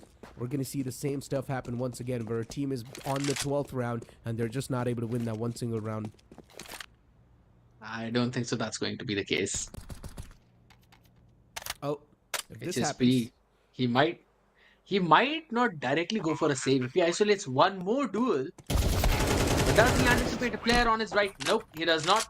Trance finds the off angle, finishes him off. AK in the hand, does not mess up. Trance could potentially be the anchor for VRN. I'm being too optimistic this time, but I still think the comeback might be possible if in case the way SR is popping, Trance, Abdur also start to do the exact same thing. But yes, their executes, I'll be honest, they kind of look a little bit sloppy. Oh, The one that he get was the one in mid. Oh, yeah. A skull cracking shot. Trans already opening things up. Criminal. Oh my god, he's gonna find a 3K. I can already tell. All the three players moving in towards main. Criminal, they have snuck past him, and Criminal's got no clue. There's a big flank on the way. Bono's on the side, so he can be the big distraction that the players of CM need. And there's a chance they can probably cut off this entire rotation as well. Abdur's position compromised. Abdur's the man who's got the C4 on the back. So Abdur cannot afford to die right here. Abdur needs to go back towards the side, but he's getting chased down, and his teammates need to provide him that cover that's needed. And Abdur finally he escapes the trap. He escapes the death itself, and he just moves inside the side and will probably go for the plant. Ooh, nice. Wait a second. Okay, the retaliation is there from Trance. Is able to equalize the odds. 1-for-1 trade in the long range fight. A tap on Galil by Musab, only to fall in the hands of Soulmate, who can grab that weaponry. 1v3, surely he cannot clutch it. Nope. Surely, right? Oh, it's happening. The same thing's happening. Where a team's gonna be on the 12th round, and they just... Oh my god, wait! Oh. Is he trying to pull off a ninja? Ninja? No, but the players panicked so hard. VRN, they panicked. They definitely panicked when they heard that tap. I thought... First, I thought that he might try to isolate the duels. I saw the time, and then I saw everyone moving away. I was like, nah, he cannot pull this ninja off. 2 HP plus, that's not happening. Trance knew better. He was ready to go in for that. But at the same time, again, I'm liking the way we are now trying to play. Yes, previous one was a save for come mid, and that was a triple push downstairs. But at the same time, good work by Abdul to keep his life. And again, stairs aggression coming in from VRN. From the main, once again, slowly and steadily, systematically clearing out the angles. Under Palace cleared off as well with the Molotov. Now they at least know that there's no one towards Palace, but with those shots, he gives his position away. There's a FAMAS in the hands of Soulmate. And that's the only gun the players of CM are playing on. Rocky pushes up close and holds that close angle. With a 5.7, I'm not sure how much of a value you can actually find with that gun. But he's also cleared out main, and that's why he's got that extra bit of confidence that there's no one towards the A main side. But VRN, they've backed away towards A. Smokes out. Stairs will be smoked out this time. So at least peeking out from the Palace as well can be somewhat of a safer side. Good smoke towards main. The smoke's going to fade away. Then we'll find some more line of sight. It's out of the sight. Connector cleared out as well. And just like that, the site's going to fall in the hands of VRN. Oh no. Trying to find one, but SR should be able to close things up with the angle he's standing on. It's a good headshot coming in. Sad but true. Can only try and do some economical damage on the members, that's all. Maybe he would not be allowed to do that either. Alone in stairs. Now VRN, since the time that they have slowed the pace down of the game, they have been getting quite a few rounds. Yes, a couple of them on the back of the eco. That's about it. They're still trying to find the space around the map. They are trying to take control of the space away from the members of Come Mid. And it's working for them. And I love the way how they're not just going for those dry peaks. Even if there's a smoke in front of them, they throw a frag out so that the smoke dissipates for a few seconds, give them the view if there's anyone playing close. They're using the utils to clear out those close corners. Just a few usage of flashes as well that I really want to see from them, but this gun round is going to be pivotal. Yeah, and Op's already out. Oh, but that shot, he gives his position away, but Trans, he still finds Rocky. Soulmate's able to reply. That's not taken away just yet. A good mow down, but the man pushes in deep through connector, but he gets caught instantly by the bullet of the Op. And now he knows he's also getting pushed on by the one single man who's in the front lines, and Bono, he connects that crucial Op shot. And just like that, it's going to be Come Mid to come out on top in that game of Mirage. Now the upcoming map is going to be Nuke, where Come Mid, once again, they have proved themselves in the past. That was a nice shot coming in from Bono. A really good one indeed. Zoomed in a little bit extra, and the way he just backed off from that fight, realizing his team is in an advantage of a 2v1, he was able to pull off a good pick onto the connector and then giving the advantage and the leeway for his team, because realizing now there's only one player towards the side. That was actually a very solid play, but all in all, a good map. And not just a good map, it was a mowdown from the side of Come Mid. Let's be very honest. It was a systematic mowdown. It was not just a mowdown, it was a systematic mowdown. They took their time in executing the sites. Not exactly the executes, but they took their time in slowly and steadily dismantling every single part from the opponent's body. And they were just getting those rounds slowly and steadily. Once again, I would like to point out something from the history. So when PKB played against C-Mid, Nuke was also being played in that series, and PKB 2-0'd C-Mid. Even Nuke was lost in a complete one-sided affair, so we never know. The upcoming match for Nuke can be a big glimmer of hope for the team that's currently facing the players. I mean, that's one thing to do, right? But at the same time, you've got to fix a few things, just like I was fixing my hair as well. Come Mid have been fixing the way they have been playing all those previous maps, so I really want to see what they've cooked up for the Nuke as well, because on Mirage, I thought that maybe it would have been possible for them to get a fluke on WahWah, but this kind of performance, the way they've shown us, the way they can go in for those executes, that was not a fluke. That was a proper understanding of the map's mechanics, and this leaderboard shows us exactly that. Sad but true, unfortunately. It's quite sad but true for him, but he's the bottom fragger for his team. But hey, as long as your team's gonna win, that's all that matters. This time, SR and Trans, once again, they're currently at the top of the leaderboard, but still, they were not really able to bring out that many flashy plays as they did when I saw them last time face off, I think so, against Paradox. So, once again, SR and Trans, they have been doing what they're supposed to do, but Criminal was the one who sort of lacked in that previous game. HSB, this man is still unparalleled. He's unmatched when it comes to his gameplay. Once again, 2.11 KD ratio with the ADR of 109, and average kills map is going to be 19. The amount of 1v1 duels this man, HSB, has won, it's incredible.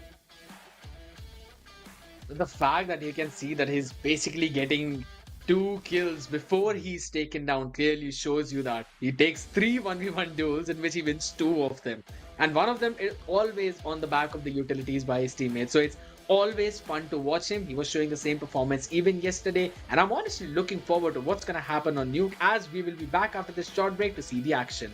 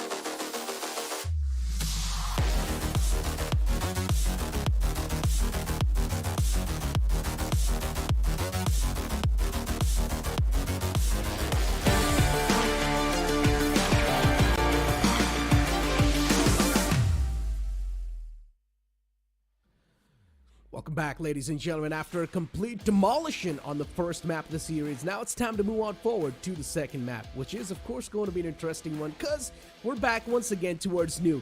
Come mid after completely demolishing the first one. One thing is for sure, VRN's mental, it's not going to be that great. They will still need to try and recover and move on forward in the upcoming map with a complete clean slate. But this map of Nuke, as I mentioned, it can be a big ray of hope considering the first ever matchup the players of Come Mid played, they pretty much got demolished by PKB. That is correct. And there's also this thing, the winner of this match will retain the spot at least the third position. Might be possible that Come Mid, if they win this one, they could potentially dethrone WahWah from the second place as well. But we'll have to watch that later, as again, Nuke is going to be the map. And it's going to be CM on the side of counter-terrorists, while VRN on the T side. Are we going to see a pacey hit once again, or slow and steady hit?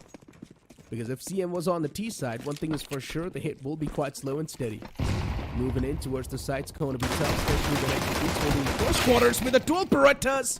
It looked like that could have been a potential big mowdown, but unfortunately it's not going to be. Soulmate all the way from the back lines is able to work in so well, and he's still getting so many kills flew up.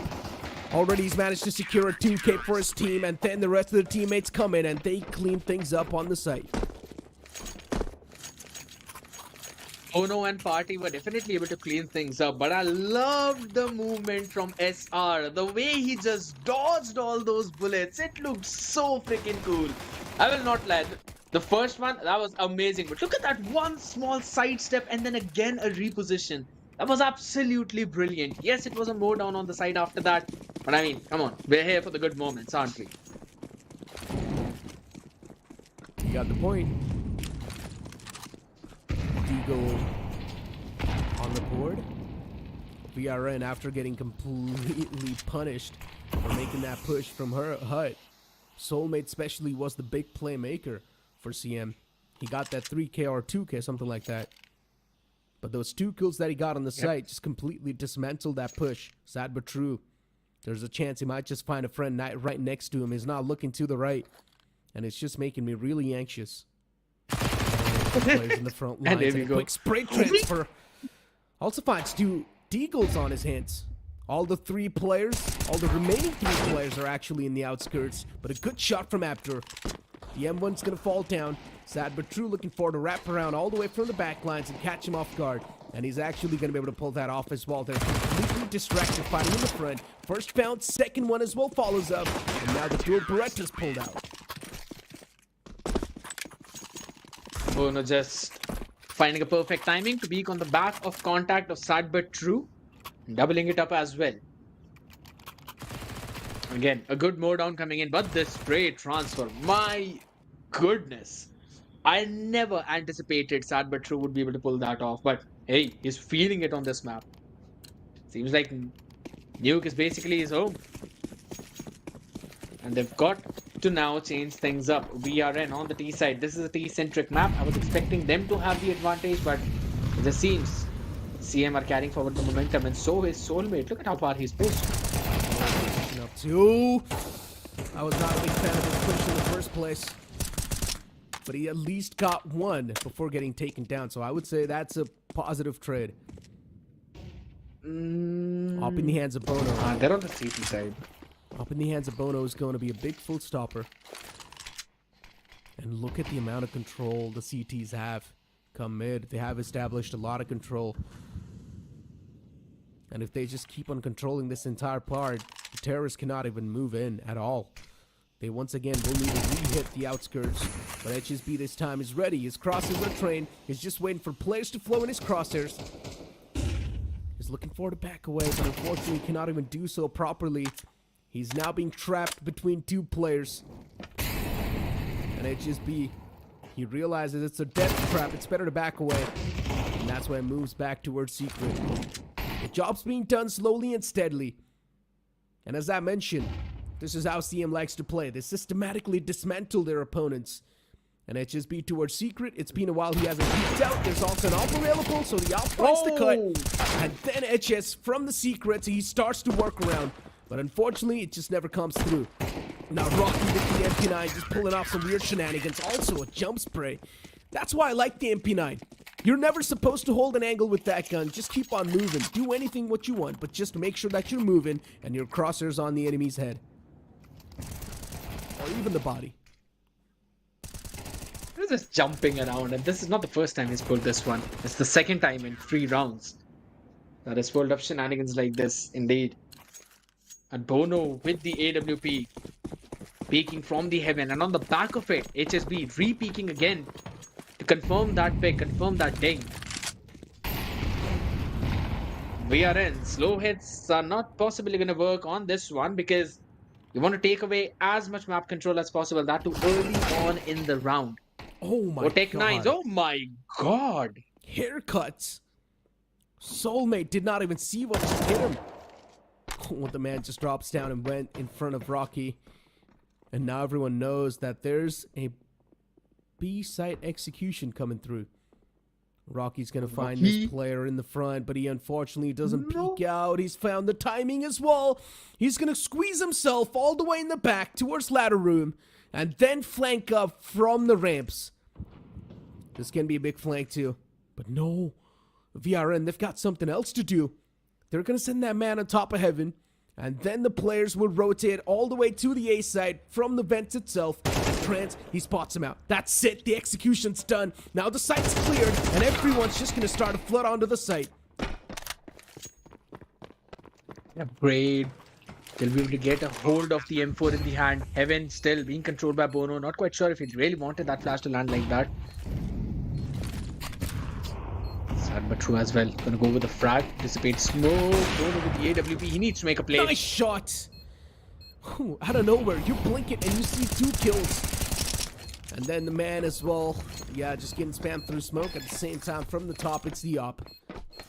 Oh, that kind of rhymed. From the top, it's the op. I've been rhyming quite a lot of things today. I just noticed it. Yes, I like that rhyme. I'm going to use it as we use the skull cut. But again, a good attempt from VRN this time around. I really like their approach. Showing early presence down B, dropping right in the vents in front of a player, and then also making sure that one of their players is posted up on the ladder on top in heaven to get that pick and get control of the A side. A good workaround. That slow hit was almost working out. They just could not hold that after plant.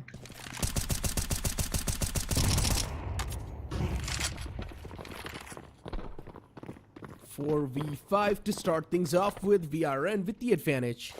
Looking nice. We've also got the ramps control. It's going to be quick flood on the B side. No one's available towards B, so that's a good news. And that means the CTs now will need to play this entire B1 on a retake. There's still an op available in the hands of Bono. He needs to go huge. He finds the headshot. Beautiful pixel shot connected. But this time, instead, he's going to be the one to get taken down by a headshot with the AK. A 2v4 can be convertible considering criminal and trans is way too softened up. But still, CM, they just don't want to go for that extra bit of risk factor. It's understandable. The economy is quite fragile.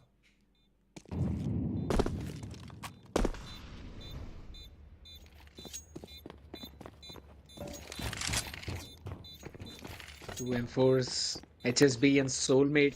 HSB has been showing some great performance, and this timing. He's always playing on the outside but could not connect the first shot. Trans finds the timing on the back of it. Was able to take the player down. Could have found a couple of exit frags out there, but unfortunately for him, well, Trans still falls down. So I know, right? Oh, that's such a ratty Weird angle. one. He survived. That's all he needs. He was looking for the survival at that point, but again, a broken bye for Commit this time around. Not what you would expect when a team has been winning 4 straight rounds and lost only the first one. But that means CM will need to play a little bit more aggressive. Counter aggression with aggression. And that's what Sad But True is looking forward to do. There's 4 players in the front. Good Molotov. Everyone's going to start firm. He's got no other option than to just keep on moving up in the front. MP9 finds the first. Good stuff. Even the C4 down the hand. And now from the back, Rocky's going to start a wraparound. It's a good one, I told you. If they do not really have the proper buys, they need to play aggressive. And that's what they do. The aggression works out perfectly.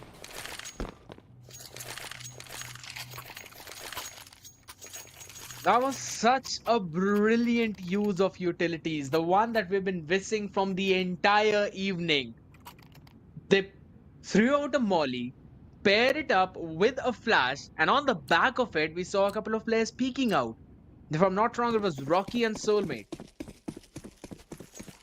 And the flash was thrown by HSB. And then they went in, played aggressive. The MP9s were able to get some crucial picks. And after that, wrapping it up with a couple of frags, making sure the last player does not even see where the frag came from. Now a couple of mollies to stop that, and Typos, that frag does so much damage. Good shots. But at least they return back with 2. Masop softened up, but it's a 3v4. And of course, knowing C-mid, they're definitely going to go for this. As long as HSB alive, a lot of hopes are alive. Masop, if it's able to find one, the hopes will be regained. He also finds a collateral to the back. Now the players are way too low once again, and Rocky, just on the back of that, he's ready to collect them all. You can see it's a big stack of dead bodies in the control room. It now looks like a graveyard.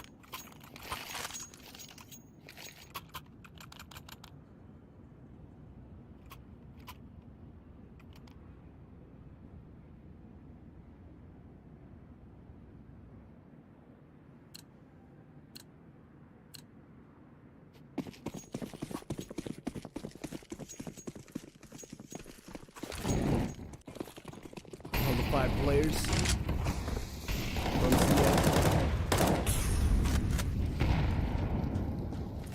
I mean, considering, once again, classic calls, nothing out of the ordinary. Masop, when he gets taken down, try to be a little bit more aggressive from the outskirts. Rocky's goal, shutting down Criminal. A 3v3 where Trance is kind of low. HSB's still alive.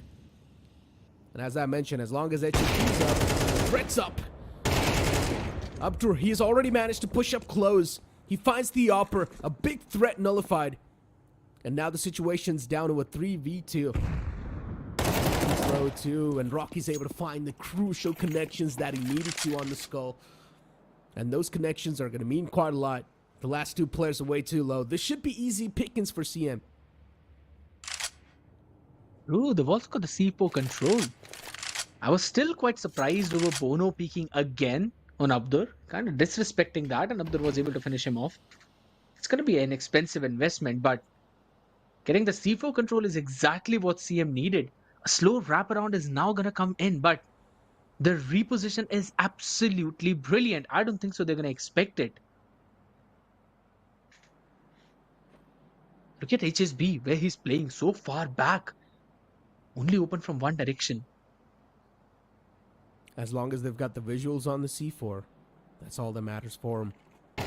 Now the players are going to start to fall out. Nice spot under the first player. HSB still gets away with the second. And now the last man's way too low. All he needs to do is connect a couple of bullets, and he does so.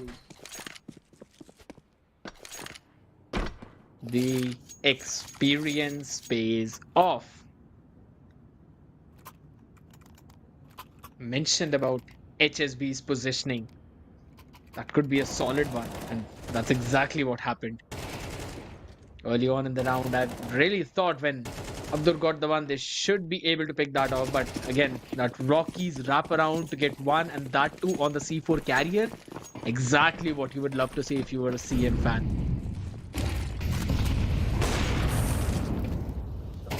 Early aggression. Soulmate once again trying to do the same thing, but it's better to back away, Soulmates. Oh. A jump strafe around the corner could have maybe saved his life. Oh, peeking out to an Opper like that, Aptor. You've got a lot of guts, but you're not supposed to do that. Just a raw peek to the upper. Gives his life away. And now the man advantage falls in the hands of CM. And already CM, they're winning all the duels they've been taken so far.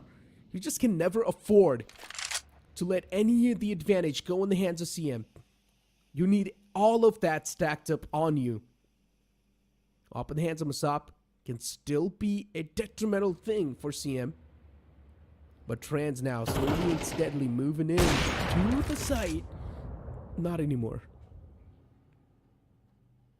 Every time on Nuke, I feel it's not the greatest map for bringing in AWP, but then Bono makes plays like that. Sad but true, will be able to wrap up Musab. He had the AWP of his own, could not do anything in that matter. So many angles to clear, and again, it's just Bono always repositioning with the AWP, and that is the most important thing when you've got the strongest, so-called the strongest weapon in the game. Watching out so many angles, always changing. He was literally playing in his own spawn and then repositioned up in the heaven, catching 2 people. And what more could you ask for? We haven't yet seen we aren't making a way towards. Oh my god, we're gonna talk about that later. Yeah, no. They're literally on top of the sideline. Oh, what? A jumping headshot. Lands down, connects the shot to the skull. And no, out of nowhere, it just feels like they've eaten something. This is not the classic VRN that we know. They're just hitting some of the most insane shots. All of them have connected onto the head. And out of nowhere, quickly CM just got taken down. And now look at this. They're moving all the way to the opposite site. They're going down to the B site. Yeah. Just playing around with the emotions of Sad But True, but Sad But True has got the vents to rotate. And he will find that quick rotation as well. Musabi's got no clue that the cross is being held. Sad But True spots the player. Here's the plant go down. He just needs to find the first initial pick to gain him that confidence. And once he does, it's all good in the hood. Gives his position away. Opens up the double doors. Now he knows there's a couple of players on the rafter. What? So many shots missed from both of them. And this gives an opportunity for Sad But True. But it gets stolen away by SR once again.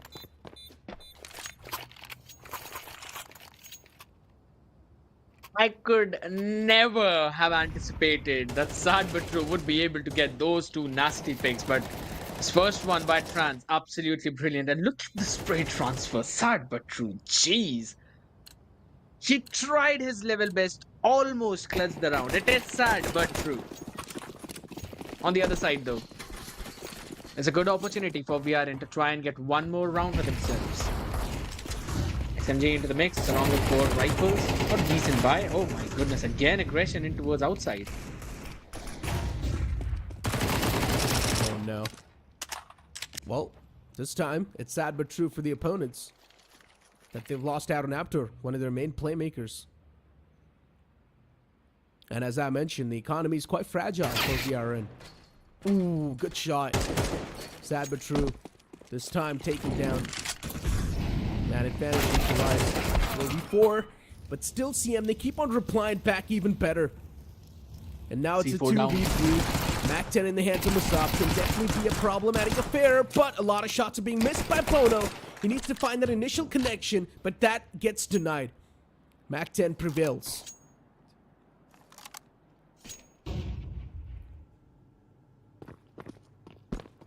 HSB, the man, the legend, the myth himself. Now in a 1v2. On the other side, he's got Trans and Musab to deal with. Trans just having a field day, and is now sitting in vents only for Musab to go in for that plan. Do they anticipate where HSB would be coming in from? Trans really want to go in for some exploration. I would say it's pretty risky move. Oh, HSB. He's cleared out a lot of the angles. No, he messes up. He gave his position away with that initial tap of the finesse. And now HSB, he is dishing out a lot of damage, but he needs to back away. Yeah, C4's gonna blow up soon. It's better to just save the weapon, back away. Third round of the board for VRN. 9-3 half coming up. Terrorists win. Or maybe an 8-4 if VRN wins the next one. Because HSB has got a famous in hand, yes. But on the other side, all of his teammates will be having those scrappy buys for themselves too. Rocky with another famous, sad but true, an MP9. You're loving to see the weapon of MP9, I know that. I can see your grin.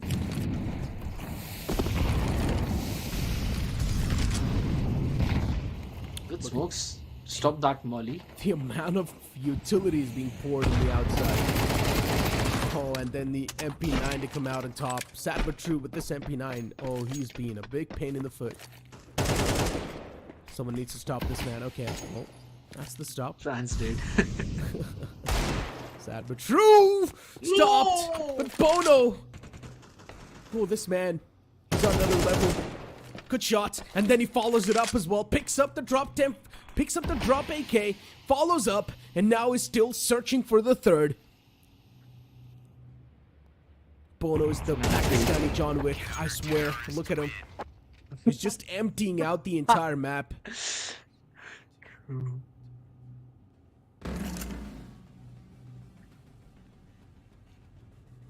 There's no pencil in the game, otherwise I'm sure he would have got a pick with that too.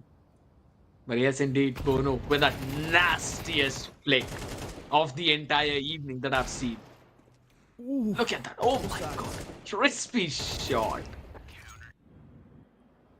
And then following it up with two more. The second one, even more impressive. Realizing the wide peak and following his entire body up with his own crosshair. Absolutely perfect. And a pacey hit coming in by CM. Already on the site. Masab with the dual Berettas. He's doing some damage, but the Glock inside of the site is starting to eat him out. HSP left in a 1v2. I'm not sure what he can do. Even that kind of rhymed. Oh, he spots out the players on the top. He's now just waiting for that push as well. HSP, he's got a lot of time if he wants. He can take a lot of time as well. And now he hears that drop. He knows both the players have dropped down. The duels needs to be isolated. But to do so, he needs to know their exact positioning. And to know their exact positioning, he will need to go for a peek. Two Berettas in the front. And the IHS, he just doesn't stand a single chance. Abdur, just better. Denying the double digits to come mid. That's all you need as VRN to have that confidence rolling. Had it been a 10-3, I mean, the gap would have been just too humongous. It's still a 9-3, a 9-4, my bad. It's a good possibility for them to make that comeback. Only a 5-round differential, and they've got better weaponry in the hands. Number of MP9s along with the FAMAS, an M4 in the mix, dual Berettas for Abdur. The Kevlar and helmet in the mix. Oh my god, look at that HP. Yeah, these MP9s, they've been doing a lot of work for these teams. Masab, once again, this man just does not stop pressing that W. Even Abdur, still he finds that kill. Oh, wait. Yeah, already the site takes it out. It's done. The main thing the players of CM wanted to do was get the plant down so they can get that extra bit of money. And they've actually done so as well, so it's okay for them.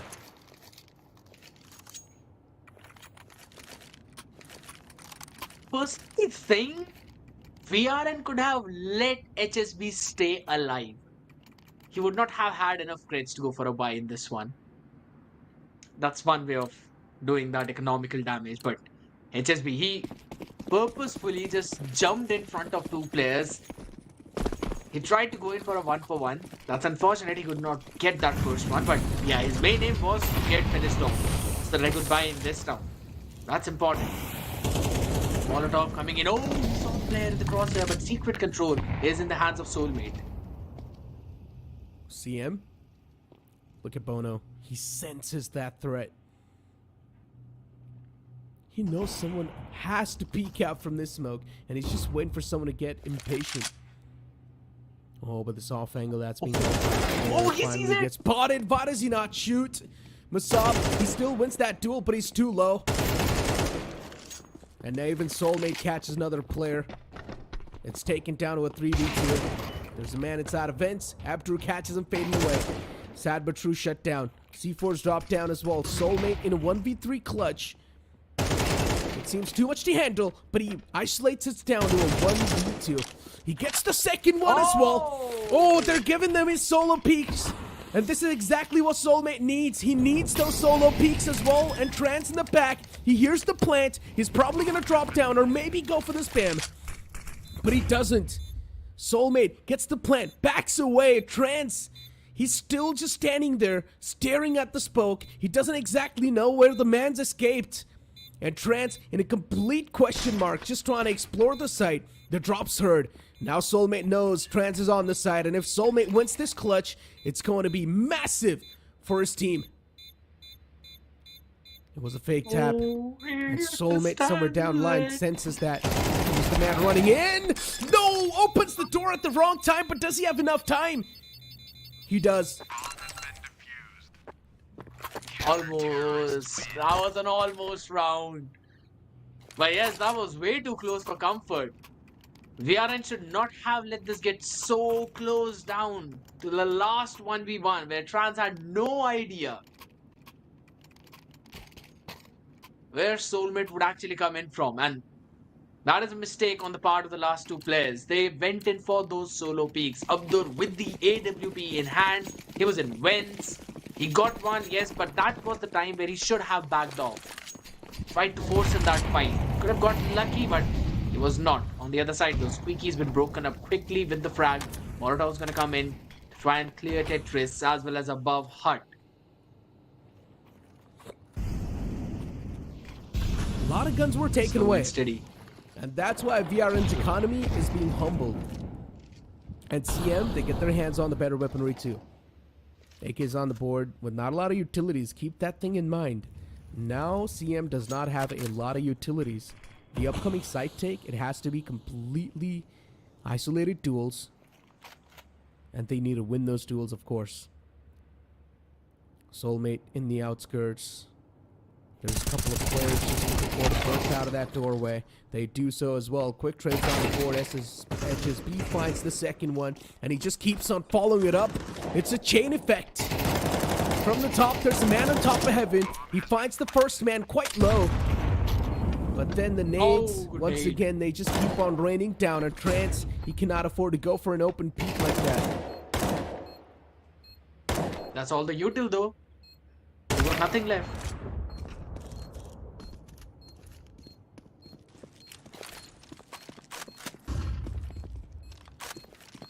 Ash being thrown out, an AWP and an M4. Decisions has been made. They are going to go for a save. Can't go in for a retake in a 3v2 situation. And this was a round where CM had no major utils. Just a few frags, flashes, volleys, and that's all. And yet they were able to come out on top. And on the back of that play by HSB, how he was able to just double it up. All of the picks that he had, and the slow approach worked out for them. After the first set of utilities that was used up, they were able to go in and take control of that side. And they did win out their main duels too. But this round is going to be important. Again, VRN's momentum has been broken. And so has been their economy.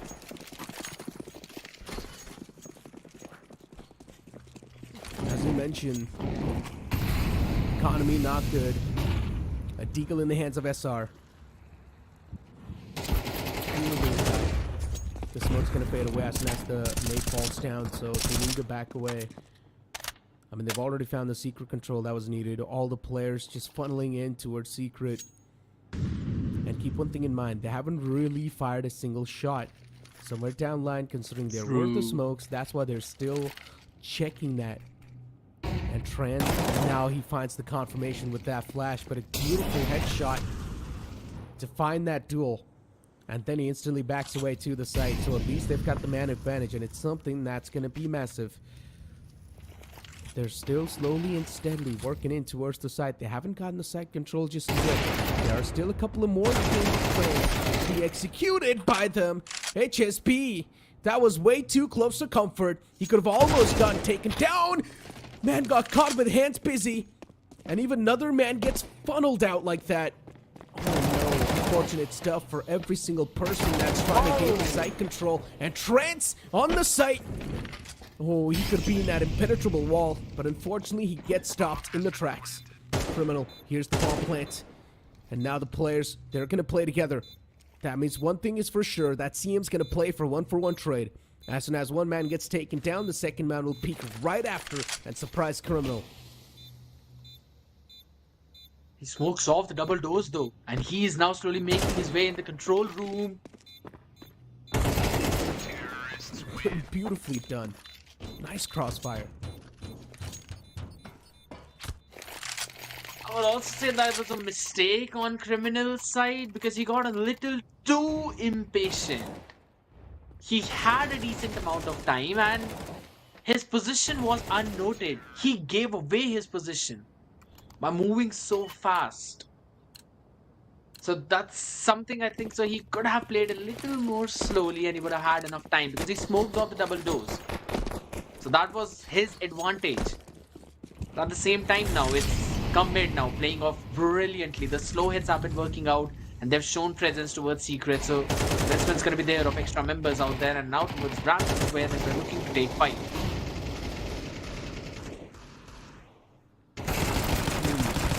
Stab. It's an all-out street brawl. What? And now it's down to 1v1. Okay. You blink and you miss. Yeah, everyone's just throwing punches, legs, like whatever they want. They're just throwing everything. Someone just threw their whole body off. Oh man. The only thing that was missing was a frag grenade.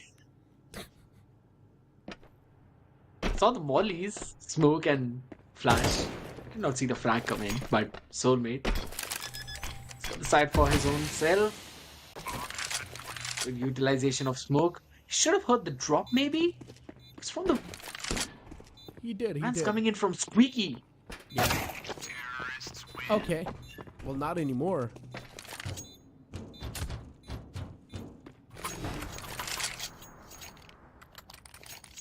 Again, too restless. From VRN.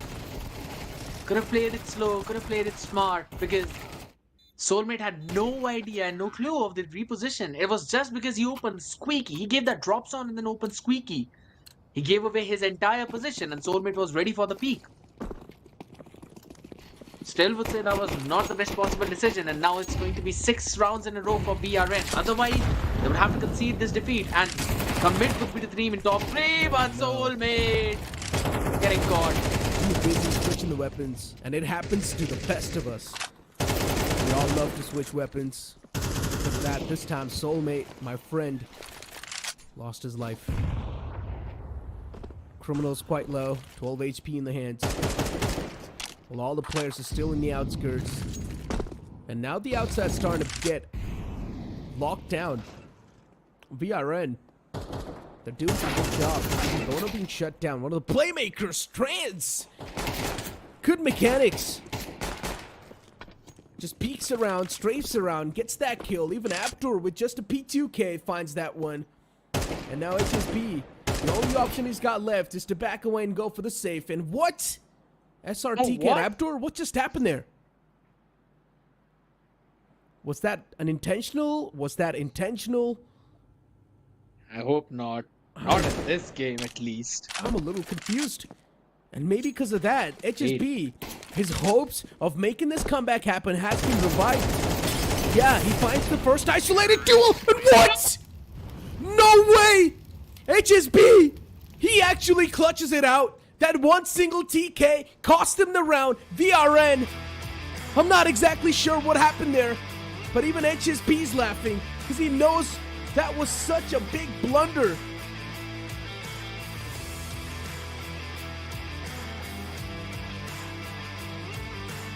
If it was intentional, then it has just costed them the entire map.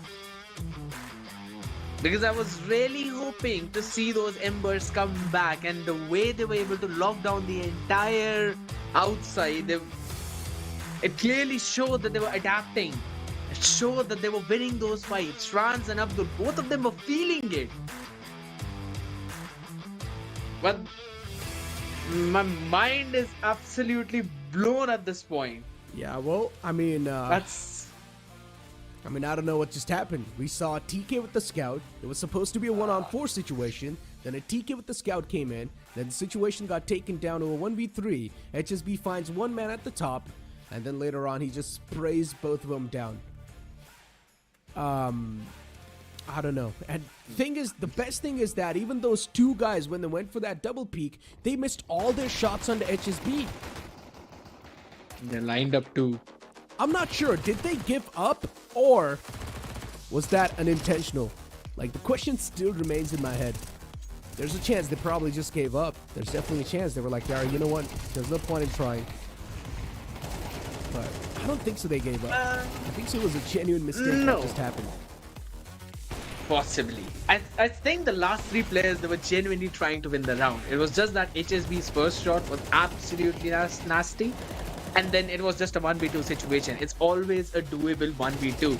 And he went in for the peak, found the first player with the utility in the hand. Molotov was not at the correct place. It was just missing HSB, or if not, then he was basically full HP, so he was not taking a lot of damage from it. And both the players just lined up for him at the end of the day. I mean, we'll be able to see this that. Highlights as well. Yeah, we will see. I want to see that. I still just want to wrap my head around what exactly and how that TK happened. I want to look at the minimap during the highlight and find out where exactly and how did that TK happen, because I'm not sure.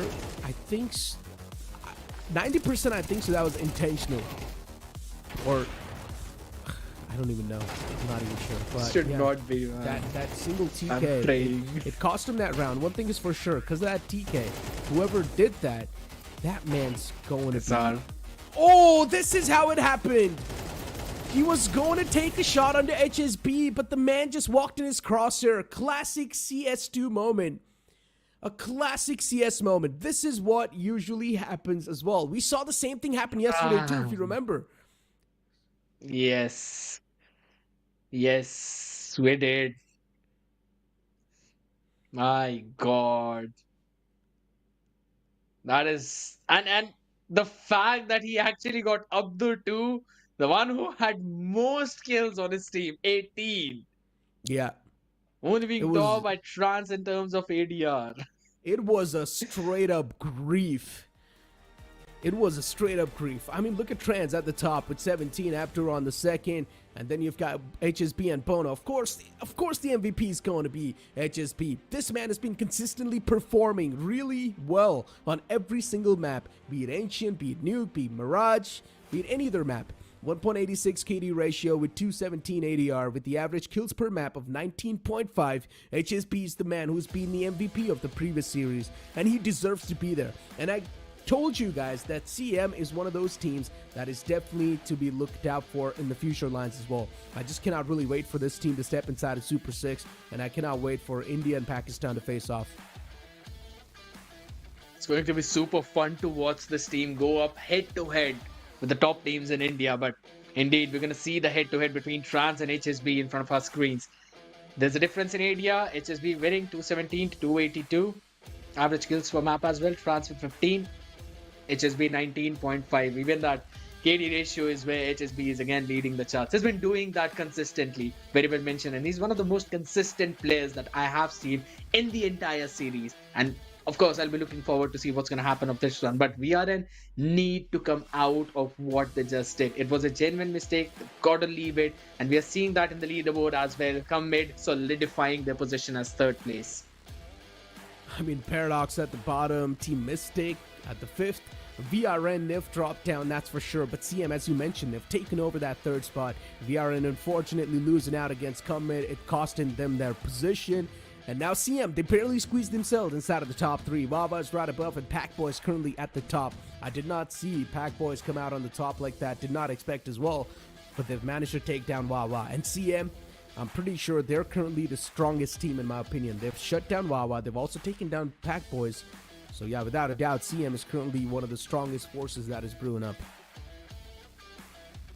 Fun fact, CM is possibly the only team apart from Team Mystic who've played 6 matches. Not 6 matches, 3 matches. Mm-hmm. Is that 3? Yes, that's 3 matches. Everyone else have played 4 of their matches, but it's just Commit and Team Mystic who only played 3 of their matches. So they still have 2 more to go. Yeah. At least 1 behind all the other teams. So they can get even more points on the back of it. And if they develop some good round differential in their favor, they might even be able to move ahead of Team WahWah. I mean, what just happened in the previous game, I'm not able to wrap my head around it, but as you mentioned, with that, there's a chance VRN as well have almost lost their chance to move inside of the Super 6, and that one single TK was a big heavy hitter. Yeah, VRN's journey inside of the tournament was quite on and off. The consistency, unfortunately, wasn't there, but sometimes you got to deal with the consequences that you do. Unfortunately enough for CM, that consequence for VRN was to lose that map. Well, ladies and gentlemen, for now, it's time for us to take a leave. It's been me, Necro, and Shai Shanu. You guys have a good night. Peace.